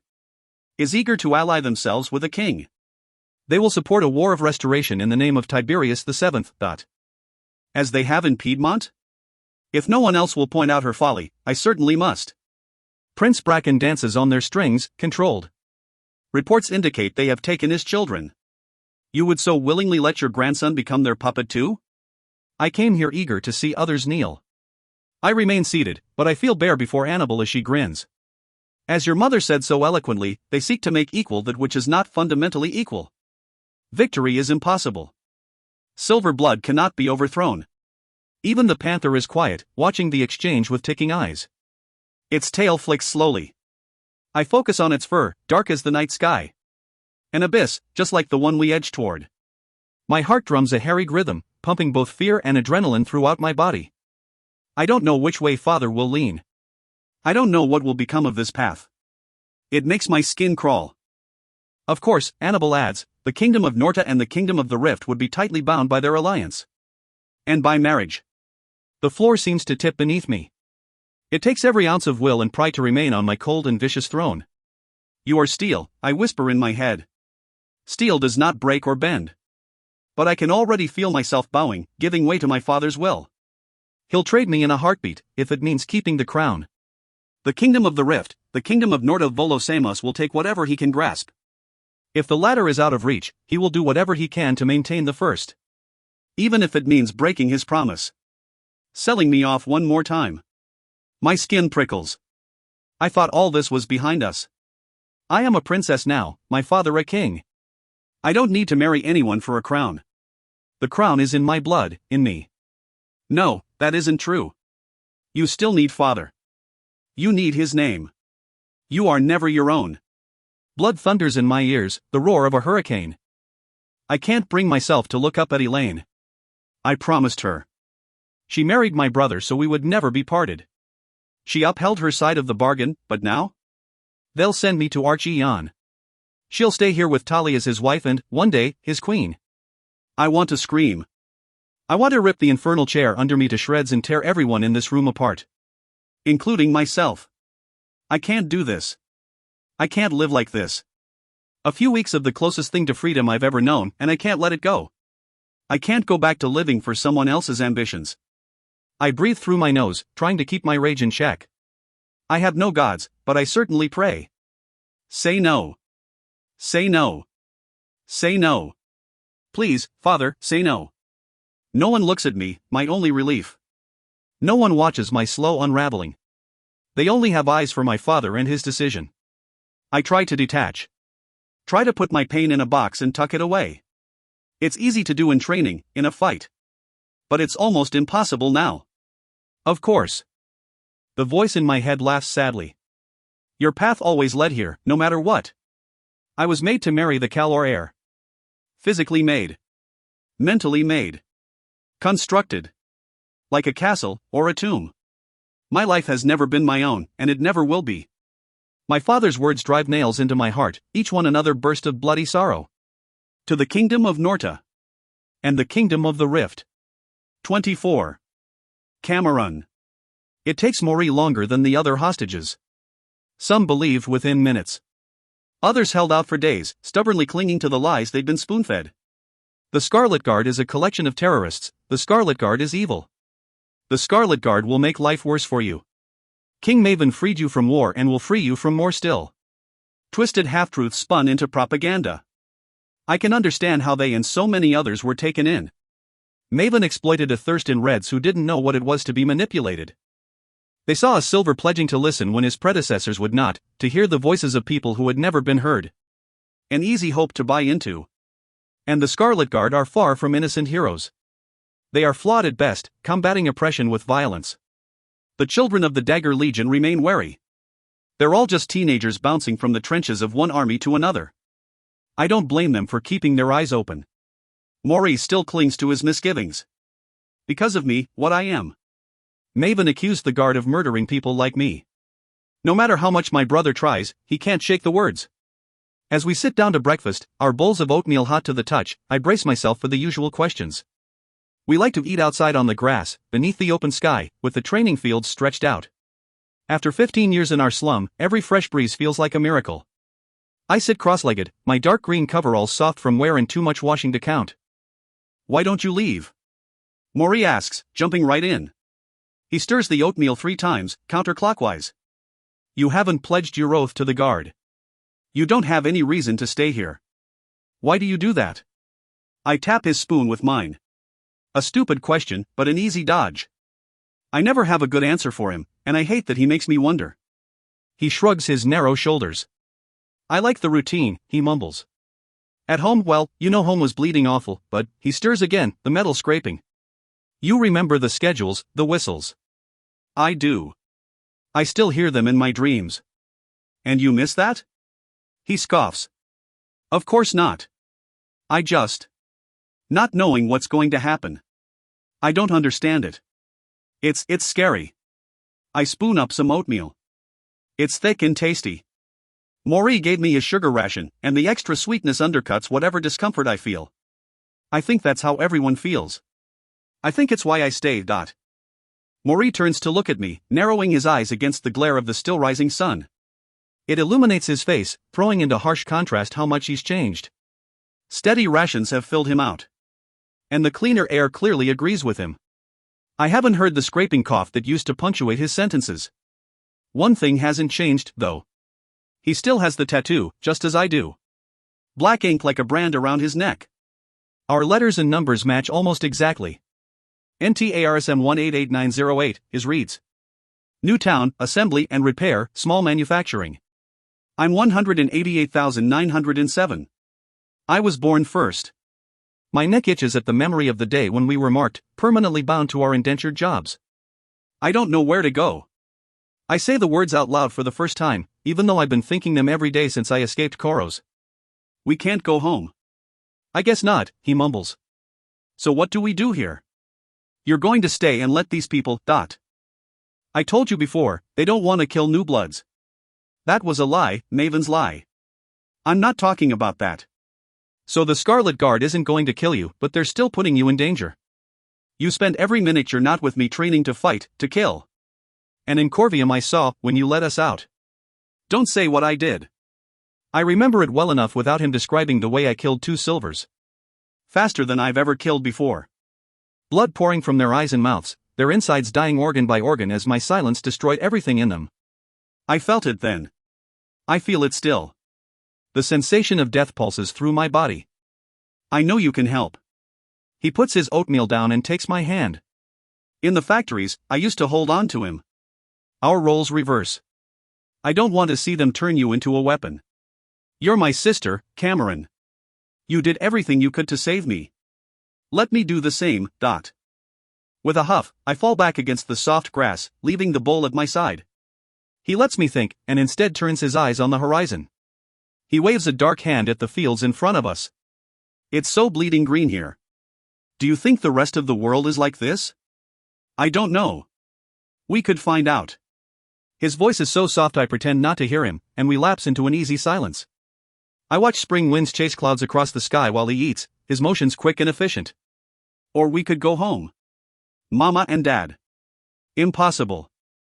I focus on the blue above, blue like we never saw in that hellhole we were born in. You saved me. And we almost died. Better odds, and we almost died. I exhale slowly. There's nothing we can do for them right now. I thought maybe once, but all we can do is hope. Sorrow tugs at his face, souring his expression. But he nods. And stay alive. Stay ourselves. You hear me, Cam? He grabs my hand. Don't let this change you. He's right. Even though I'm angry, even though I feel so much hatred for everything that threatens my family, is feeding that rage worth the cost? So what should I do? I finally force myself to ask. I don't know what having inabilities like. You have friends who do. His eyes twinkle as he pauses for effect. You do have friends, right? He quirks a smirk at me over the rim of his bowl. I smack his arm for the implication. My mind jumps to Farley first, but she's still in the hospital, adjusting to a new baby, and she doesn't have an ability. Doesn't know what it's like to be so lethal, in control of something so deadly. I'm scared, Mare. When you throw a tantrum, you just yell and cry. With me, with what I can do, I reach a hand to the sky, flexing my fingers against the clouds. I'm scared of it. Maybe that's good. What do you mean, Dot? At home, you remember how they used the kids? To fix the big gears, the deep wires? Mare widens his dark eyes, trying to make me understand. The memory echoes. Iron on iron, the screech and twist of constantly whirring machinery across endless factory floors. I can almost smell the oil, almost feel the wrench in my hand. It was a relief when Mare and I got too big to be spiders, what the overseers called the little kids in our division. Small enough to go where adult workers couldn't, too young to be afraid of being crushed. Fear can be a good thing, Cam, he pushes on. Fear doesn't let you forget. And the fear you have, the respect you have for this deadly thing inside of you, I think that's an ability too. My oatmeal is cold now, but I force a mouthful so I don't have to talk. Now the sugary taste is overpowering, and the glop sticks to my teeth. Your braids are a mess, Mare mutters to himself. He turns to another routine, an old one familiar to us both. Our parents worked earlier than we did, and we had to help each other get ready at dawn. He's long since known how to fix my hair, and it takes no time at all for him to untangle it. It feels good to have him back, and I'm overcome with emotion as he plaits my curly black hair into 2 braids. He doesn't push me to make a decision, but the conversation is enough to let questions I already had rise to the surface. Who do I want to be?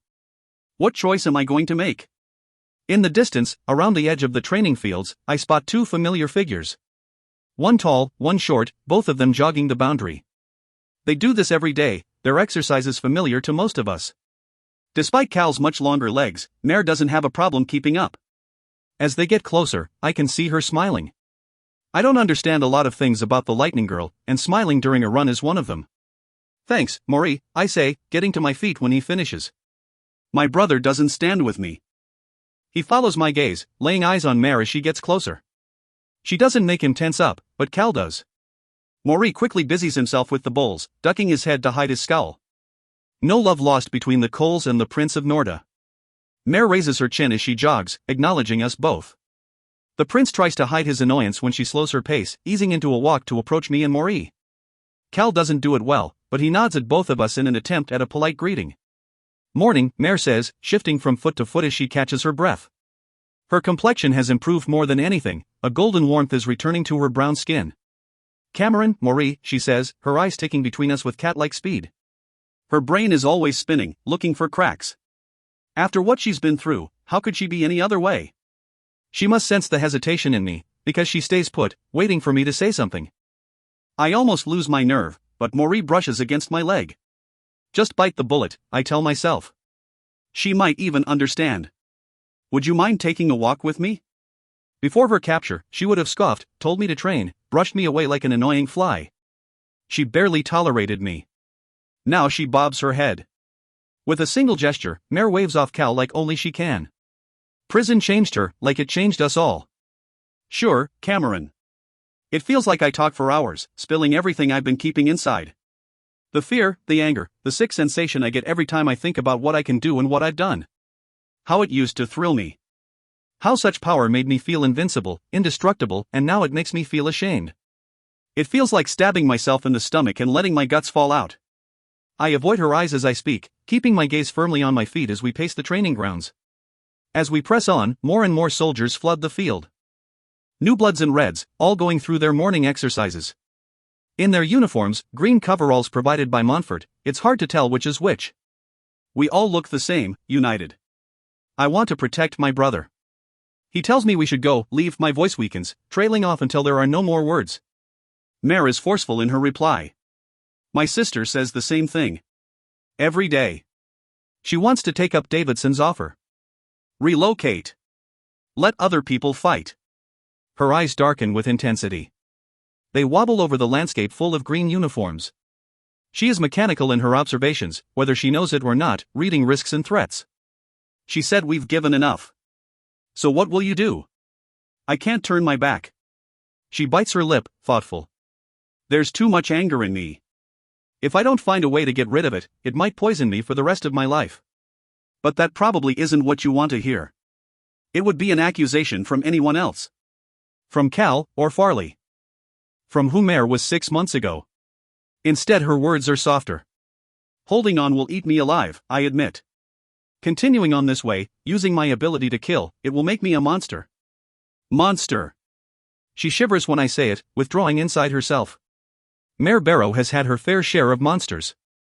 She looks away, idly tugging on a braid of hair curling with sweat and humidity. Monsters are so easily made, especially in people like us, she mumbles. But she recovers quickly. You didn't fight in Archeon. Or if you did, I didn't see you. No, I was just there to keep you in check. In the moment, a good plan. But now that I know what she went through, I feel terrible. She doesn't push. Killorn's idea back in trial, I say. He works well branching the New Bloods and Reds, and he knew I wanted to take a step back. So I went along, but not to fight, not to kill, unless absolutely necessary. And you want to continue on that path? Not a question. Slowly, I nod. I shouldn't feel embarrassed. I think it's better this way. Defend, not destroy. At my side, my fingers flex. Silence pools beneath my flesh. I don't hate my ability, but I can hate what it does. Mare fixes me with a grin. I'm not your commander. I can't tell you what to do, or how to fight. But I think it's a good idea. And if anyone tries to tell you otherwise, point them my way. I smile. Somehow I feel a weight lift. Thanks. I'm sorry, by the way, she adds, coming closer. I'm the reason you're here. I know now, what I did to you, forcing you to join up, it was wrong. And I'm sorry. You're absolutely right. You did wrong, that's for bleeding sure. But I got what I wanted, in the end. Maury. She sighs. I'm glad you got him back. Her smile doesn't disappear, but it certainly fades, weakened by all mention of brothers. On the low rise ahead, Maury waits, now standing in silhouette against the base buildings spread out behind him. Cal is gone. Good. Even though he's been with us for months, Cal is awkward without purpose, bad at conversation, and always on edge when he doesn't have a strategy to mull over. Part of me still thinks he sees us all as disposable cards to picked up and thrown away as strategy dictates. But he loves Mare, I remind myself. He loves a girl with red blood. That must count for something. Before we make it back to my brother, one last fear bubbles up in my throat. Am I abandoning you all? The New Bloods. My ability is silent death. I am a weapon, like it or not. I can be used. I can be useful. Is it selfish to walk away? I get the feeling it's a question Mare has asked herself many times. But her answer is for me, and me alone. Of course not, she mutters. You're still here. And you're one less monster for us to worry about. One less ghost. 25. Mare. Even though my time at the Notch was fraught with exhaustion and heartbreak, it still holds a corner of my heart. For once, I remember the good more vividly than the bad. Days when we returned with living New Bloods, snatched from the jaws of execution. It felt like progress. Every face was proof that I was not alone and that I could save people as easily as kill them. Some days, it felt simple. Right. I've been chasing that sensation ever since. The Piedmont base has its own training facilities, both indoor and outdoor. Some are equipped for Silvers, the rest for Red soldiers to learn war. The colonel and his men, now numbering in the thousands and growing every day, claim the shooting range. New Bloods like Ada, those with less devastating abilities, train with him, perfecting their aim and combat skills. Killorn shuttles between their ranks and the New Bloods on the Silver training grounds.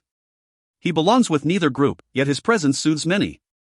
The fish boy is the opposite of a threat, not to mention a familiar face. And he doesn't fear them, like so many of the true Red soldiers. No, Killorn has seen enough from me to never be afraid of a New Blood ever again. He accompanies me now, escorting me around the edge of a building about the size of an airjet hangar. But it has no runway. Silver Gymnasium, he says, pointing at the structure. All sorts of stuff in there. Weights, an obstacle course, an arena. I get it. I learned my skills in a place like that, surrounded by leering Silvers who would kill me if they saw one drop of my blood. At least I don't have to worry about that anymore. Probably shouldn't train anywhere with a roof or light bulbs. Killorn snorts. Probably not. One of the gymnasium doors bangs open and a figure steps out, a towel around his neck. Cal scrubs sweat off his face, still silver-flushed with exertion. Weightlifting, I assume. He narrows his eyes and closes the distance between us as quickly as he can. Still panting, he puts a hand out. Killorn takes it with an open grin. Killorn. Cal nods. Taking her on a tour? Nah, she's going to start up with some of the others today. Killorn speaks over me, and I resist the urge to elbow him in the gut. What? Cal darkens. He heaves a deep breath. I thought you were going to give yourself more time. Killorn surprised me in the hospital, but he's right. I can't sit around anymore. It feels useless. And I am restless, with anger boiling beneath my skin. I'm not Cameron. I'm not strong enough to step back. Even light bulbs have started sparking when I enter a room. I need release. It's been a few days. I thought it over. I put my hands on my hips, bracing myself against his inevitable counter. Without even realizing it, Cal settles into his patented arguing with Mare stance. Arms crossed, brow furrowed, feet firmly planted. With the sun behind me, he has to squint, and after his workout, he reeks of sweat. Killorn, the rotten coward, backs away a few steps. I'll see you when you finish having a moment. He tosses a shit-eating grin over his shoulder, leaving me to fend for myself. Just a minute, I call at his retreating form. He only waves, disappearing around the corner of the gymnasium. Some backup he is. Not that I need it, I add quickly, since it's my decision and this is just training. I'll be perfectly fine. Well, half my worry is for the people in the blast zone. And the rest, he takes my hand, using it to pull me closer. I wrinkle my nose, digging in my heels. Not that it matters much. I slide along the pavement anyway. You're all sweaty. He grins, wrapping one arm around my back. No escape. Yep. The scent isn't entirely unpleasant, even though it should be. So you're not going to fight me on this? Like you said. Your decision. Good. I don't have the energy to bicker twice in one morning. He shifts and pushes me back gently, to better see my face. His thumbs graze the underside of my jaw. Giza? Giza. I huff, brushing a wisp of hair out of my face. Without the silent stone, my health has vastly improved, down to my nails and hair growing at a normal rate again. Still gray ends, though. That's never going away. She keeps bothering me about relocation. Go to Montfort. Leave everything behind. And you told her go ahead, didn't you? I blush scarlet. It just slipped out. Sometimes. I don't think before I speak.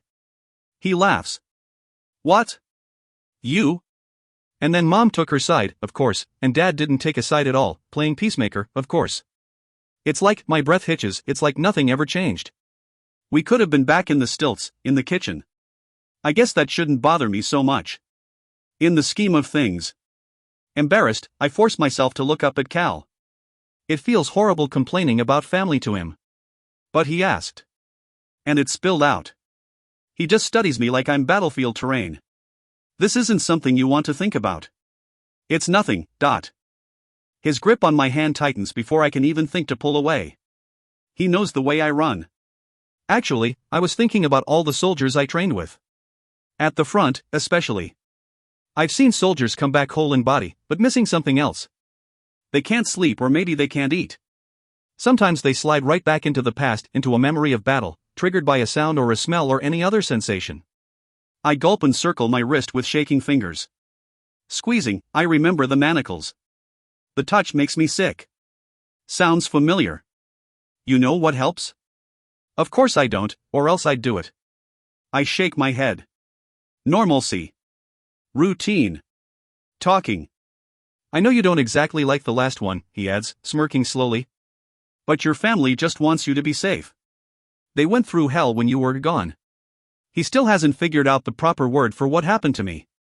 Captured or imprisoned doesn't exactly carry the right weight. And now that you're back, they're doing what anyone would do. They're protecting you. Not the Lightning Girl, not Marina Titanos, but you. Mare Barrow. The girl they know and remember. That's all. Right. I nod slowly. Thanks. So about that talking thing. Oh, come on, right now? His grin splits and he laughs, his stomach muscles tensing against me. Fine, later. After training. You should go shower. Are you kidding? I'm going to be 2 steps behind you the whole time. You want to train? Then you're going to train properly. He pokes me in the small of my back, making me stumble forward. Come on. The prince is incessant, jogging backward until I match his pace. We pass the track, the outdoor obstacle course, a wide field of close-cut grass, not to mention several circles of dirt for sparring and a target range more than a quarter-mile long. Some newbloods run the obstacle course and the track, while a few practice alone in the field. I don't recognize them, but the abilities I see are familiar enough. A newblood akin to a nymph forms columns of clear water before letting them drop to the grass, creating spreading puddles of mud. A teleporter navigates the course with ease. She appears and disappears all over the equipment, laughing at others having a more difficult time. Every time she jumps, my stomach twists, remembering shade. The sparring circles unsettle me most of all. I haven't fought someone for training, for sport, since Evangeline so many months ago. It was not an experience I care to repeat. But I'll certainly have to. Cal's voice keeps me level, drawing my focus back to the task at hand. I'll get you on your weights routine starting tomorrow, but today we can jump into target in theory. Target, I understand. Theory? We stop at the edge of the long range, staring at the mist burning off in the distance. You came into training about a decade late for that. But before our abilities are in fighting form, we spend a lot of time studying our advantages and disadvantages, how to use them. Like nymphs beating burners, water over fire. Sort of. That's an easy one. But what if you're the burner? I just shake my head, and he grins. See, tricky. Takes a lot of memorization and comprehension. Testing. But you're going to do this on the fly. I forgot how suited to this Cal is. He is a fish in water, at ease, grinning. Eager. This is what he's good at, what he understands, where he excels. It's a lifeline in a world that never seems to make any sense. Is it too late to say I don't want to train anymore? Cal just laughs, tipping his head back. A bead of sweat rolls down his neck. You're stuck with me, Barrow. Now, hit the first target. He stretches out a hand, indicating a square granite block 10 yards away, painted like a bullseye. 1 bolt. Dead center. Smirking, I do as asked. I can't miss at this range. A single purple-white bolt streaks through the air and hits home. With a resounding crack, the lightning leaves a black mark in the center of the bullseye. Before I have time to feel proud, Cal bodily shoves me aside. Off guard, I stumble, almost falling into the dirt. Hey! He just steps away and points. Next target. 20 yards. Fine, I huff, turning my eyes on the second block. I raise my arm again, ready to aim, and Cal shoves me again. This time my feet react more quickly, but not enough, and my bolt goes wild, crackling into the dirt. This feels very unprofessional. I used to do this with someone firing blanks next to my head. Would you prefer that? He asks. I shake my head quickly. Then hit the target. Normally, I'd be annoyed, but his smile spreads, making me blush. It's training, I think. Get a hold of yourself. This time, when he goes to push me, I sidestep and fire, clipping the granite marker. Another dodge, another shot. Cal starts to change up his tactic, going for my legs or even burning a fireball across my vision. The first time he does that, I hit the ground so fast I end up spitting dirt. Hit the target becomes his anthem, followed by a yard marker anywhere between 50 and 10. He shouts the targets at random, all while forcing me to dance on my toes. It's harder than running, much harder, and the sun turns brutal as the day wears on. The target is a swift. What do you do? He asks. I grit my teeth, panting. Spread the bolt. Catch him as he dodges. Don't tell me, do it. With a grunt, I swing my arm in a chopping, horizontal motion, sending a spray of voltage in the target's direction. The sparks are weaker, less concentrated, but enough to slow a swift down. Next to me, Cal just nods his head, the only indication that I did something right. It feels good anyway. 30 yards. Banshee, dot. Clapping my hands to my ears, I squint at the target, willing lightning without use of my fingers. A bolt vaults from my body, arcing like a rainbow. It misses, but I splash the electricity, making the sparks burst in different directions. 5 yards. Silence. The thought of an Arvin floods me with panic. I try to focus. My hand strays for a gun that isn't there, and I pretend to shoot the target. Bang. Cal snorts a bit. That doesn't count, but okay. 5 yards, magnetron. That one I know intimately. With all the force I can muster, I rocket a blast of lightning at the target. It cracks in two, sliding apart at dead center. Theory? A soft voice says behind us.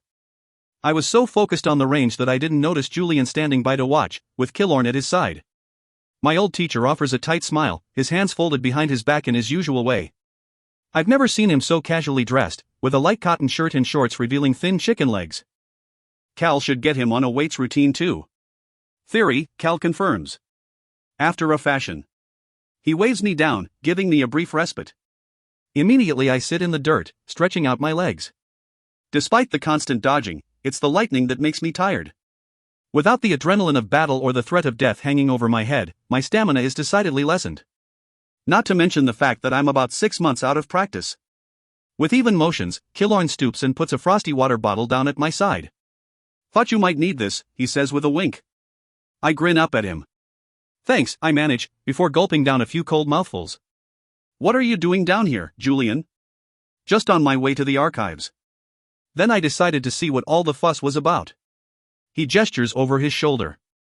I jolt at the sight of a dozen or so assembled on the edge of the range, all of them staring at us. At me. Seems you have a bit of an audience. I grit my teeth. Great. Cal shifts, just a bit, to hide me from view. Sorry. Didn't want to break your concentration. It's fine, I tell him, forcing myself to stand. My limbs groan in protest. Well, I'll see you both later, Julian says, looking between me and Cal. I answer quickly. We can go with you. But he cuts me off with a knowing smirk, gesturing toward the crowd of bystanders. Oh, I think you have introductions to make. Killorn, would you mind? Not at all, Killorn replies. I want to smack the grin right off his face, and he knows it. After you, Mare. Fine, I force through a clenched jaw. Fighting my natural instinct to slink away from attention, I take a few steps toward the new bloods. A few more. A few more. Until I reach them, Cal and Killorn alongside. In the notch, I didn't want friends. Friends are harder to say goodbye to. That hasn't changed, but I see what Killorn and Julian are doing. I can't close myself off from others anymore. I try to force a winning smile at the people around me. Hi. I'm Mare. It sounds stupid and I feel stupid. One of the new bloods, the teleporter, bobs her head. She has a forest green Montfort uniform, long limbs, and closely cropped brown hair. Yeah, we know. I'm Arezzo, she says, sticking out a hand. I jumped you and Calor out of Archeon. No wonder I didn't recognize her. The minutes after my escape are still a blur of fear, adrenaline, and overpowering relief. Right, of course. Thank you for that. I blink, trying to remember her. The others are just as friendly and open, as pleased to meet another new blood as I am. Everyone in this group is Montfort-born or Montfort-allied, in green uniforms with white triangles on the breast and insignia on each bicep. Some are easy to decipher, 2 wavy lines for the nymph-like new blood, 3 arrows for the swift. No one has badges or medals, though. There's no telling who might be an officer. But all are military trained, if not military raised. They use last names and have firm handshakes, each one a born or made soldier. Most know Cal on sight and nod at him in a very official manner. Killorn they greet like an old friend. Where's Ella? Killorn asks, directing his question at a man with black skin and shockingly green hair. Died, clearly. His name is Rafe. I sent her a message to come down and meet Mare. Titan too.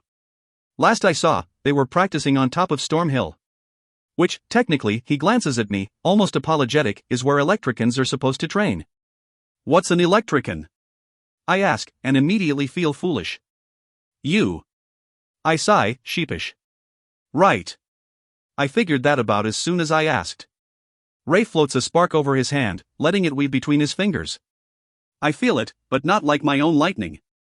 The green sparks answer to him and him alone. It's an odd word, but we're odd things, aren't we? I stare at him, almost breathless with excitement. You're like me? He nods, indicating the lightning bolts on his sleeves. Yes, we are. Storm Hill is just like it sounds. It rises at a gentle incline in the middle of another field at the opposite end of the base, as far from the airfield as possible. Less chance of hitting a jet with a stray bolt of lightning.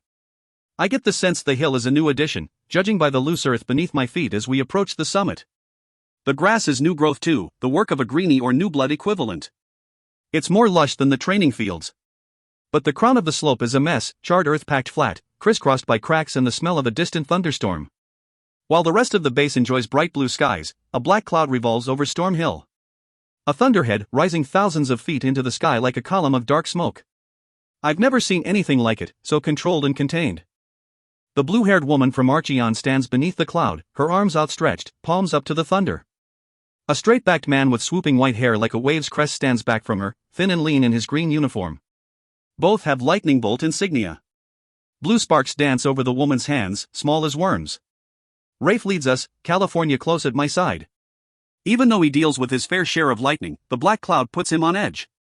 He keeps glancing up, as if expecting it to explode. Some blue flashes weakly in the darkness, illuminating it from within. Thunder rumbles with it, low and thrumming like a cat's purr. It shivers my bones. Ella, Titan, Cal calls. He waves a hand. They turn at their names, and the flashing in the clouds abruptly stops. The woman lowers her hands, tucking away her palms, and the thunderhead starts to dissolve before our eyes. She bounds over in leaps of energy, trailed by the more stoic man. I was wondering when we would meet, she says, her voice high and breathy to match her dainty stature. Without warning, she takes my hands and kisses me on both cheeks. Her touch shocks, sparks leaping from her skin to mine. It doesn't hurt, but it certainly perks me up. I'm Ella, and you're Mare, of course. And this tall drink of water is Titan. The man in question is certainly tall, with tawny skin, a sprinkling of freckles, and a jaw sharper than the edge of a cliff. With a flick of his head, he tosses his white hair to one side, letting it fall over his left eye. He winks with the right. I expected him to be old, with hair like that, but he can't be more than 25. Hello is all he says, his voice deep and certain. Hi. I nod at them, overwhelmed both by their presence and my own inability to act anywhere close to normal. Sorry, this is a bit of a shock. Titan rolls his eyes, but Ella bursts out laughing. A half-second later, I understand and cringe. Cal chuckles at my side. That was pretty horrible, Mare.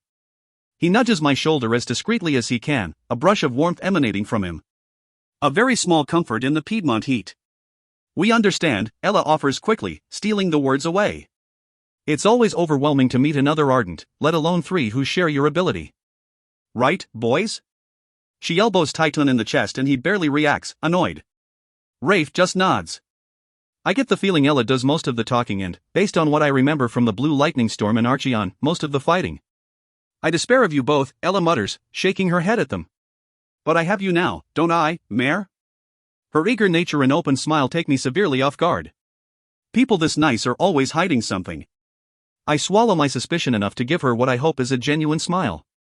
Thank you for bringing her, she adds to Cal, her tone shifting. The cheery, blue-haired pixie draws up her spine and hardens her voice, becoming a soldier before my eyes. I think we can take her training from here. Cal barks out a low laugh. Alone? Are you serious? Were you? She shoots back, narrowing her eyes. I saw your practice. Little bursts on a target range is hardly sufficient to maximize her abilities. Or do you know how to coax a storm out of her?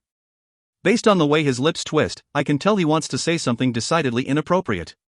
I stop him before he can, grabbing his wrist. Cal's military background is fine for conditioning. Ella cuts me off. And perfect for training you to fight silvers the way he does. But your abilities stretch beyond his understanding. There are things he can't teach you, things you must learn either the hard way by yourself or the easy way with us. Her logic is sound, albeit unsettling. There are things Cal can't teach me, things he doesn't understand. I remember when I tried to train Cameron, I didn't know her ability the same way I knew mine.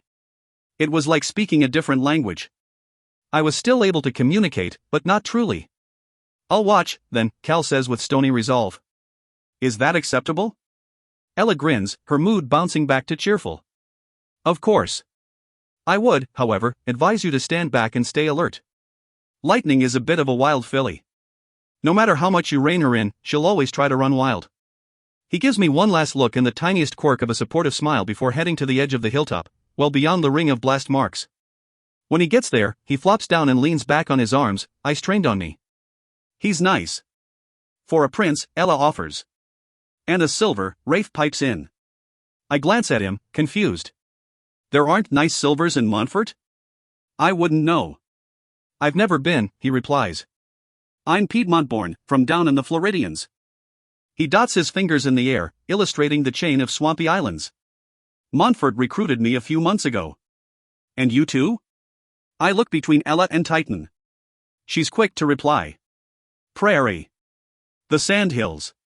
That's Raider country, and my family lived on the move. Eventually we kept west into the mountains. Montfort took us in near 10 years ago. That's where I met Titan. Montfort born, he says, as if that's any explanation. Not very talkative, probably because Ella has enough words for all of us. She steers me toward the center of what can only be called a blast zone, until I'm directly beneath the still dissipating storm cloud. Well, let's see what we're working with, Ella says, nudging me into place. The breeze rustles her hair, sending bright blue locks over one shoulder. Moving in tandem, the other two take up spots around me, until we're clustered in the four corners of a square. Start small. Why? I can. Titan looks up. She wants to check your control, Dot. Ella nods. I heave a breath. Excited as I am with fellow electricians, I feel a bit like an overnannied child. Fine. Cupping my hands, I call forth the lightning, letting jagged sparks of purple and white splay around the bowl of my fingers. Purple sparks? Rafe says, grinning. Nice. I flicker between the unnatural colors on their heads, smirking. Green, blue, white locks. I have no plans to dye my hair. Summer hits Piedmont with a boiling vengeance, and Cal is the only person who can stand it. Gasping from exertion and heat, I smack him in the ribs until he rolls away. He does so slowly, lazily, almost drifting off to sleep. Instead, he goes too far and falls right off the narrow bed onto the hard, laminated floor. That wakes him up. He vaults forward, black hair sticking up at angles, naked as a newborn. My colors, he curses, rubbing his skull. I have little pity for his pain. If you didn't insist on sleeping in a glorified broom closet, this wouldn't be an issue. Even the ceiling, blocks of speckled plaster, is depressing. And the single open window does nothing for the heat, especially in the middle of the day. I don't want to think about the walls or how thin they might be. At least he doesn't have to bunk with other soldiers. Still on the floor, Cal grumbles. I like the barracks. He fumbles for a pair of shorts before pulling them on. Then go the bracelets, snapping back into place on his wrists. The latches are complicated, but he slips them on like it's second nature. And you don't have to share a room with your sister. I shift and throw a shirt over my head. Our midday break will be over in a few minutes, and I'm expected up on Storm Hill soon. You're right. I'll just get over that little thing I have about sleeping alone. Of course, by thing I mean still debilitating trauma. I have terrible nightmares if there isn't someone in the room with me. Cal stills, shirt half over his head. He sucks in a breath, wincing. That's not what I meant. It's my turn to grumble. I pick at Cal's sheets. Military issue, washed so many times they're almost worn through. I know. The bed shifts, springs groaning, as he leans toward me. His lips brush the crown of my head. Any more nightmares? No, I answer so quickly he raises an eyebrow in suspicion, but it's the truth. As long as Jesus there. She says I don't make a sound. Her, on the other hand. I forgot so much noise could come from such a small person. I laugh to myself, and find the courage to look him in the eye. What about you? Back in the notch, we slept side by side. Most nights he tossed and turned, muttering in his sleep. Sometimes he cried. A muscle ripples in his jaw. Just a few. Maybe twice a week, that I can remember. Of? My father, mostly. You. What it felt like to be fighting you, watching myself try to kill you, and not being able to do a thing to stop it. He flexes his hands in memory of the dream. And Maven. When he was little. 6 or 7.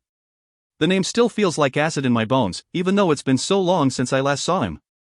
He has given several broadcasts and declarations since, but I refuse to watch them. My memories of him are terrorizing enough. Cal knows that, and out of respect for me, he absolutely does not talk about his brother. Until now. You asked, I scold myself. I grit my teeth, mostly to stop from vomiting up all the words I haven't told him. Too painful for him. It won't help to know what kind of monster his brother was forced into becoming. He pushes on, eyes far away in the memory. He used to be afraid of the dark, until one day he just wasn't. In my dreams, he's playing in my room, sort of walking around. Looking at my books. And darkness follows him. I try to tell him. Try to warn him. He doesn't care. He doesn't mind. And I can't stop it. It swallows him whole. Slowly, Cal runs a hand down his face. Don't need to be a whisper to know what that means. Ilara is dead, I murmur, moving so we're side by side. As if that's any comfort. And he still took you. He still did horrible things. Cal stares at the floor, unable to hold my gaze. I just can't understand why. I could keep quiet. Or distract him. But the words boil furiously in my throat. He deserves the truth. Reluctant, I take his hand. He remembers loving you, loving your father. But she took that love away, he said. Cut it out of him like a tumor. She tried to do the same with his feelings for me and Thomas before, but it didn't work. Certain kinds of love, my breath hitches. He said they're harder to remove. I think the attempt twisted him, more than he already was. She made it impossible for him to let go of me. Everything he felt for both of us was corrupted, made into something worse. With you, hatred. With me, obsession. And there is nothing either of us could do to change him. I don't even think she could undo her own work, but... His only reply is silence, letting the revelation hang in the air. My heart breaks for the exiled prince. I give him what I think he needs. My hand, my presence, and my patience. After a long, long time, he opens his eyes. As far as I know, there are no new blood whispers, he says. Not one that I've found or been told about. And I've done my fair share of searching. This I did not expect. I blink, confused. New bloods are stronger than silvers. And Ilara was just silver. If someone can fix him, isn't it worth it to try? I don't know is all I can say. Just the idea numbs me, and I don't know how to feel. If Maven could be healed, so to speak, would that be enough to redeem him? Certainly it won't change what he's done. Not only to me and Cal, to his father, but to hundreds of other people. I really don't know. But it gives Cal hope. I see it there, like a tiny light in the distance of his eyes. I sigh, smoothing his hair. He needs another cut with a steadier hand than his own. I guess if Evangeline can change, maybe anyone can. His sudden laugh echoes low in his chest. Oh, Evangeline is the same as always. She just had more incentive to let you go than to let you stay. How do you know? Because I know who told her to do it. What? I ask sharply. With a sigh, Cal gets up and crosses the room. The opposite wall is all cabinetry, and mostly empty. He doesn't have many possessions beyond his clothes and a few bits of tactical gear. To my surprise, he paces. It sets my teeth on edge. The guard blocked every attempt I made to get you back, he says, hands moving rapidly as he speaks. No messages, no support for infiltration. No spies of any kind. I wasn't going to sit in that freezing base and wait for someone to tell me what to do. So I made contact with someone I trust. Realization punches me in the gut. Evangeline? My colors, no, he gasps. But Nanabel, my grandmother, my father's mother. Annabel Larelin. The old queen. You call her Nanabel? He flushes silver and my heart skips a beat. Force of habit, he grumbles. Anyway, she never came to court while Ilara was there, but I thought she might once she died. She knew what Ilara was, and she knows me. She would have seen through the queen's lie. She would have understood Maven's role in our father's death. Communicating with the enemy. There's no way Farley knew about this, or the colonel. Nortan Prince or not, either of them would have shot him if they did. I was desperate. And in hindsight, it was really, really stupid, he adds. But it worked. She promised to get you free when the opportunity presented itself. The wedding was that opportunity.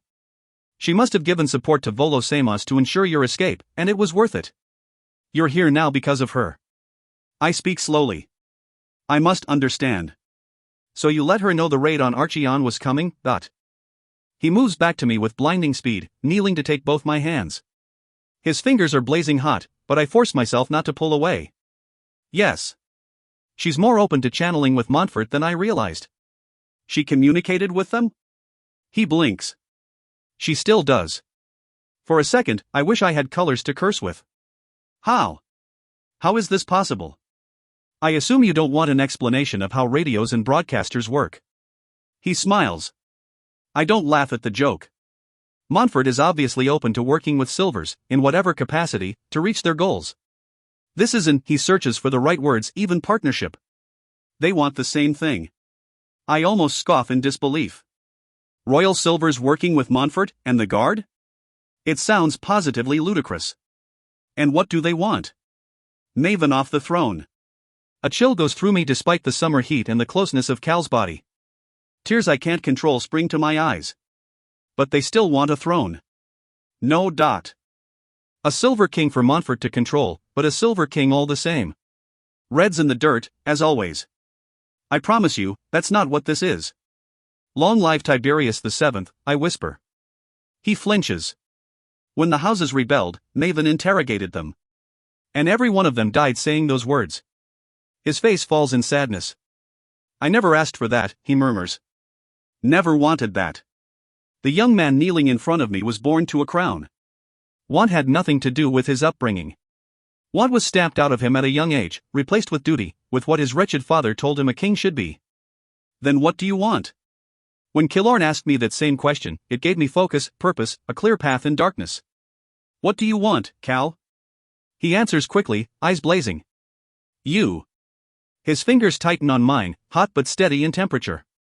He's holding himself back as much as he can. I am in love with you, and I want you more than anything else in the world. Love is not a word we use. We feel it, we mean it, but we don't say it. It feels so final, a declaration from which there is no easy return. I'm a thief. I know my exits. And I was a prisoner. I hate locked doors. But his eyes are so close, so eager. And it's what I feel. Even though the words terrify me, they are the truth. Didn't I say I would start telling the truth? I love you, I whisper, leaning forward to brace my forehead against his. Eyelashes that are not my own flutter close to my skin. Promise me. Promise you won't leave. Promise you won't go back. Promise you won't undo everything my brother died for. His low sigh washes across my face. I promise. Remember when we told each other no distractions? Yes. He runs a blazing finger over my earrings, touching each one in turn. Distract me. 26. Mare. My training continues twofold, leaving me exhausted. It's for the best. Exhaustion makes it easy to sleep and hard to worry. Every time doubt tugs at my brain, over Cal or Piedmont or whatever comes next, I'm too tired to entertain the thoughts. I run and weight train with Cal in the mornings, taking advantage of the lasting effects of silent stone. After their heaviness, nothing physical seems difficult. He also slips in a bit of theory between laps, even though I assure him Ella has it covered. He just shrugs and keeps on. I don't mention that her training is more brutal, designed to kill. Cal was raised to fight, but with a skin healer in the wings. His version of sparring is very different from hers, which focuses on total annihilation. Cal is more oriented on defense. His unwillingness to kill Silvers unless absolutely necessary is thrown into harsh relief by my hours with the Electricans. Ella is a brawler. Her storms gather with blinding speed, spinning black clouds out of clear skies to fuel a merciless fusillade of lightning. I remember her in Archeon, wielding a gun with one hand and lightning in the other. Only Iris Signet's quick thinking kept her from turning Maven to a pile of smoking ash. I don't think my lightning will ever be as destructive as hers, not without years of training, but her tutelage is invaluable. From her I learned that storm lightning is more powerful than any other kind, hotter than the surface of the sun, with the strength to split even diamond glass. Just one bolt like hers drains me so fully I can barely stand, but she does it for fun and target practice. Once she made me run through a minefield of her storm lightning to test my footwork. Web lightning, as Rafe calls it, is more familiar. He uses bolts and sparks thrown from his hands and feet, usually in splaying webs of green, to protect his body. While he can call storms too, he prefers more accurate methods, and he fights with precision. His lightning can take form. He's best at the shield, a weaving crackle of electric energy that can stop a bullet, and a whip to cut through rock and bone. The latter is striking to behold, a fraying arc of electricity that moves like deadly rope, able to burn through anything in its path. I feel the force of it every time we spar. It doesn't hurt me as much as it would anyone else, but any lightning I can't wrench control of strikes deep. Usually I end the day with my hair on end, and when Cal kisses me, he always gets a shock or two. The quiet Titan doesn't spar with any of us, or with anyone, for that matter.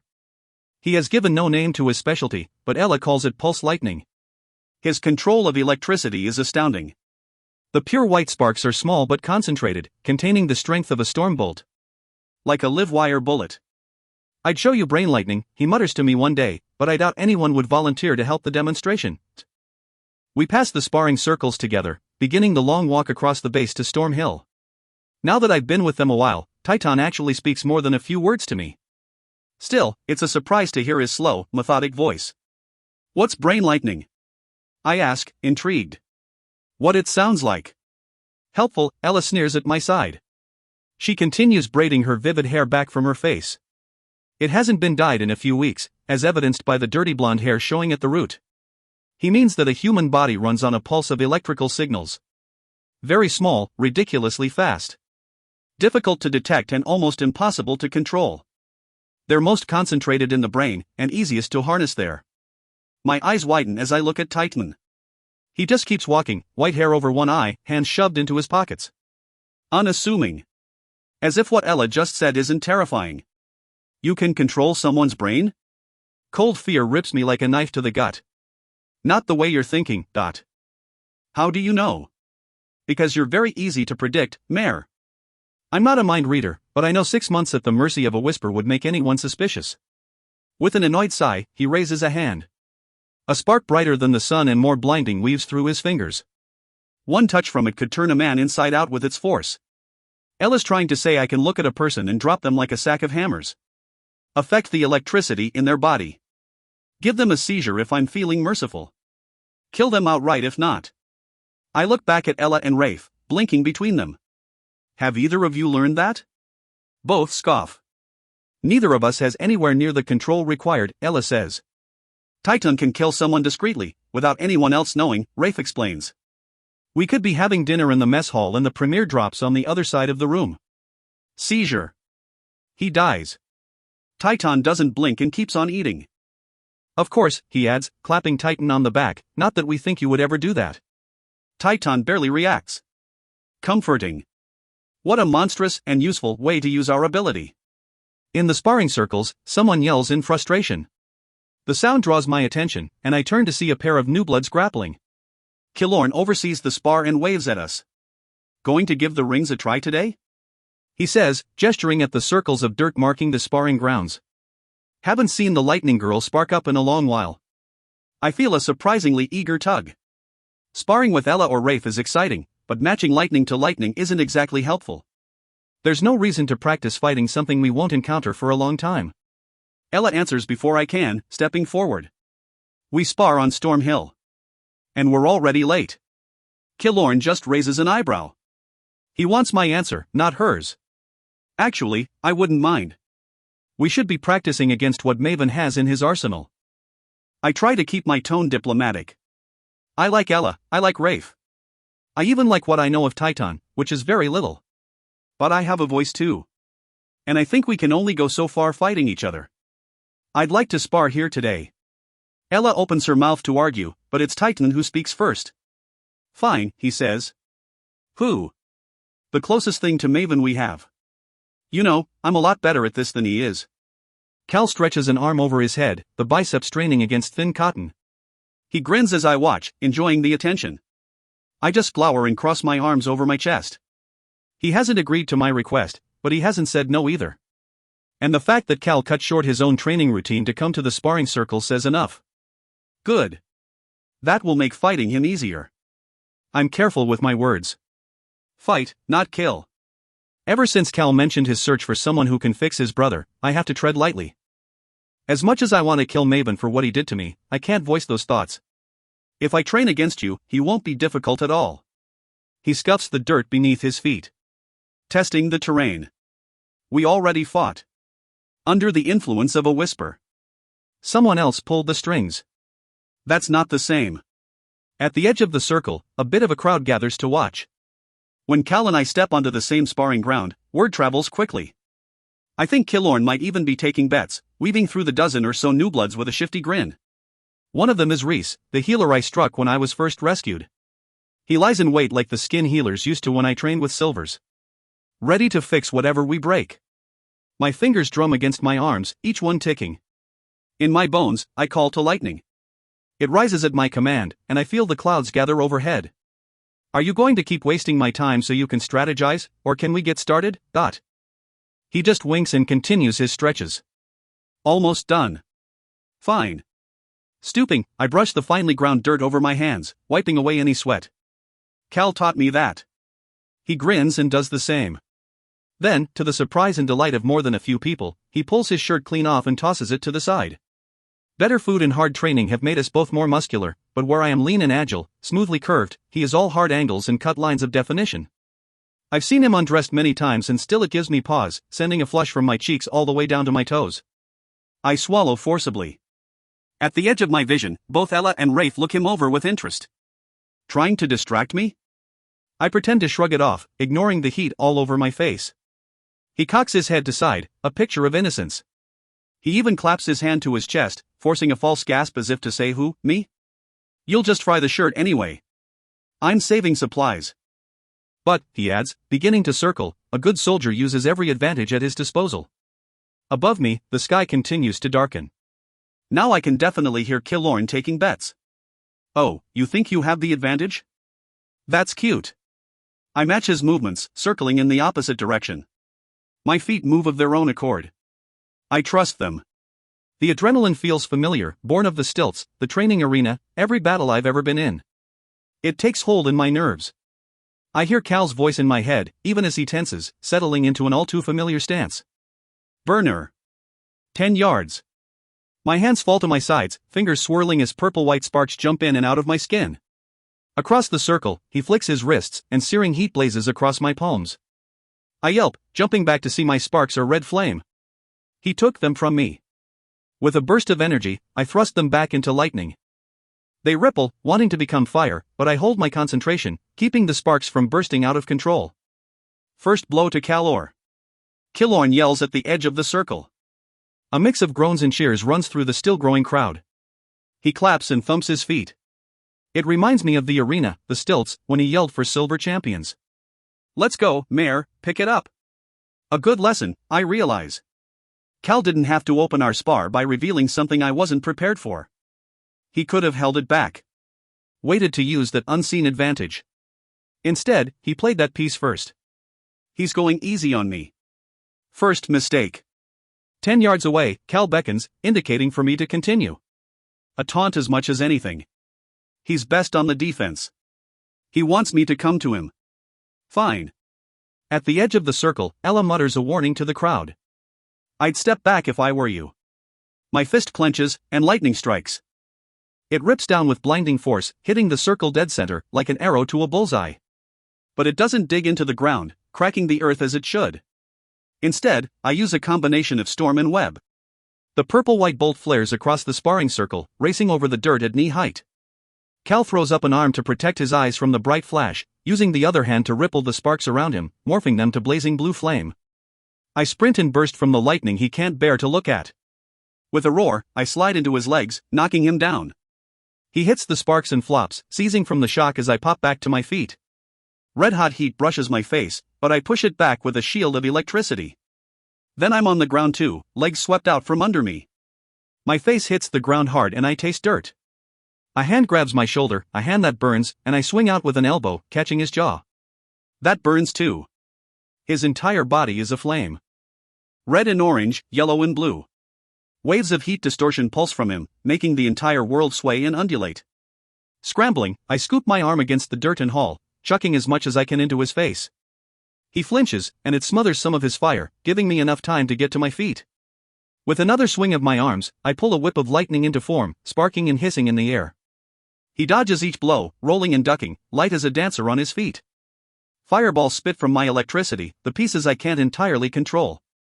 Cal pulls them into churning whips of his own, surrounding the circle in an inferno. Purple and red clash, spark and burn, until the packed dirt beneath us churns like a stormy sea, and the sky goes black, raining thunderbolts. He dances close enough for a blow. I feel the force of his fist ripple as I drop beneath it, and I smell burned hair. I get in a strike of my own, landing a brutal elbow to a kidney. He grunts in pain but responds in kind, ripping flaming fingers down my back. My flesh ripples with fresh blisters, and I bite my lip to keep from screaming. Cal would stop the fight if he knew how much this hurt. And it hurts. Pain shrieks up my spine and my knees buckle. Scrambling, I throw out my arms to stop a fall, and the lightning pushes me to my feet. I push through the searing pain because I have to know what it feels like. Maven will probably do worse when the time comes. I use web again, a defensive maneuver to keep his hands off me. A strong bolt races up his leg, into his muscles, nerves, and bones. The skeleton of a prince flashes in my head. I pull back the blow enough to avoid permanent damage. He twitches, falling onto his side. I'm on him without thinking, working the bracelets I've seen him latch and unlatch a dozen times. Beneath me, his eyes roll and he tries to fight me off. The bracelets go flying, glinting purple against my sparks. An arm wraps around my middle, flipping me over. The ground against my back is like a tongue of white-hot fire. I scream this time, losing control. Sparks burst from my hands, and Cal flies back of his own accord, scrambling from the fury of lightning. Fighting tears, I push up, fingers digging into the dirt. A few yards away, Cal does the same. His hair is wild with static energy. We're both wounded, both too proud to stop. We stagger to our feet like old men, swaying on uneasy limbs. Without his bracelets, he calls to the grass burning on the edge of the circle, forming flame from embers. It rockets at me as my lightning bursts again. Both collide, with a tingling blue wall. It hisses, absorbing the force of both strikes. Then it disappears like a window wiped clean. Perhaps next time you two should spar in the range field, Davidson calls. Today the Premier looks like everyone else in his plain green uniform, standing on the edge of the circle. At least, it was a circle. Now the dirt and grass are a charred mess, completely torn up, a battleground ripped apart by our abilities. Hissing, I sit back down, quietly grateful for the end. Even breathing hurts my back.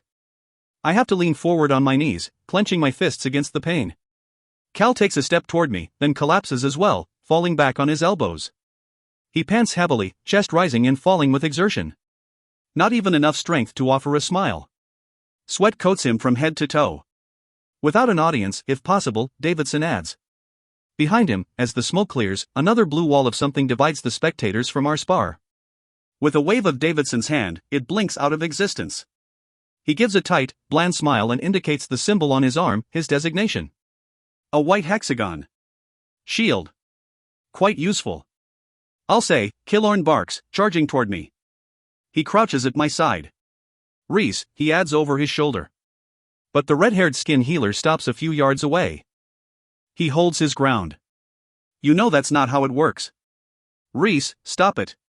Killorn hisses. He clenches his teeth in exasperation. She's burned all down the back and he can barely walk. Cal blinks at me, still panting. His face pulls in concern and regret, but also pain. I'm in agony and so is he. The prince does his best to look strong and tries to sit up. He just hisses, immediately falling back down. Reese holds firm. Sparring has consequences. We're not silver. We need to know what our abilities do to each other. The words sound rehearsed. If I weren't in so much pain, I would agree. I remember the arenas where silvers battled for sport, without fear. I remember my training at the Hall of the Sun. A skin healer was always waiting, ready to patch up every scrape. Silvers don't care about hurting another person because the effects don't last. Reese looks us both over and all but wags a scolding finger. It's not life-threatening. They spend 24 hours this way. That's protocol, Warren. Normally, I would agree, Davidson says.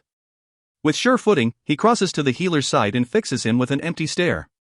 But unfortunately I need these two sharp, and I need it now. Get it done. Sir. Get it done. The dirt squeezes through my fingers, the smallest relief as I claw my hands in the ground. If it means ending this torture, I'll listen to whatever the Premier wants, and I'll do it with a smile. My coverall uniform is itchy and it smells like disinfecting chemicals. I would complain, but I don't have the brain capacity. Not after Davidson's operative's latest briefing. Even the Premier looks shaky, pacing back and forth in front of the long table of military advisors, including Cal and me. Davidson balls his fist beneath his chin and stares at the floor with his unreadable eyes. Farley watches him for a long moment before glancing down to read Ada's meticulous handwriting. The new-blood woman with perfect intelligence is an officer now, working closely with Farley and the Scarlet Guard. I wouldn't be surprised if baby Clara were made an officer too. She dozes against her mother's chest, wrapped tightly in a cloth sling. A crown of dark brown fuzz spots over her head. She really does looks like shade. 5,000 red soldiers of the Scarlet Guard and 500 new bloods of Montfort currently hold the Corvium garrison, Farley recites from Ada's notes. Reports put Maven's forces in the thousands, all silver. Massing at Fort Patriot in Harbor Bay, and outside Detrayan in the Lakelands. We don't have exact numbers, or an ability count. My hands tremble on the flat of the table, and I quickly shove them under my legs. In my head, I tick off who could possibly be aiding Maven's attempt to retake the fortress city. Samos is gone, Laris, Irel, Haven too. Larilyn, if Cal's grandmother can be believed. As much as I want to disappear, I force myself to speak. He has strong support in Rambos and Welly. Strong arms, Green Wardens. Arvans too. They'll be able to neutralize any new blood attack. I don't explain further. I know what Arvans can do firsthand. I don't know the Lakelanders, beyond the Nymph Royals. The colonel leans forward, bracing his palms on the table. I do. They fight hard, and they endure. And their loyalty to their king is unyielding. If he throws his support to the wretch, he stops himself and glances sidelong at Cal, who doesn't react. To Maven, they won't hesitate to follow. Their nymphs are deadliest of course, followed by storms, shivers, and windweavers. Stone-skinned berserkers are a nasty bunch too. I flinch as he names each one. Davidson spins on his heel to face Tahir in his seat. The new blood looks incomplete without his twin, and leans oddly, as if to compensate for his absence. Any update on the time frame? The Premier barks. Within the week isn't narrow enough. Squinting his eyes, Tahir focuses elsewhere, far beyond the room. To wherever his twin might be. Like many of the operations here, Rash's location is classified, but I can guess. Salita was once embedded in Maven's new blood army. Rash is a perfect replacement for her, probably working as a red servant somewhere in the court. It's quite brilliant. Using his link to Tahir, he can ferry information as quickly as any radio or communication link, without any of the evidence or possibility of interception. Still confirming, he says slowly. Whispers of the new blood stills, and his mouth drops into an O of surprise. Within the day. An attack from both sides of the border. I bite my lip, drawing blood. How could this happen so quickly? Without warning? Cal shares my sentiment. I thought you were keeping watch on troop movements. Armies don't mass overnight. A low current of heat ripples from him, baking along my right side. We know the bulk of the force is in the Lakelands. Maven's new bride and her alliance put us in a bit of a bind, Farley explains. We don't have nearly enough resources there, now that most of the guard is here.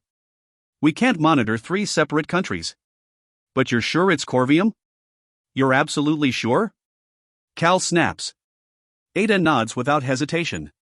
All intelligence points to yes. Maven likes traps. I hate saying his name.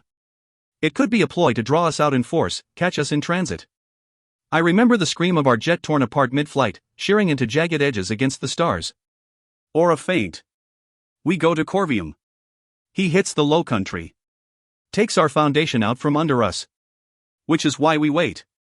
Davidson clenches a fist in resolve. Let them move first so we can make our counter. If they hold, we'll know it was a trick. The colonel flushes, skin red as his eye. And if it's an offensive, plain and simple? We'll move quickly once intentions are known. And how many of my soldiers die while you move quickly? As many as mine, Davidson sneers.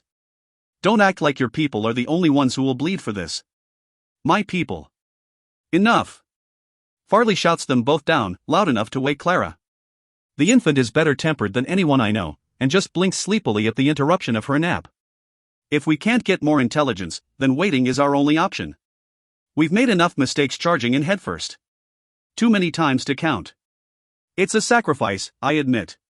The Premier looks as sober as his generals, all stoic and stone-faced at the news.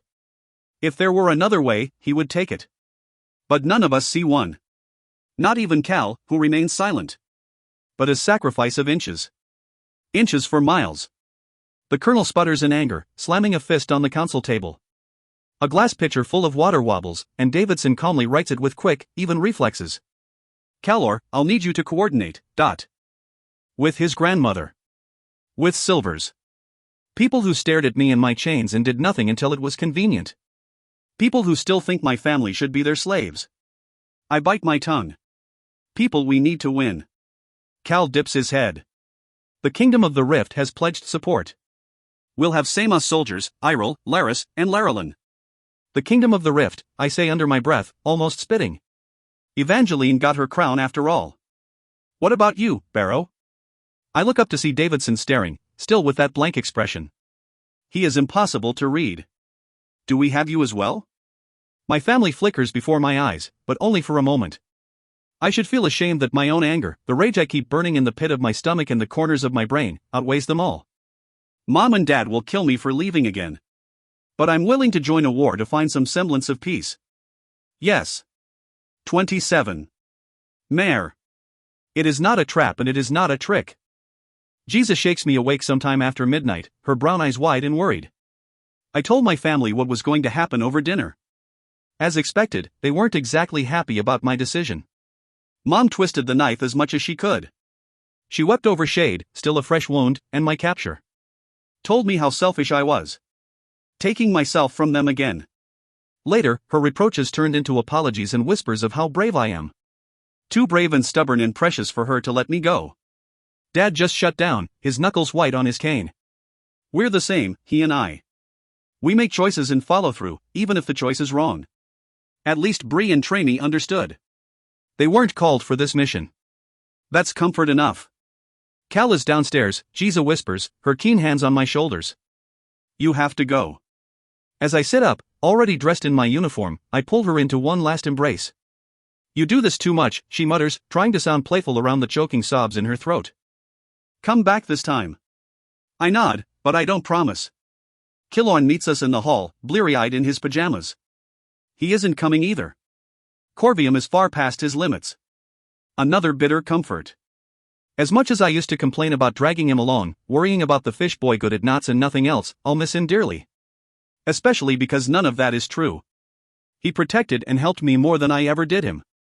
I open my mouth to say all this, but he shuts me up with a quick kiss on the cheek. You even try to say goodbye and I'll throw you down the stairs. Fine, I force out.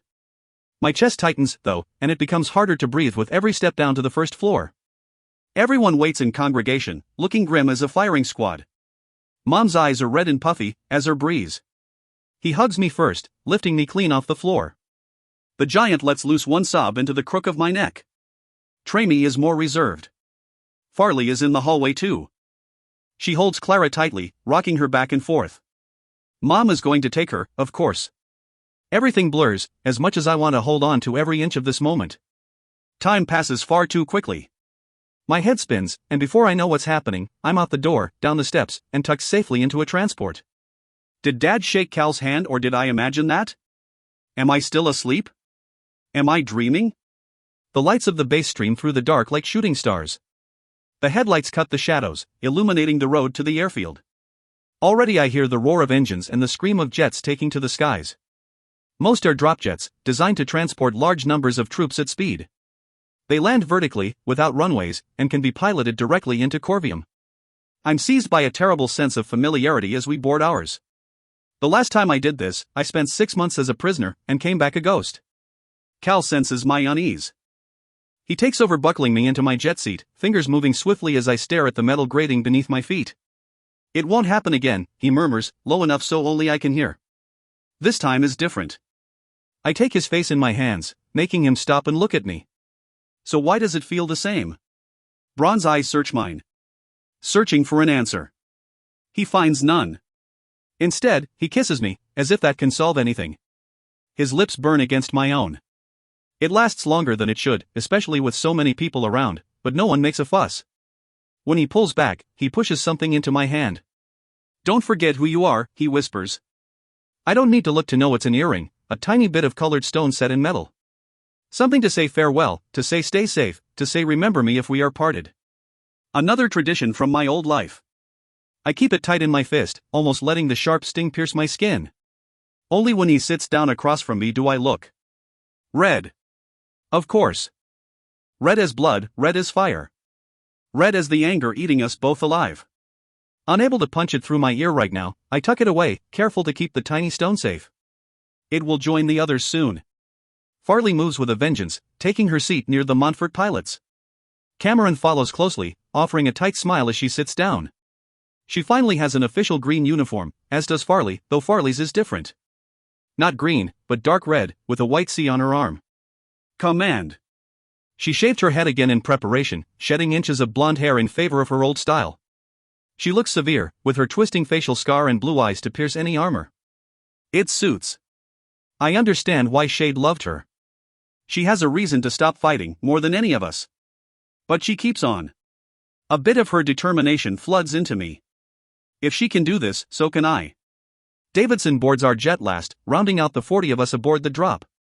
He follows a troop of gravitrons marked by downward lines of insignia. He's still wearing the same battered uniform, and his normally smooth hair is unkempt. I doubt he slept. It makes me like him a bit more. He nods at us as he passes, stomping the length of the jet to sit with Farley. They duck their heads together in thought almost immediately. My electrical sense has improved since my work with the electricans. I can feel the jet down to its wiring. Every spark, every pulse. Ella, Rafe, and Titan are coming, of course, but no one dares put us all on a single dropjet. If the worst should happen, at least we won't all die together. Cal fidgets in his seat. Nervous energy. I do the opposite. I try to feel numb, to ignore the hungry fury begging to be set loose. I still haven't seen Maven since my escape, and I imagine his face as it was then. Shouting for me through the crowd, trying to turn around. He didn't want to let me go. And when I wrap my hands around his throat, I won't let him go. I won't be scared. Only a battle stands in my way. My grandmother is bringing as many with her as she can, Cal mutters. Davidson already knows, but I don't think anyone filled you in. Oh. She has Larilyn, the other rebelling houses. Samos too. Princess Evangeline, I mutter, still laughing at the thought. Cal sneers with me. At least now she has her own crown, and doesn't have to steal her way to someone else's, he says. You two would have been married by now. If, meaning so many things. He nods. Married long enough to go absolutely crazy. She'd make a good queen, but not for me. He takes my hand without looking. And she would be a terrible wife. I don't have the energy to follow that thread of implication, but a burst of warmth blooms in my chest. The jet lurches, spooling into high gear. Rotors and engines were drowning out all conversation. With another lurch we're airborne, rising into the hot summer night. I shut my eyes for a moment and imagine what is to come. I know Corvium from pictures and broadcasts. Black granite walls, gold and iron reinforcements. A spiraling fortress that used to be the last stop for any soldier heading into the choke. In another life, I would have passed through. And now it's under siege for the second time this year. Maven's forces set out a few hours ago, landing at their controlled strip in Rocasta before heading overland. They should be at the walls soon. Before us. Inches for miles, Davidson said. I hope he's right. Cameron tosses her cards into my lap. For queens smolder up at me, all of them teasing. For ladies, Barrow, she snickers. What next? Going to bet your bleeding boots? I grin and swipe the cards into my pile, discarding my useless hand of red numbers and a single black prince. They wouldn't fit you, I answer. My feet aren't canoes, ... She cackles loudly, tossing her head back as she kicks her toes out. Indeed, her feet are very long and thin. I hope, for the sake of resources, Cameron is all done growing. Another round, she goads, and holds out a hand for the cards. I bet a week of laundry. Across from us, Cal stops his preparatory stretching to snort. You think Mare does laundry? Do you, Your Highness? I snap back, grinning. He just pretends not to hear me. The easy banter is both a balm and a distraction. I don't have to dwell on the battle facing us if I'm being robbed blind by Cameron's card skills. She learned in the factories, of course. I barely even understand how to play this game, but it helps me stay focused in the moment. Beneath us, the dropjet sways, bouncing on a bubble of air turbulence. After many hours in flight, it doesn't faze me, and I continue shuffling cards. The second bump is deeper, but no cause for alarm. The third sends the cards flying out of my hands, fanning out in midair. I slam back against my seat and fumble for my harness. Cameron does the same while Cal snaps himself back, his eyes flashing to the cockpit. I follow his gaze to see both pilots working furiously to keep the jet level. More concerning is the view. It should be sunrise by now, but the sky ahead of us is black. Storms, Cal breathes, meaning both the weather and the silvers. We have to climb. The words barely leave his lips before I feel the jet tip beneath me, angling upward to higher altitudes. Lightning flashes deep within the clouds. Real lightning, born of the thunderheads and not a Newblood's ability. I feel it thumping like a faraway heart. I tighten my grip on the straps crossing over my chest. We can't land in that. We can't land at all, Cal snarls. Maybe I can do something, stop the lightning. It won't just be lightning down there. Even over the roar of the climbing plane, his voice rumbles. More than a few heads turn in his direction. Davidson's is one of them. Windweavers and storms are going to blow us off course the second we drop through the clouds. They'll make us crash. Cal's eyes flutter up and down Jet, taking stock of us. The wheels turn in his head, working on overdrive. My fear gives way to faith. What's your plan? The jet bucks again, bouncing us all in our seats. It doesn't faze Cal. I need gravitrons, and I need you, he adds, pointing at Cameron. Her gaze turns steely. She nods. I think I know where you're going with this. Radio the other jets. We're going to need a teleporter in here, and I need to know where the rest of the gravitrons are. They have to distribute. Davidson ducks his chin in a sharp nod. You heard him. My stomach swoops at the implication as the jet bursts into activity. Soldiers double-check their weapons and zip into tactical gear, their faces full of determination. Cal most of all. He forces himself out of his seat, clutching the supports to keep steady. Get us directly over Corvium. Where's that teleporter? Arezzo blinks into existence, dropping to a knee to stop her momentum. I do not enjoy that, she spits. Unfortunately, you and the other porters are going to be doing it a lot, Cal replies. Can you handle jumping between the jets? Of course, she says, like it's the most obvious thing in the world. Good. Once we're down, take Cameron to the next jet in line. Down. Cal, I almost whimper. I can do a lot of things, but this? Arezzo cracks her knuckles, speaking over me. Affirmative. Gravitrons, use your cables. 6 to a body. Keep it tight. The new bloods in question spring to their feet, pulling wound cords from special slots on their tactical vests. Each one has a mess of clips, allowing them to transport multiple people with their ability to manipulate gravity. Back at the Notch, I recruited a man named Gareth. He used his ability to fly or jump great distances. But not to jump out of jets. Suddenly I feel very sick, and sweat breaks out on my forehead. Cal? I say again, my voice climbing higher. He ignores me. Cam, your job is to protect the jet. Put out as much silence as you can. Picture a sphere, it'll help keep us level in the storm. Cal? I yelp. Am I the only one thinking this is suicide? Am I the only sane person here? Even Farley seems nonplussed, her lips pursed into a grim line as she cables herself to one of the 6 gravitrons. She feels my eyes and looks up. Her face flickers for an instant, reflecting 1 ounce of the terror I feel. Then she winks. For shade, she mouths. Cal forces me up, either ignoring my fear or not noticing it. He personally straps me to the tallest gravitron, a lanky woman. He cables in next to me, one arm heavy across my shoulders while the rest of me is crushed against the new blood. All down the jet, the others do the same, flanking their gravitron lifelines. Pilot, what's our position? Cal shouts over my head. 5 seconds to center, comes a responding bark. Plan all passed on? Affirmative, sir.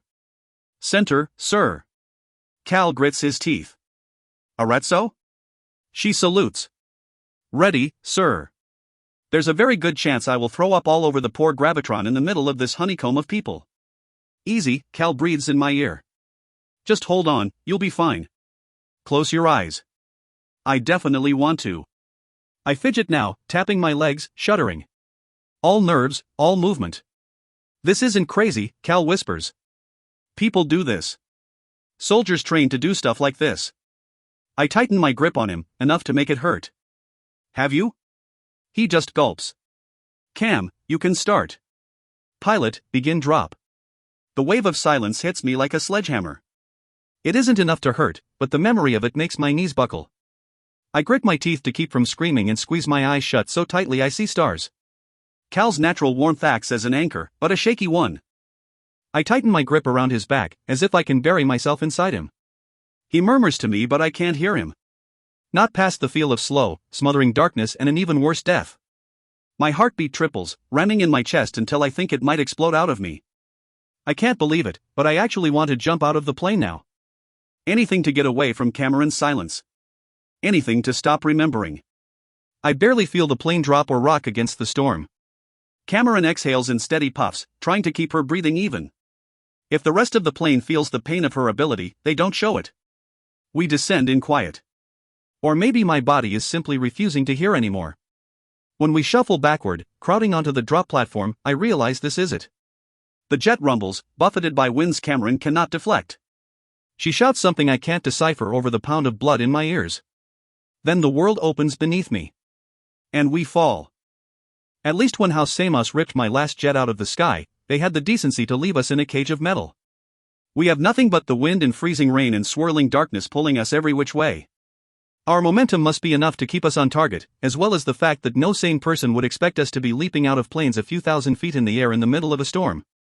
The wind whistles like a woman's scream, clawing at every inch of me. At least the pressure of Cameron's silence is gone. The veins of lightning in the clouds call to me, as if saying goodbye before I'm turned into a crater. Everyone yells on the way down. Even Cal. I'm still yelling when we start slowing about 50 feet above the jagged tips of Corvium, spiraling out in a hexagon of buildings and inner walls. And I'm hoarse when we bump gently against the smoothly paved ground, slick with at least 2 inches of rainwater. Our new blood hastily unclips us all, and I fall backward, not caring about the bitterly cold puddle I'm lying in. Cal jumps to his feet. I lie there for a second, thinking of nothing. Just staring up at the sky I plummeted through and somehow survived. Then Cal grabs my arm and hoists me up, literally pulling me back to reality. The rest are going to be landing here, so we have to move. He shoves me ahead of him, and I stumble a bit through the sloshing water. Gravitrons, Arezzo will come down with the next batch to teleport you back up. Stay sharp. Yes, sir, they echo, bracing themselves for another round. I'm almost sick at the thought. Farley actually is sick. She heaves up her guts in an alleyway, dumping whatever her quick breakfast was. I forgot she hates flying, not to mention teleporting. The drop was the worst of both. I make for her, looping my arm to help her stand up straight. You okay? Fine, she replies. Just giving the wall a fresh coat of paint. I glance at the sky, still lashing us with cold rain. Oddly cold for this time of year, even in the north. Let's get moving. They aren't on the walls yet, but they will be. Cal steams slightly and zips up the neck of his vest to keep the water out. Shivers, he calls. I have a feeling we're about to be snowed in. Should we go to the gates? No. They're warded with silent stone. Silvers can't pummel their way in. They have to go over. He gestures for us and the rest of our dropjet to follow him. We have to be on the ramparts, ready to push back whatever they throw. The storm is just the vanguard. Block us in, reduce our vision. Keep us blind until they're on top of us. His pace is hard to match, especially through the rain, but I forge to his side anyway. Water soaks through my boots, and it isn't long before I lose sensation in my toes. Cal stares ahead, as if his eyes alone can set the entire world on fire. I think he wants to. That would make this easier. Once again he must fight and probably kill the people he was raised to protect. I take his hand, because there are no words I can say right now. He squeezes my fingers, but lets them go just as quickly. Your grandmother's troops can't get in the same way. As I speak, more gravitrons and soldiers plummet out of the sky. All screaming, all safe when they touch down. We turn a corner, moving from one ring of walls to the next, leaving them behind. How do we join our forces? They're coming from the rift. That's southwest. Ideally, we'll keep Maven's force occupied long enough for them to take the rear. Pin them between us. I gulp. So much of the plan relies on the work of Silvers. I know better than to trust such things. House Samos could simply not arrive and let us all be captured or killed. Then they would be free to challenge Maven outright. Cal isn't stupid. He knows all this. And he knows Corvium and its garrison are too valuable to lose. This is our flag, our rebellion, our promise. We stand against the might of Maven Calor and his twisted throne. New bloods man the ramparts, joined by red soldiers with arms and ammunition. They don't fire, only stare out into the distance. One of them, a tall string bean of a man with a uniform like Farley's and a C on his shoulder, steps forward. He clasps arms with her first, nodding his head. General Farley, he says. She dips her chin. General Townsend. Then she nods to another ranking officer in green, probably the commander of the Montfort Newbloods. The short, squat woman with bronze skin and a long, white braid coiled around her head returns the action. General Akadi. What are we looking at? Farley asks them both. Another soldier approaches in red instead of green. Her hair is different, dyed scarlet, but I recognize her. Good to see you, Laurie, Farley says, all business. I would greet the new blood too if we had the time. I'm quietly happy to see another one of the Notch recruits not just alive but thriving. Like Farley, her red hair is closely cut. Laurie belongs to the cause. She nods at us all before throwing an arm out over the metal-edged ramparts. Her ability is extremely heightened senses, allowing her to see much farther than we can. Their force is to the west, with their backs to the choke. They have storms and shivers just inside the first ring of cloud cover, out of your sight. Cal leans forward, squinting at the thick black clouds and pelting rain. They make it impossible for him to see farther than a quarter mile from the walls. Do you have snipers? We tried, General Townsend sighs. Akati concurs. Waste of ammunition. The wind just eats the bullet. Windweavers too, then. Cal sets his jaw. They have the aim for that. The meaning is clear. The Windweavers of Norda, House Laris, rebelled against Maven. So this force is Lakelander. Another person might miss the twitch of a smile or the release of tension in Cal's shoulders, but I don't. And I know why. He was raised to fight Lakelanders. This is an enemy that won't break his heart. We need Ella. She's best at storm lightning. I point up at the looming towers overlooking this section of wall. If we get her up high, she can turn the storm against them. Not control it, but use it to fuel herself. Good, get it done, Cal says with a clipped tone. I've seen him in a fight, in battle, but never something like this. He becomes another person entirely. Laser-focused, inhumanly so, without even a flicker of the gentle, torn prince. Whatever warmth he has left is an inferno, meant to destroy. Meant to win. When the gravitrons finish the drops, put them here, evenly spaced. The Lakelanders are going to charge the walls. Let's make it hard for them to move. General Akati, who else do you have on hand? Good mix of defensive and offensive, she responds. Enough bombers to turn the choke road into a minefield. With a proud smirk, she indicates the nearby newbloods who have what look like sunbursts on their shoulders. Bombers. Better than oblivions, able to explode something or someone on sight instead of just touch. Sounds like a plan, Cal says. You keep your newbloods ready. Strike at your discretion. If Townsend minds being dictated to, and by a silver at that, he doesn't show it. Like the rest of us, he feels the thrum of death in the air. There's no room for politics now. And my soldiers? I've got 1,000 reds on the walls. Keep them there. Bullets are just as good as abilities, sometimes more so.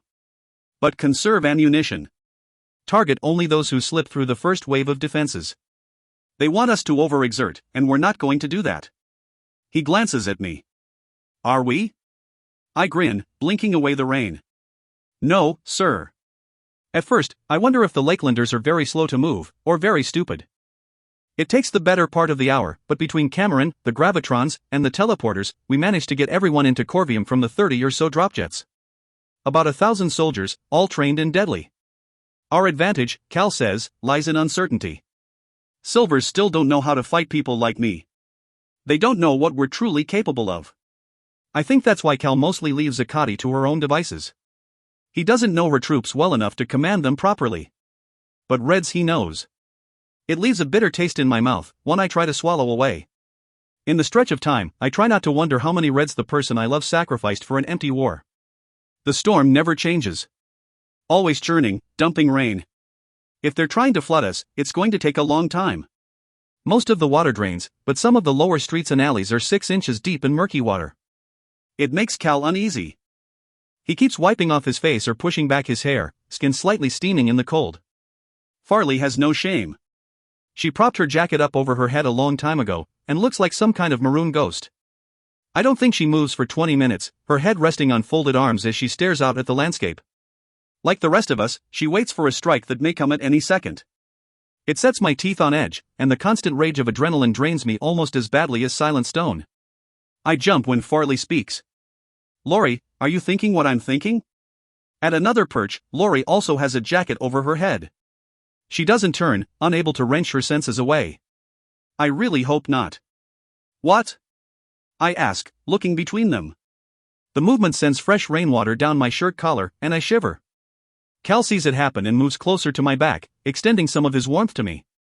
Slowly, Farley turns, trying not to get drenched. The storm is moving. Closing in. A few feet every minute, and getting faster. Shit, Cal breathes behind me. Then he springs into action, taking his warmth with him. Gravitrons, be ready.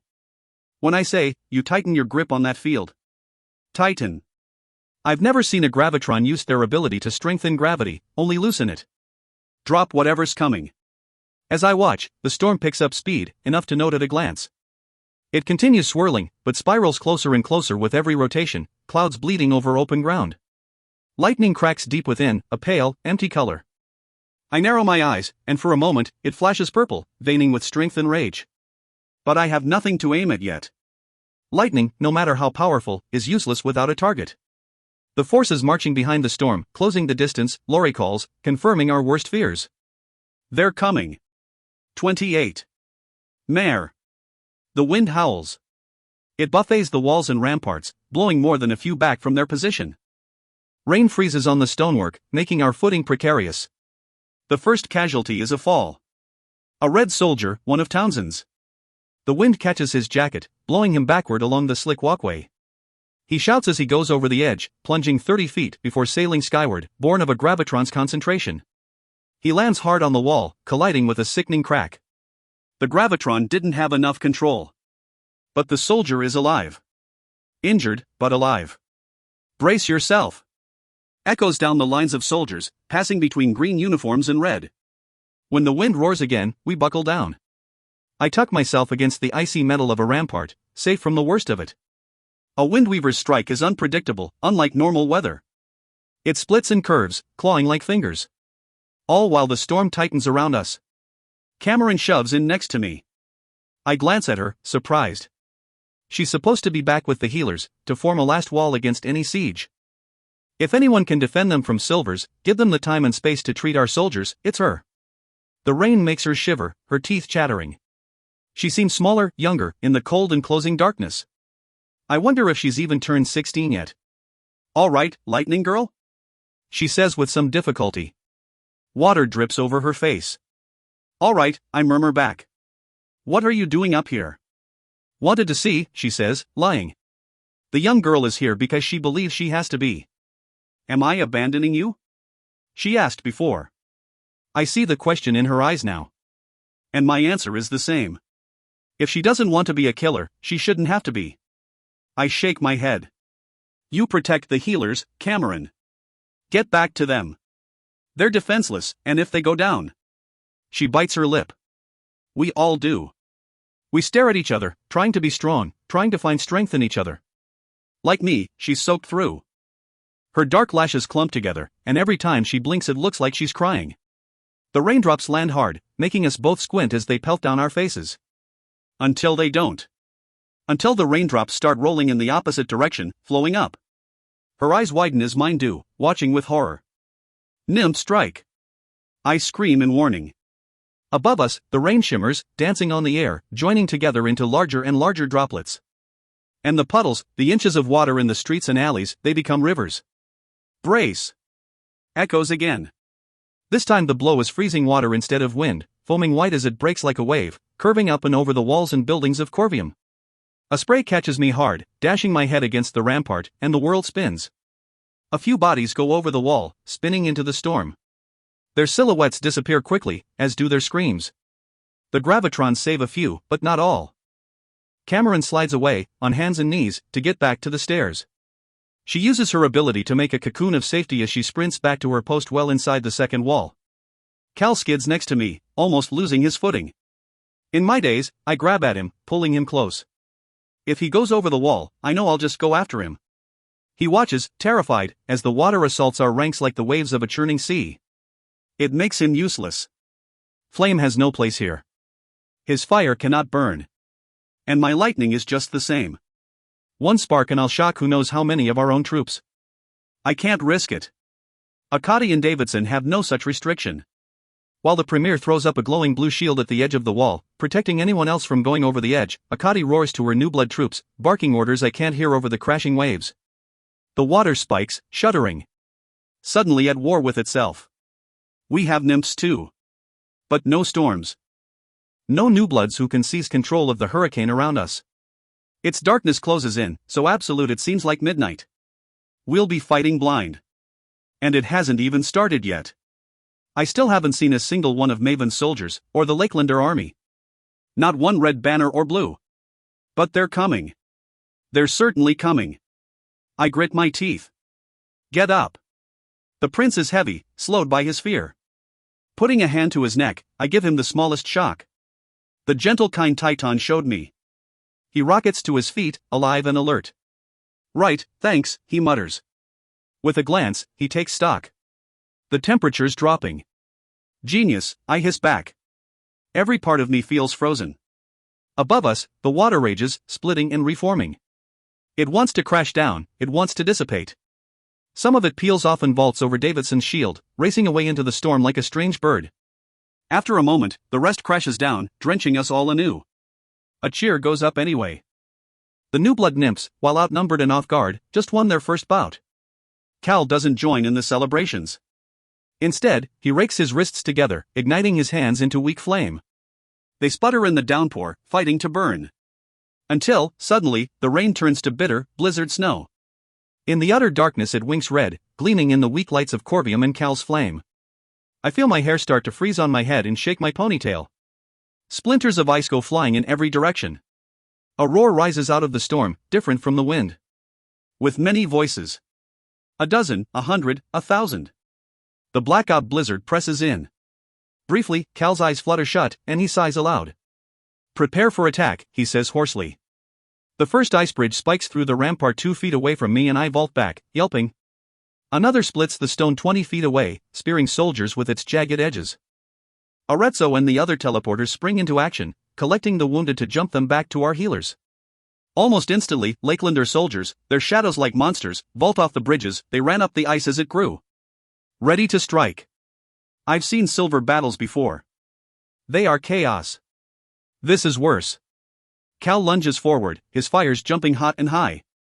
The ice is thick, not so easily melted, and he carves pieces from the nearest bridge like a lumberjack with a chainsaw. It makes him vulnerable. I slice through the first Lakelander to get near him, and my sparks send the armored man spinning into darkness.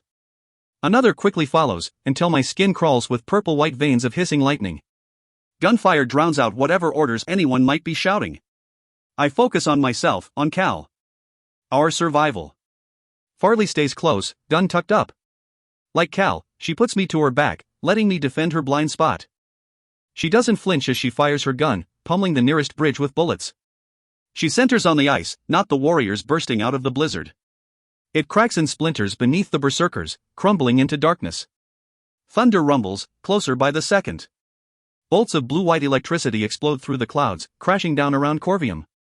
From the towers, Ella's aim is deadly, striking just outside the walls. An ice bridge falls to her wrath, cracking in two, but it regrows, reforming in midair at the will of a shiver hiding somewhere. Bombers do the same, obliterating glassy hunks of ice with bursts of explosive force. They just creep back, skittering through another rampart. Green lightning crackles somewhere to my left as Rafe arcs his whips into a stampeding horde of Lakelanders. His blow meets a shield of water, which absorbs the current as they advance. Water doesn't stop bullets, though. Farley peppers them with gunfire, dropping a few silvers where they stand. Their bodies slide off into darkness. I turn my attentions to the closest bridge of soldiers. Instead of the ice, I focus on the figures charging from the darkness. Their blue armor is thick, scaled, and with their helmets they look inhuman. It makes them easier to kill. They force one another forward, pressing on to the walls. A snaking line of faceless monsters. Purple lightning explodes from my clawed hands and races through their hearts, jumping from one suit of armor to the other. The metal superheats, fading from blue to red, and many fall off the bridge in their agony. More replace them, vaulting out of the storm.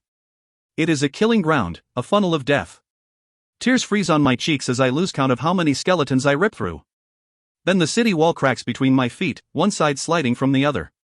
A concussive blow shudders through my bones. Then another. The crack widens. Quickly, I pick an edge, jumping to Cal's side before the crack swallows me whole. Roots worm up through the fissure, thick as my arm, and growing. They pry apart the stone like massive fingers, sending spider cracks past my feet like bolts of stone lightning. The wall bucks under the strain. Green wardens. The wall is going to break, Cal breathes. They'll crack it right open and get behind us. I clench a fist. And less? He just stares blankly, at a loss. There has to be something we can do. It's the storm. If we can get rid of the storm, get visibility, we can use our range. As he speaks, he sets fire to the roots, now creeping closer. Flame races its length, charring the plant. It just grows back. We need windweavers. Blow the clouds away. House Laris. So we hold until they get here? Hold and hope they're enough. Fine. As for this, I nod at the gap widening by the second. Soon a silver army will burst right through. Let's give them an explosive welcome. Cal nods, understanding. Bombers! He roars over the howling wind and snow. Get down there and be ready. Pointing, he indicates the street running just inside the outer wall. The first-place Lakelanders will overrun us. A dozen or so bombers hear him and obey, peeling off their posts to man the street. My feet move of their own accord, intending to follow. Cal grabs my wrist and I almost skid. I didn't say you, he growls. You stay right here. Quickly, I peel his fingers away. The grip is too tight, heavy as a manacle. Even in the heat of battle, I find myself thrown back through time, to a palace where I was a prisoner. Cal, I'm going to help the bombers hold. I can do that. His bronze eyes flicker in the darkness, the red flames of two blazing candles. If they breach the wall, you're going to be surrounded. And then the storm will be the least of our worries. His decision is quick and stupid. Fine, I'll come. They need you up here. I put a palm to his chest, pushing him away from me. Farley, Townsend, Akati, the soldiers need generals on the line. They need you on the line. If not for the battle, Cal would argue. He just grazes my hand. There's no time for anything. Especially when I'm right. I'll be fine, I tell him as I jump away, sliding over frozen stones. The storm eats his response.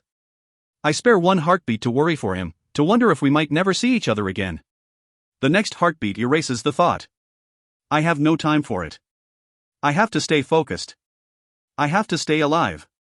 I pick up my feet up and slide down the stairs, the frozen rail slipping through my curled hands. On the street, out of the wind, the air is much warmer and the puddles are gone. Either frozen or the water was used above to assault the defenders of the Corvium wall. Bombers face the crack in the wall, spreading farther with each second. Up on the ramparts it widens to several feet, but here the crack is just inches and growing. Another shudder runs through the stone and below my feet, like an explosion or an earthquake in the ground. I swallow hard, imagining a strong arm on the other side of the wall, her fists raining blow after blow upon our foundations. Wait to strike, I tell the bombers. They look to me for orders, even though I'm not an officer. No explosions until it's clear they're coming through. We don't need to help them along. I'll shield the breach as long as possible, a voice says behind me. I whirl to see Davidson, his face streaked in gray blood steadily turning black. He looks pale beneath the blood, stunned by it. Premier, I mutter, dipping my head. He responds after a long moment. Dazed by the battle. So different on the field than it is in the war room. Instead, I turn my electricity on our attackers. Using the roots as a map, I run lightning along the plant matter, letting it curl and spiral with the path of the root. I can't see the Green Warden at the far side, but I feel him. Though dulled by the dense root, my sparks ripple through his body. A distant shriek echoes through the cracks in the stone, somehow audible over the chaos above and around. The Green Warden isn't the only silver able to bring down stone. Another takes his place, a strong arm judging by the way the stone shudders and cracks. Blow after blow sends rubble and dust through the widening gap. Davidson stands on my left, mouth slightly agape. Numb. First battle? I mutter as another thunderous strike hits home. Hardly, he says, to my surprise. I was a soldier once too. I'm told I was on a list of yours? Dane Davidson. The name flutters in my mind, a butterfly brushing wings against the bars of a bone cage. It comes back as if through mud, slowly, with great effort. Julian's list. He nods. Smart man, Jocko's. Connecting dots no one else even sees. Yes, I was one of the Norten Reds to be executed by their legion. For crimes of blood, not body. When I escaped, the officers marked me as dead anyway. So they didn't have to explain another lost criminal. He licks lips cracked by the cold. I fled to Montfort, collecting others like me along the way. Another crack. The gap before us widens as feeling returns to my toes. I wiggle them in my boots, preparing to fight. Sounds familiar. Davidson's voice gains strength and momentum as he speaks. As he remembers what we are fighting for. Montfort was in ruin. 1,000 silvers claiming their own crowns, every mountain its own kingdom, the country splintered beyond recognition. Only Reds stood united. And Ardents were in the shadows, waiting to be unleashed. Divide and conquer, Miss Barrow. It's the only way to beat them. The kingdom of Norta, the kingdom of the Rift, Piedmont, the Lakelands. Silvers at one another's throats, squabbling for smaller and smaller pieces while we wait to take the whole lot. Though Davidson looks overwhelmed, I can almost smell the steel in his bones. A genius, perhaps, and dangerous certainly. A gust of snow brings me back. The only thing I need to be concerned with is what happens now. Survive. Win. Blue-tinged energy bursts through the splintering wall, pulsing across the foot-wide expanse of emptiness. Davidson holds the shield in place with an outstretched hand. A drop of blood drips off his chin, steaming in the cold. A silhouette on the other side pummels the shield, fists raining knuckled held down on the rippling field. Another strong arm joins the shadow and works to widen the gap, attacking stone instead. The shield grows with their efforts. Be ready, Davidson says. When I split the shield, fire with everything. We obey, preparing to strike. 3. Purple sparks web between my fingers and weave into a pulsing ball of destructive light. 2. The bombers kneel in formation, like snipers. Instead of guns, they just have their fingers and eyes. 1. With a twitch, the blue shield cuts in two and slams the pair of strong arms into the walls with sickening cracks of bone. We fire through the opening, my lightning ablaze. It illuminates the darkness beyond, showing a dozen berserker soldiers ready to rush the breach. Many drop to their knees, spitting fire and blood as the bombers explode their insides. Before any can recover, Davidson seals the shield again, catching a returning volley of bullets. He looks surprised by our success. On the wall above us, a fireball churns in the black storm, a torch against the false night. Cal's fire spreads and strikes in a snake of flame. The red heat turns the sky to scarlet hell. I just clench a fist and gesture at Davidson. Again, I tell him. It's impossible to mark the passage of time. Without the sun, I have no idea how long we spent battling the breach. Even though we push back the assault again and again, every attempt widens the gap bit by bit. Inches for miles, I tell myself. On the wall, the wave of soldiers has not won the ramparts. The ice bridges keep coming back, and we keep fighting them. A few corpses land in the street, beyond even a healer's touch. Between strikes, we drag the bodies into the alleyways, out of sight. I search each dead face, holding my breath every time. Not Cal, not Farley. The only one I recognize is Townsend, his neck snapped clean. I expect a wash of guilt or pity, but I feel nothing. Just the knowledge that strong arms are up on the walls as well, tearing our soldiers apart. Davidson's shield stretches across the gap in the wall, now at least 10 feet wide, yawning open like stone jaws. Bodies lie in the open mouth. Smoking corpses felled by lightning, or brutally ripped open by a bomber's merciless stare. Through the quivering field of blue, shadows gather in the darkness, waiting to try our wall again. Hammers of water and ice batter against Davidson's ability. A banshee scream reverberates off its expanse, and even the echo is painful to our ears. Davidson winces. Now the blood on his face streaks with sweat dripping down his forehead, nose, and cheeks. He sprints toward his limit, and we are running out of time. Someone get me Rafe. I shout. And Titan. A runner sprints off as soon as the words are out of my mouth, vaulting up the steps to find them. I watch the wall above, searching for a familiar silhouette. Cal works a manic rhythm, perfect as a machine. Step, turn, strike. Step, turn, strike. Like me, he finds an empty place where survival is the only thought. At every break in the oncoming rush of enemies, he reforms his soldiers, directing the Reds in their fire, or working with Akati and Lori to eliminate another target in the darkness. How many are dead, I can't say. Another corpse tumbles from the ramparts, end over end. I grab his arms to drag him off before I realize his armor is not armor at all, but scaled pieces of stony flesh, smoldering with the heat of a fire prince's anger. I draw back surprised, as if burned myself. A stone skin. The few clothes on his dead body are blue and gray. House Macanthos. Norta. One of Maven's. I swallow hard against the implication. Maven's forces have reached the walls. We aren't just fighting Lakelanders anymore. A roar of fury rises in my chest and I almost wish I could storm through the breach myself. Tear through everything on the other side. Hunt him down. Kill him between his army and mine. Then the corpse grabs me. He twists, and my wrist breaks with a snap. I shriek against the sudden bleeding pain racing up my arm. Lightning ripples from my flesh, escaping me like a scream. It covers his body in purple sparks and lethal, dancing light. But either his stony flesh is too thick or his resolve is too strong. The stone skin does not let go, his pincer-like fingers now clawing at my neck. Explosions blossom along his back, the work of bombers. Bits of stone slew off him like dead skin and he howls. His grip only tightens with the pain. I make the mistake of trying to pry off his hands, now locked around my throat. His rocky flesh cuts my skin, and blood wells up between my fingers, red and hot in the frozen air. Spots dance before my eyes, and I loose another blast of lightning, letting it pour from my agony. The blow rockets him off me and back into a building.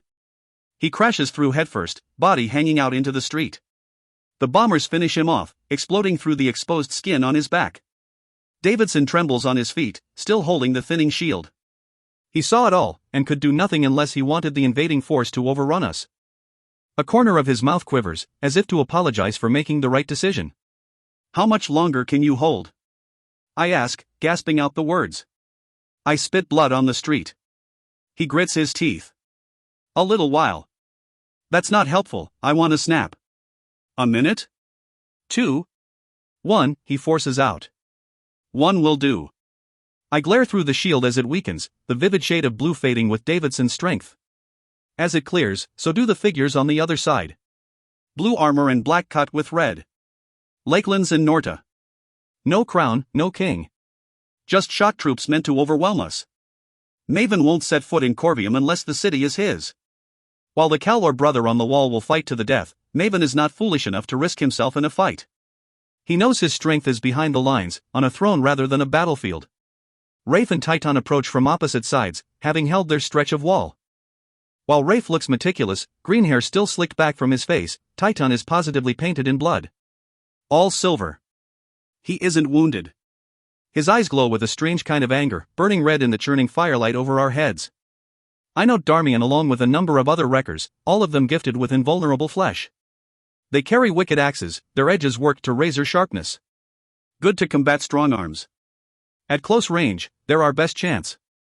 Form up, Titan says, taciturn to a fault. We follow, organizing into hasty lines at Davidson's back. His arm shakes as we move, holding on as long as he can. Rafe takes my left, Titan my right. I glance between them, wondering if I should say something. I can feel the static energy blooming from them both, familiar but strange. Their electricity, not mine. In the storm, the blue thunder continues to rage.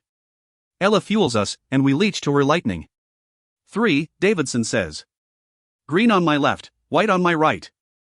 The colors flicker on the edge of my vision, each spark a tiny heartbeat. 2. I suck in one more breath. My throat aches, bruised by the stone skin. But I'm still breathing. 1. Again the shield collapses, opening our insides to the oncoming storm. Breach.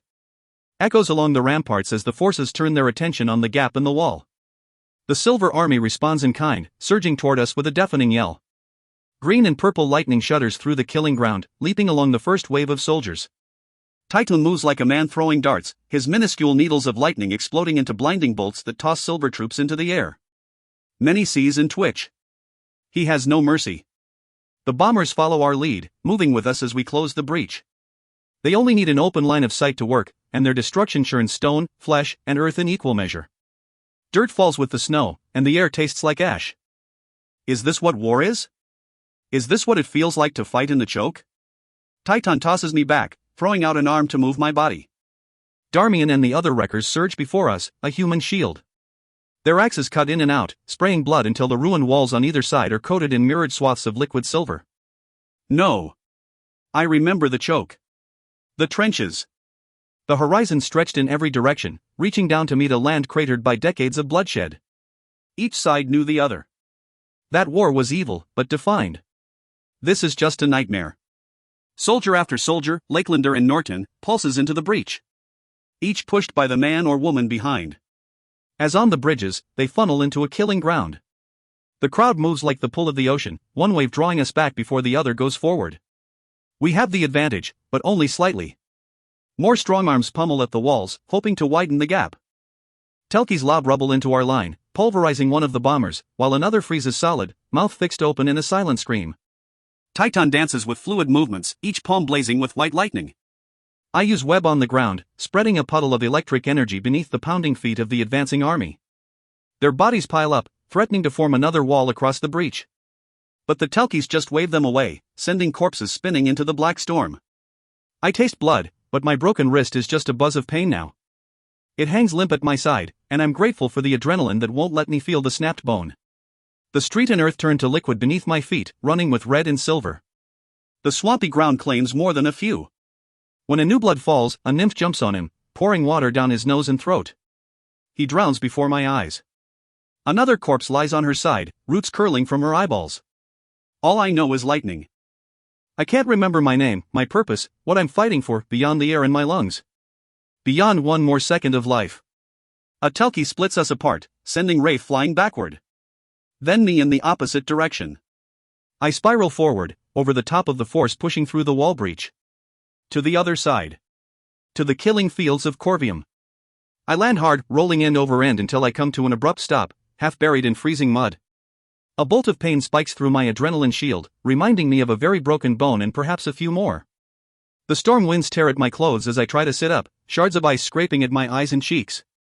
Even though the wind howls, it isn't so dark out here. Not black, but gray. A blizzard at dusk rather than midnight. I squint back and forth, too winded to do anything but lie in pain. What were open fields, green lawns sloping off either side of the iron road, are now frozen tundra, each blade of grass like a razor of icicle. From this angle, Corvium is impossible to make out. Just like we couldn't see through the pitch black of the storm, neither can the assaulting forces. It hinders them as much as us. Several battalions cluster like shadows, cutting silhouettes against the storm. Some attempt the ice bridges still forming and reforming, but now most surge toward the breach. The rest lie in wait behind me, a smudge outside the worst of the storm. Maybe hundreds held in reserve, maybe thousands. Blue and red flags snap in the wind, just bright enough to make out. Caught between a rock and a hard place, I sigh to myself. And I'm stuck in the mud, surrounded by corpses and the walking wounded. At least most are focused on themselves, on missing limbs or split bellies, rather than a single red girl in their midst. Lakelander soldiers dart around me, and I brace myself for the worst. But they march on, stomping for the thundering clouds and the rest of the army slouching toward destruction. Get to the healers. One of them shouts over their shoulder, not even looking back. I look down, realizing I'm covered in silver blood. Some red, but mostly silver. Quickly, I rub mud over my bleeding wounds and the bits of my uniform that are still green. The cuts sear with pain, making me hiss through my teeth. I look back at the clouds, watching lightning pulse within. Blue at the crown, green at the base, where the breach is. Where I have to get back to. The mud sucks at my limbs, trying to freeze solid around me. With my broken wrist tucked against my chest, I push off with one arm, fighting to be free. I pull away with a loud pop and start sprinting, heaving breath after breath. Each one burns. I make it 10 yards, almost to the back of the Silver Army, before I realize this isn't going to work. They're packed too tightly to slip through, even for me. And they'll probably stop me if I try. My face is well known, even covered in mud. I can't chance it. Or the ice bridges. One might crumble beneath me, or the red soldiers might shoot me dead as I try to get back over the wall. Each choice ends badly. But so does standing here. Maven's forces will push another assault and send another wave of troops. I see no way forward and no way back. For one terrifying, empty moment, I stare at the blackness of Corvium. Lightning flickers within the storm, weaker than before. It seems a towering hurricane topped with a thunderhead, layered with a blizzard and gale-force winds. I feel small against it, a single star in a sky of violent constellations. How can we defeat this? The first scream of a jet sends me to my knees, covering my head with my good hand. It ripples in my chest, a burst of electricity hammering like a heart. A dozen follow at low altitude, their engines spiraling the snow and ash as they scream between the two halves of the army. More jets spiral on the outer edge of the storm, around and around, carving through it. The clouds drift with the jets, as if magnetized to the wings. Then I hear another roar. Another wind, stronger than the first, blowing with the fury of 100 hurricanes. The wind works to clear the storm, tearing it apart with force. The clouds part enough to show the towers of Corvium, where blue lightning reigns. The wind follows the jets, pooling beneath their freshly painted wings. Painted bright yellow. House Laris. My lips tug into a smile. They're here. Annabel Llewellyn kept her word. I look for the other houses, but a falcon screams around me, its blue-black wings beating the air. Talons gleam, sharp as a blade, and I jump back to cover my face from the bird. It just screeches keenly before flapping away, gliding over the battleground toward oh no. Maven's reserves are coming. Battalions, legions. Black armor, blue armor, red armor. I'm going to be smashed between both halves of his army. Not without a fight. I let loose, purple bolts rocketing down around me. Pushing back soldiers, making them question every step. They know what my abilities look like. They've seen what the lightning girl can do. They pause, but only for a moment. Enough to let me set my feet and turn, angling my body. Smaller target, larger chance of survival. My good fist clenches, ready to take them all down with me. Many of the silvers assaulting the breach turn in my direction. The distraction is their downfall. Green lightning and white pulse through them, clearing the way for red flame as it charges toward me. The swifts close the distance first and catch a web of lightning. Some zip backward but others fall, unable to outrun sparks. Storm bolts, crackling out of the sky, keep the worst at bay, forming a protective circle around me. From the outside, it looks like a cage of electricity, but it's a cage of my own making. A cage I control. I dare any king to put me in a cage now. I expect my lightning to draw him, like a moth to a candle flame. I search the oncoming horde for Maven. A red cape, a crown of iron flames. A white face in the sea, his eyes blue enough to pierce mountains. Instead, the Laris jets move in for another pass, swooping low over both armies. They split around me, making soldiers scramble for cover as screaming metal rushes overhead. A dozen or so figures tumble from the backs of the larger jets, somersaulting on the air before plummeting to the ground at a speed that would pancake most humans. Instead, they throw out their arms, stopping themselves abruptly, churning up dirt, ash, and snow. And iron. Lots of iron. Evangeline and her family, brother and father included, turn to face the oncoming army. The falcon keens around them, screaming as it darts on the harsh wind. Evangeline spares a glance over her shoulder, her eyes finding mine. Don't make this a habit. She shouts. Exhaustion hits me because, strangely, I feel safe. Evangeline Samos has my back. Fire blazes at the edge of my vision on either side. It hems me in, almost blinding. I stumble back and hit a wall of muscle and tactical armor. Cal cradles my broken wrist, holding it gently. For once, I don't remember the manacles. 29. Evangeline. The doors of Corvium's administrative tower are solid oak, but their hinges and trimmings are iron. They glide open in front of us, bowing before the royal house of Samos. We enter the council chamber gracefully, in front of the eyes of our patchwork excuse for an alliance. Montfort and the Scarlet Guard sit on the left, simple in their green uniforms, our silvers on the right in their varying house colors. Their respective leaders, Premier Davidson and Queen Annabel, watch us enter in silence. Annabel wears her crown now, marking herself as a queen, albeit to a long-dead king. It's a beaten ring of rose gold, set with tiny black gems. Simple. But it stands out all the same. She drums her deadly fingers on the flat of the table, eagerly displaying her wedding ring. A fiery red jewel, also set in rose gold. Like Davidson, she has the look of a predator, never blinking, never distracted. Prince Tiberius and Mare Barrow are not here, or else I can't see them. I wonder if they'll split to their respective sides and colors. Windows on every side of the tower room open on the land, where the air still smolders with ash and the western fields are choked in mud, flooded and swamped by the extra-seasonal catastrophe. Even this high up, everything smells like blood. I scrubbed my hands for what seemed like hours, washing every inch, and still I can't get rid of the scent.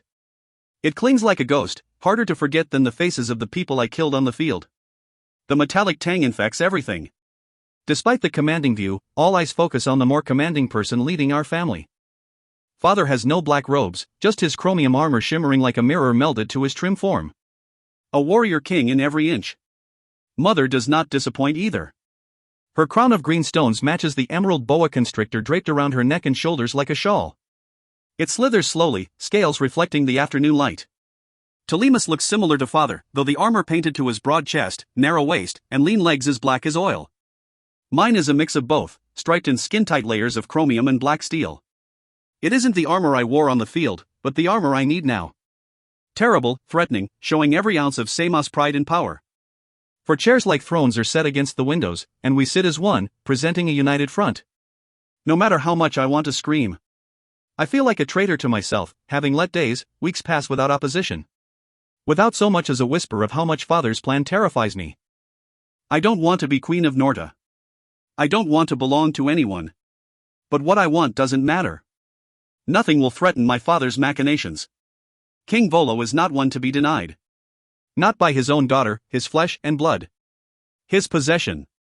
An all too familiar ache rises in my chest as I settle onto my throne. I do my best to keep composed, quiet, and dutiful. Loyal to my blood. It's all I know. I haven't spoken to my father in weeks. I can only nod to his commands. Words are beyond my ability. If I open my mouth, I fear my temper will get the best of me. It was Tali's idea to stay quiet. Give it time, Eve. Give it time. But time for what, I have no idea. Father doesn't change his mind. And Queen Annabel is hellbent on pushing her grandson back to the throne. My brother is just as disappointed as I am. Everything we did, marrying him to Elaine, betraying Maven, supporting father's kingly ambitions, was so we could stay together. All for nothing. He'll rule in the rift, married to the girl I love, while I'm shipped off like a crate of ammunition, once more a gift to a king. I'm grateful for the distraction when Mare Barrow decides to grace the council with her presence, Prince Tiberius trailing at her heels. I forgot what a tragic puppy he became in her presence, all wide eyes begging for attention. His keen soldier sense trains on her instead of the task at hand. Both of them are still vibrating with adrenaline from the siege, and no wonder. It was a brutal thing. Barrow still has blood on her uniform. Both trek down the central aisle, splitting the council. If they feel the weight of their action, they don't show it. Most conversation reduces to a murmur or stops altogether to watch the pair, waiting to see which side of the room they choose. Mare is quick, stalking past the front row of green uniforms to lean against the far wall. Out of the spotlight. The prince, the rightful king of Norta, doesn't follow. He approaches his grandmother instead, one hand outstretched to embrace her. Annabel is much smaller than him, reduced to an old woman in his presence. But her arms encircle him easily. They have the same eyes, burning like heated bronze. She grins up at him. Tiberius lingers in her embrace, just for a moment, holding on to the last piece of his family. The seat beside his grandmother is empty, but he doesn't take it. He elects to join Mare at the wall. He crosses his arms over his broad chest, fixing father with a heated stare. I wonder if he knows what she has planned for the two of us. No one takes the seat he left behind. No one dares take the place of the rightful heir to Norta. My beloved betrothed echoes in my head. The words taunt me worse than my mother's snakes. Suddenly, with a flick of his hand, father drags Celine Iroh by his belt buckle, pulling him up from his seat, over his table, and across the oak floor.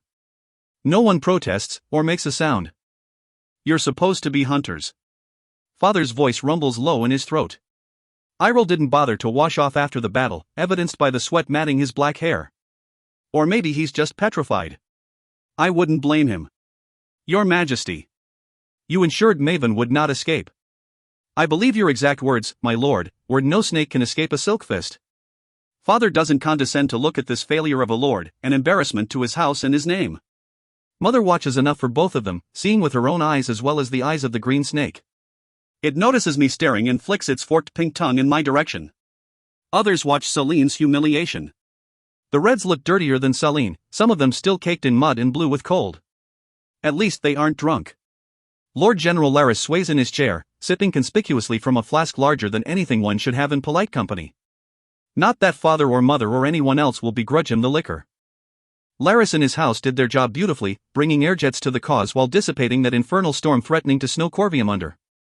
They proved their worth. As did the New Bloods. Silly as their chosen name sounds, they held off the attack for hours. Without their blood and sacrifice, Corvium would be back in Maven's hands. Instead, he failed a second time. He has been defeated twice.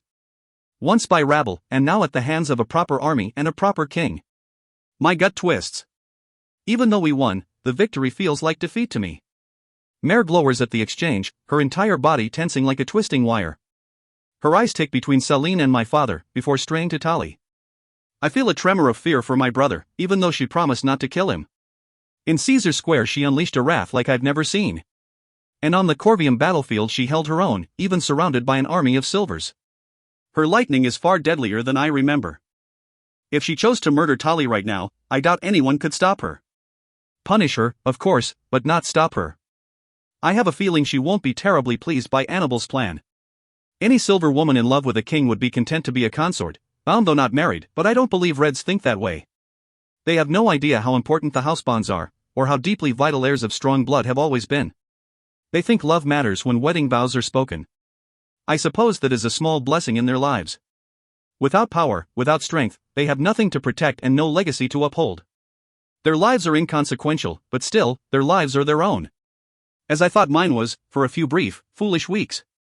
On the battlefield, I told Mare Barrow not to make a habit of letting me save her. Ironic. Now I hope she saves me from a queen's gilded prison and a king's bridal cage. I hope her storm destroys the alliance before it even takes root. Prepares for escape as well as attack. Swifts were in place, transports, airjets. We never even saw Maven. Selene keeps up his protest, hands raised above his head. Father lets him. Father always gives a person enough rope to hang themselves.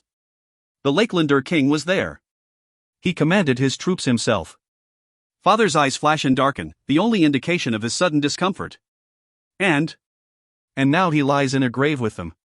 Selene glances up at his steel king, a child searching for approval. He trembles down to his fingertips. I think of Iris left behind in Archeon, a new queen on a poisoned throne. And now without her father, cut off from the only family who came south at her side. She was formidable, to say the least, but this will weaken her immensely. If she weren't my enemy, I might feel pity. Slowly, father rises from his throne. He looks thoughtful. Who killed the king of the Lakelands? The noose tightens. Selene grins. I did. The noose snaps, and so does father. With a clenched fist, in the blink of an eye, he twists Selene's buttons off his jacket, rolling them into thin spindles of iron. Each one wraps around his neck, pulling, forcing Selene to stand. They keep rising, until his toes scrabble against the floor, searching for purchase. At the tables, the Montfort leader leans back in his chair. The woman next to him, a very severe blonde with facial scars, curls her lips into a scowl. I remember her from the attack on Somerton, the one that almost took my brother's life. Cal tortured her himself and now they're practically side by side. She's Scarlet Guard, highly ranked, and, if I'm not mistaken, one of Mare's closest allies. Your orders, Selene chokes out. He claws at the iron threads around his neck, digging into his flesh. His face grays as blood pools beneath his flesh. My orders were to kill Maven Calor or prevent his escape. You did neither. I killed a king of sovereign nation. An ally of Norta who had no reason to do anything but defend the new Lakelander queen. But now? Father scoffs, using his ability to draw Selene closer. You've given them a rather wonderful incentive to drown us all. The ruling queen of the Lakelands will not stand for this. He slaps Selene across the face with a resounding crack. The blow is meant to shame, not hurt. It works well. I strip you of your titles and responsibilities. House Irel, redistribute them as you see fit. And get this worm out of my sight. Selene's family is quick to drag him from the chamber before he can dig a deeper hole. When the iron threads spring free, all he does is cough and perhaps cry. His sobs echo in the hall but are quickly cut off by the slamming of the doors. A pathetic man. Though I'm glad he didn't kill Maven. If the Calor brat died today, there would be no obstacle between Cal and the throne. Cal and me. This way, at least, there is some dark hope. Does anyone have anything useful to contribute? Father sits back down smoothly and runs a finger down the spine of Mother's snake. Its eyes slide shut in pleasure. Disgusting. Gerald Haven looks like he wants to disappear in his chair, and he just might. He stares at his folded hands, willing my father not to humiliate him next. Luckily, he's saved by the scowling Scarlet Guard commander. She stands, scraping back her seat. Our intelligence indicates that Maven Calor now relies on eyes to keep him safe. They can see the immediate future. Mother clucks her tongue. We know what an eye is, Red. Good for you, the commander replies without hesitation. If not for father in our precarious position, I expect Mother would ram her emerald snake down the Red's throat. She just purses her lips. Control your people, Premier, or I will. I'm a command general of the Scarlet Guard, Silver, the woman spits back. I catch Mare smirking behind her. If you want our help, you're going to show some respect. Of course, Mother concedes graciously. Her gems sparkle as she dips her head. Respect where respect is due. The commander still glowers, her rage boiling. She eyes my mother's crown with disgust. Thinking quickly, I clap my hands together. A familiar sound. A summons. Quietly, a red maid of House Samos scampers into the chamber, a glass of wine in hand. She knows her orders and darts to my side, offering me the drink. With slow, exaggerated movements, I take the cup. I never break eye contact with the Red Commander as I drink. My fingers drum along the etched glass to hide my nerves. At worst, I'll make Father angry. At best, I smash the glass goblet on the floor. Even I flinch at the sound and the implication. Father tries not to react, but his mouth tightens. You should know me better than this. I'm not giving up without a fight. Without hesitation, the maid kneels to clean it up, sweeping shards of glass into her bare hands. And without hesitation, the fierce red woman vaults over her table, setting off a flurry of motion. Silvers jump to their feet, as do reds, and Mare herself pushes off the wall, angling herself across her friend's path. The Red Commander towers over her, but Barrow holds her back all the same. How can we accept this? The woman shouts at me, thrusting a fist at the maid on the floor. The tang of blood increases tenfold as she slices her hands. How? Everyone in the room seems to be wondering the same thing. Shouts rise between more volatile members of each side. We are silver houses of noble and ancient blood, allied with rebels, criminals, servants, and thieves. Abilities or not, our ways of life stand in direct opposition. Our goals are not the same. The council chamber is a powder keg. If I'm lucky, it will explode. Blow apart any threat of marriage. Destroy the cage they want to put me back in. Over Mare's shoulder, the commander sneers at me, her eyes like two blue daggers. If this room and my own clothes weren't dripping with metal, I might be afraid. I stare back at her, looking every inch the silver princess she was raised to hate. At my feet, the maid finishes her work and shuffles away, her hands pincushioned with pieces of glass. I make a mental note to send Ren to heal her later. Poorly done, Mother whispers in my ear. She pats my arm and the snake slithers along her hand, curling over my skin. Its flesh is clammy and cold. I grit my teeth against the sensation. How can we accept this? The prince's voice cuts the chaos. It stuns many into silence, including the sneering Red Commander. Mare bodily removes her, escorting her back to her chair with some difficulty. The rest turn to the exiled prince, watching him as he straightens. The months have been good to Tiberius Calor. A life of war suits him. He seems vibrant and alive, even after narrowly escaping death on the walls. In her seat, his grandmother allows herself the smallest smile. I feel my heart sink in my chest. I don't like that look. My hands claw the arms of my throne, nails digging into wood instead of flesh. Every single person in this room knows we have reached a tipping point. His eyes wander to find Mare. He draws his strength from her. If I were a sentimental person, I might be moved. Instead, I think of Elaine, left safely behind at Ridge House. Telemus has need of an heir, and neither of us wanted her in the battle. Even so, I wish she were here to sit beside me. I wish I didn't have to suffer this alone. Cal was trained to statecraft, and he is no stranger to speeches. Still, he's not as talented as his brother, and he trips up more than a few times as he prowls the floor. Unfortunately, no one seems to mind. Reds have lived their lives as glorified slaves, bonded to their lots. Be it in a slum town, in one of our palaces, or in the mud of a river village. A flush spreads across Mare's cheeks. I used to think, as I was taught, that our ways were set. Reds were inferior. Changing their place would never come to pass, not without bloodshed. Not without great sacrifice. Once, I thought those things were too high a cost to pay. But I was wrong. To those of you who disagree, he glares at me, and I tremble, who believed yourself better, who believed yourself gods, you are wrong. And not because people like the Lightning Girl exist. Not because we suddenly find ourselves in need of allies to defeat my brother. Because you are simply wrong. I was born a prince. I knew more privilege than almost anyone here. I was raised with servants at my beck and call, and I was taught that their blood, because of a color, meant less than mine. Reds are stupid, Reds are rats, Reds are incapable of controlling their own lives, Reds are meant to serve. These are words we've all heard. And they are lies. Convenient ones that make our lives easier, our shame non-existent, and their lives unbearable. He stops next to his grandmother, tall at her side. It can't be tolerated anymore. It simply can't be. Difference is not division.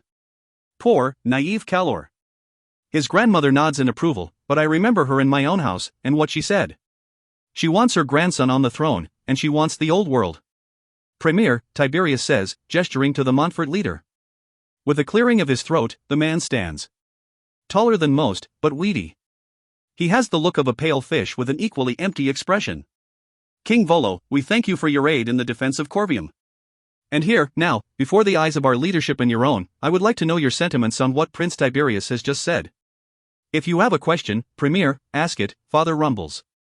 The man keeps his face still, unreadable. I get the sense he hides as many secrets and ambitions as the rest of us.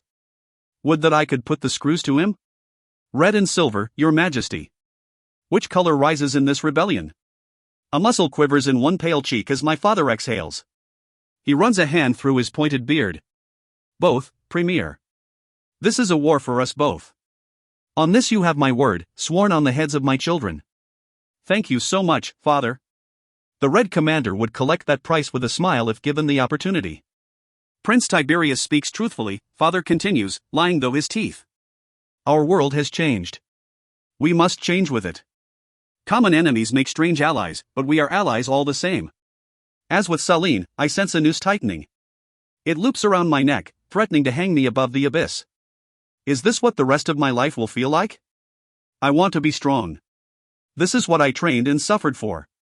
This is what I thought I wanted. But freedom was too sweet. One gasp of it and I can't let go. I'm sorry, Elaine. I'm so sorry. Do you have other questions about the terms, Premier Davidson? Father pushes on. Or shall we continue planning the overthrow of a tyrant? And what terms would those be? Mare's voice sounds different, and no wonder. I knew her last as a prisoner, smothered almost beyond recognition. Her sparks have returned with a vengeance.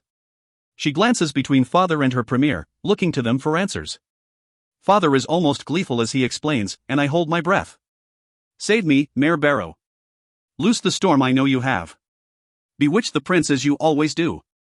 The kingdom of the Rift will stand in sovereignty after Maven is removed. The kings of steel will reign for generations. With allowances made for my red citizens, of course.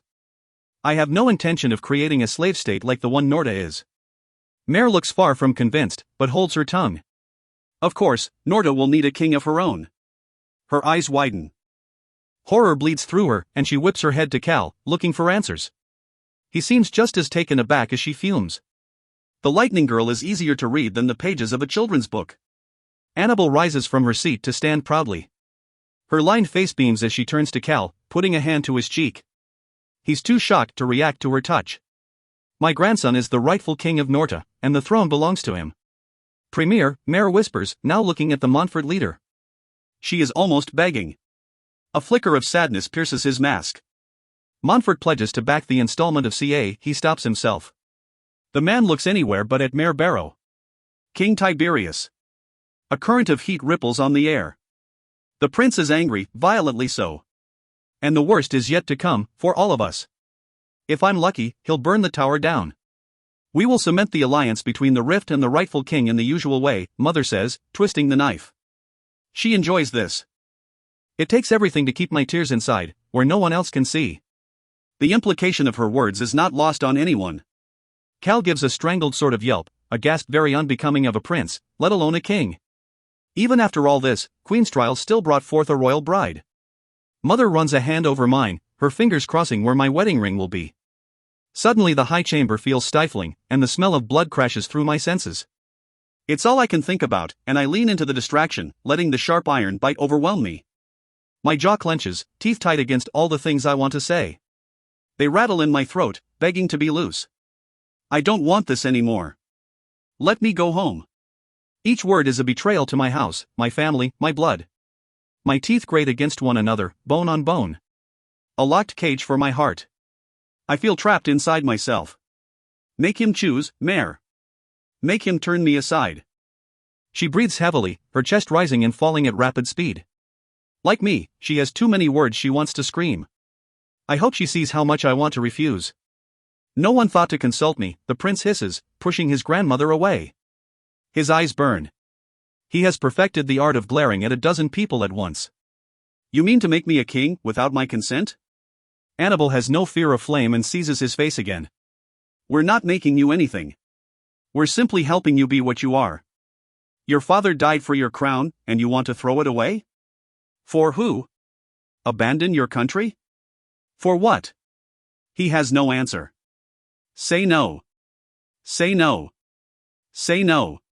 But already I see the tug. The lure. Power seduces all, and it makes us blind. Cal is not immune to it. If anything, he is particularly vulnerable. All his life he watched a throne, preparing for a day it would be his. I know firsthand that's not a habit a person can easily break. And I know firsthand that few things taste sweeter than a crown. I think of Elaine again. Does he think of Mare? I need some air, he whispers. Of course, Mare follows him out, sparks trembling in her wake. On instinct, I almost call for another cup of wine.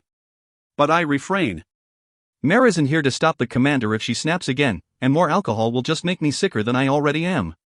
Long live Tiberius VII, Annabel says. The chamber echoes the sentiment. I only mouth the words. I feel poisoned. Epilogue. He scrapes his bracelets together angrily, letting his wrists spit sparks. None of them catch or burst into flame. Spark after spark, each one cold and weak compared to mine. Useless. Futile. I follow him down a spiraling stair to a balcony. If it has a lovely view, I don't know. I don't have the capacity to see much farther than Cal. Everything inside me quivers. Hope and fear battle through me in equal measure. I see it in Cal too, flashing behind his eyes. A storm rages in the bronze, two kinds of fire. You promised, I whisper, trying to tear him apart without moving a muscle. Cal paces wildly before putting his back to the rails of the balcony. His mouth flops open and closed, searching for something to say. For any explanation. He's not Maven. He's not a liar, I have to remind myself. He doesn't want to do this to you. But will that stop him? I didn't think what logical person could want me to be king after what I've done. Tell me if you truly thought anyone would let me near a throne, he says. I've killed Silvers, Mare, my own people.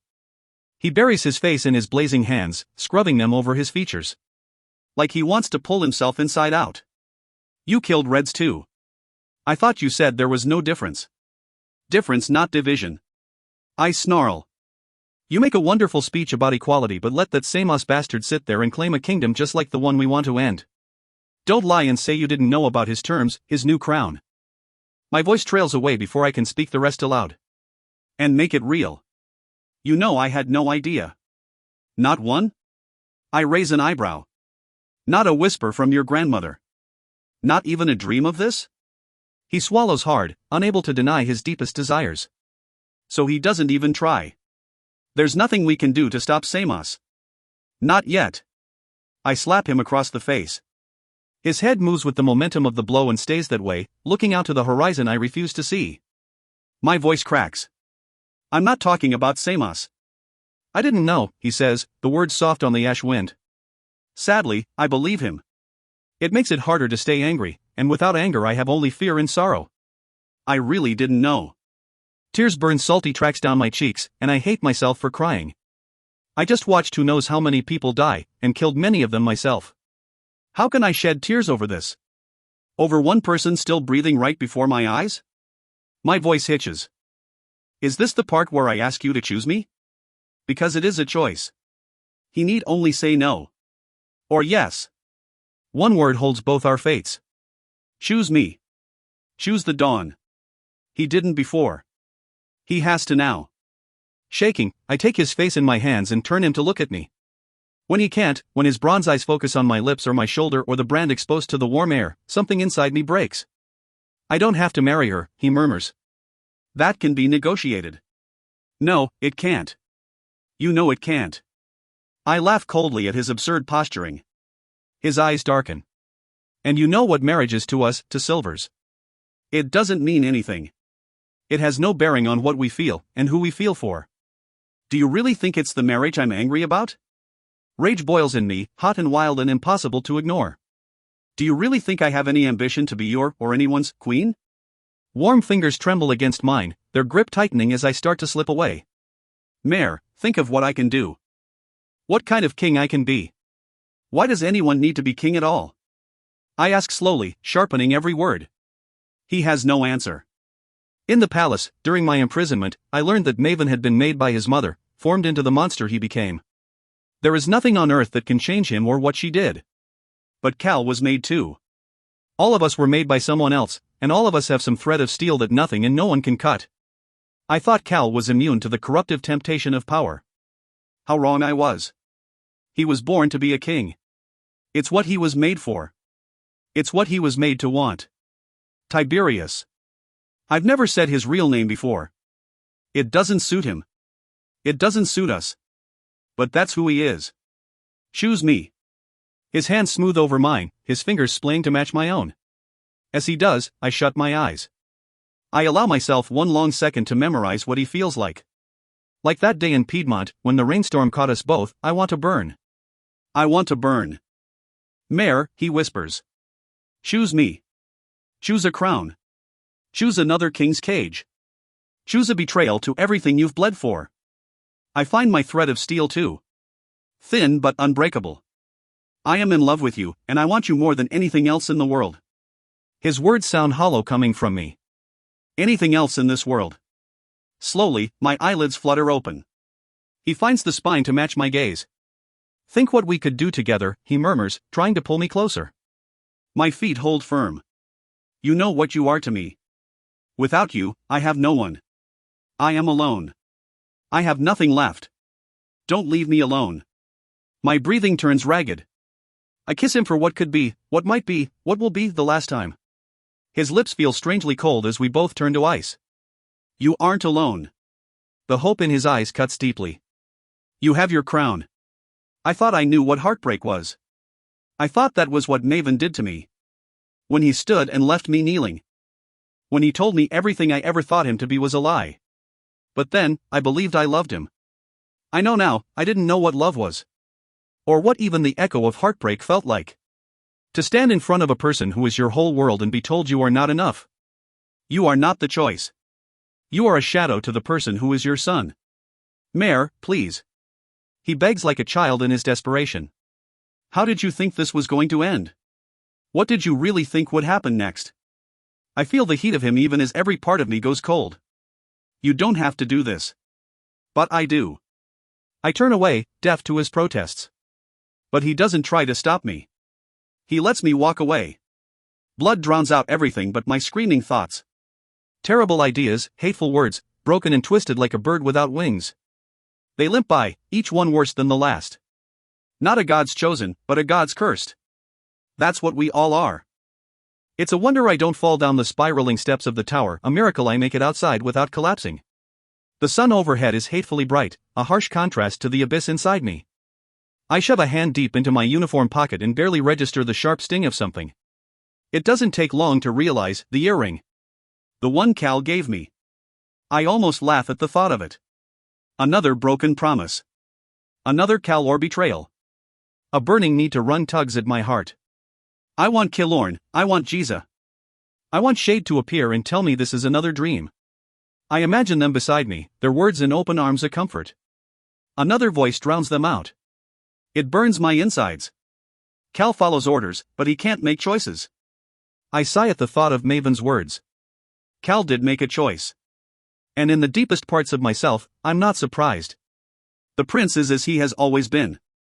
A good person at his core, but unwilling to act. Unwilling to truly change himself. The crown is in his heart, and hearts do not change. Farley finds me in an alley, staring at a wall with blank eyes, my tears long since dried. She hesitates for once, her boldness long gone. Instead, she approaches with almost tender slowness, a hand outstretched to touch my shoulder. I didn't know until you did, she murmurs. I swear it. The person she loved is dead, stolen by someone else. Mine chose to walk away. Chose everything I hate over everything I am. I wonder which hurts more. Before I let myself relax into her, allow her to comfort me, I notice someone else standing nearby. I knew, Premier Davidson says. It sounds like an apology.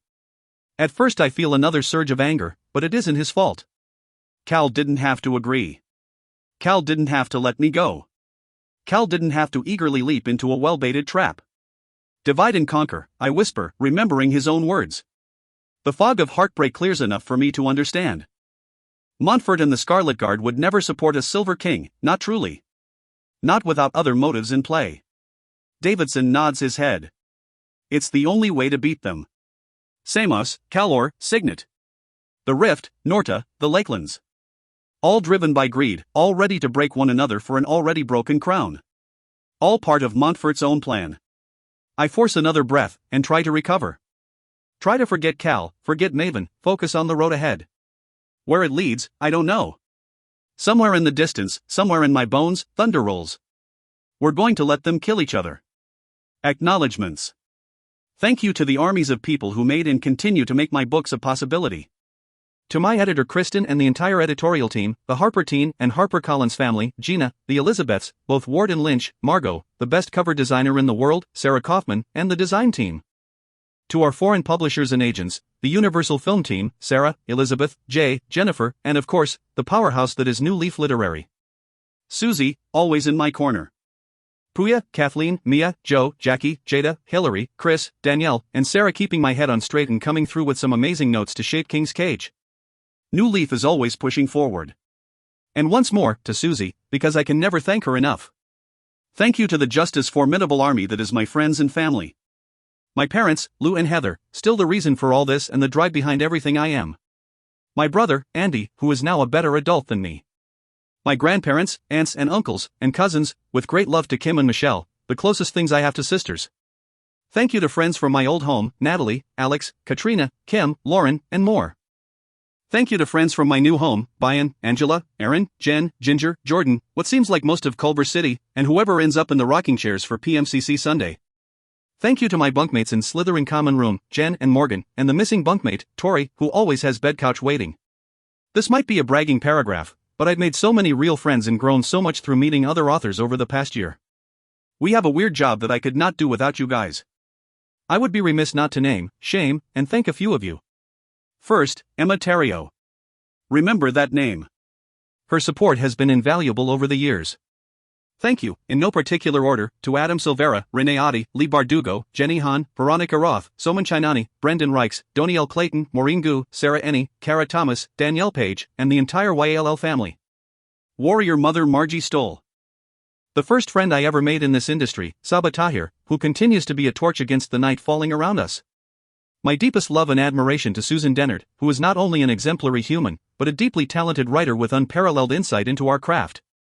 And of course, Alex Bracken, who tolerates too many text message rants to count, is both equally versed in Star Wars and American history, has the cutest child emperor dog in the world, and is a truly steadfast, lovely, determined, intelligent friend who happens to be a crackerjack writer as well. I think I ran out of adjectives.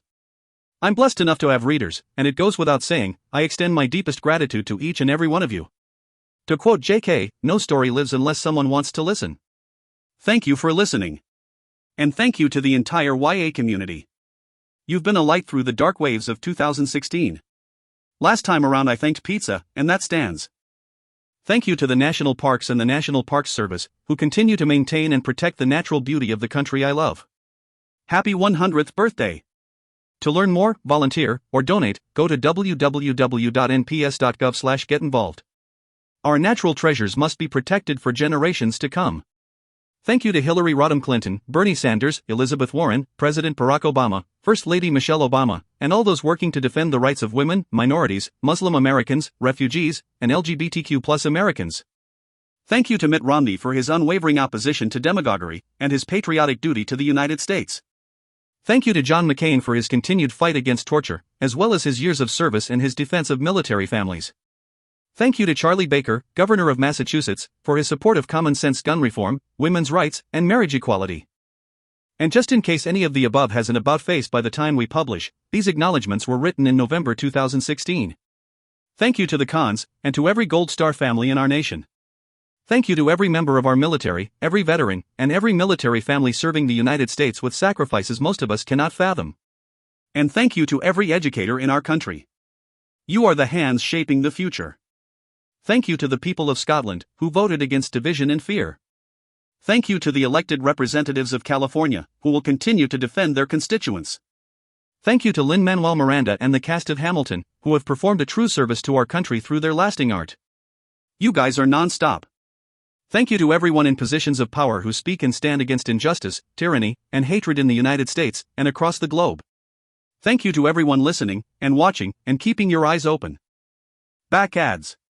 Discover your next favorite read. Meet new authors to love. Win free books. Share infographics, playlists, quizzes, and more. Watch the latest videos. Tune in to Tea Time with Team Epic Reads. About the author. Photo credit Stephanie Gerard of Stephanie Gerard Photography. Victoria Aveyard was born and raised in East Longmeadow, Massachusetts, a small town known only for the worst traffic rotary in the continental United States. She moved to Los Angeles to earn a BFA in screenwriting at the University of Southern California. She currently splits her time between the East and West Coasts. As an author and screenwriter, she uses her career as an excuse to read too many books and watch too many movies. You can visit her online at www.victoriaaveyard.com. Discover great authors, exclusive offers, and more at hc.com. Books by Victoria Aveyard. Red Queen. Glass Sword. King's Cage. Digital Novellas. Queen Song. Steel Scars. Collections. Red Queen Collection. Cruel Crown. Credits. Cover art copyright 2017 by John Dismukes. Cover design by Sarah Nicole Kaufman. Copyright. Harper Teen is an imprint of HarperCollins Publishers. King's Cage. Copyright 2017 by Victoria Aveyard. End Papers and Map copyright in 2017 Victoria Aveyard. End Papers and Map illustrated by Amanda Persky. All rights reserved under international and Pan-American copyright conventions. By payment of the required fees, you have been granted the non-exclusive, non-transferable right to access and read the text of this ebook on screen. No part of this text may be reproduced, transmitted, downloaded, decompiled, reverse-engineered, or stored in or introduced into any information storage and retrieval system, in any form or by any means, whether electronic or mechanical, now known or hereafter invented, without the express written permission of HarperCollins eBooks. www.apcreds.com. ISBN 978-0-06-231069-9, Trade BDG. ISBN 978-0-06-266191-3, int. Edition. ISBN 978-0-06-266682-6, Special Edition. ISBN 978-0-06-267026-7, Special Edition. ISBN 978-0-06-268177-5, int. Edition. EPUB edition copyright January 2017 ISBN 9780062310712. ****. 16, 17, 18, 19, 20 PC/LSCH 109876543321. First edition. About the publisher. Australia. HarperCollins Publishers Australia Proprietary Limited. Level 13, 201, Elizabeth Street. Sydney, New South Wales 2000, Australia. www.harpercollins.com.au. Canada. HarperCollins Canada. 2, Bloor Street East, 20th floor. Toronto, on M4W1A8, Canada. www.harpercollins.ca. New Zealand. HarperCollins Publishers New Zealand. Unit D1, 63, Apollo Drive. Rosedale 0632. Auckland, New Zealand. www.harpercollins.co.nz. United Kingdom. HarperCollins Publishers Limited. 1, London Bridge Street. London SE1, 9GF, UK. www.harpercollins.co.uk. United States. HarperCollins Publishers Incorporated. 195 Broadway. New York, New York, 10007. www.harpercollins.com.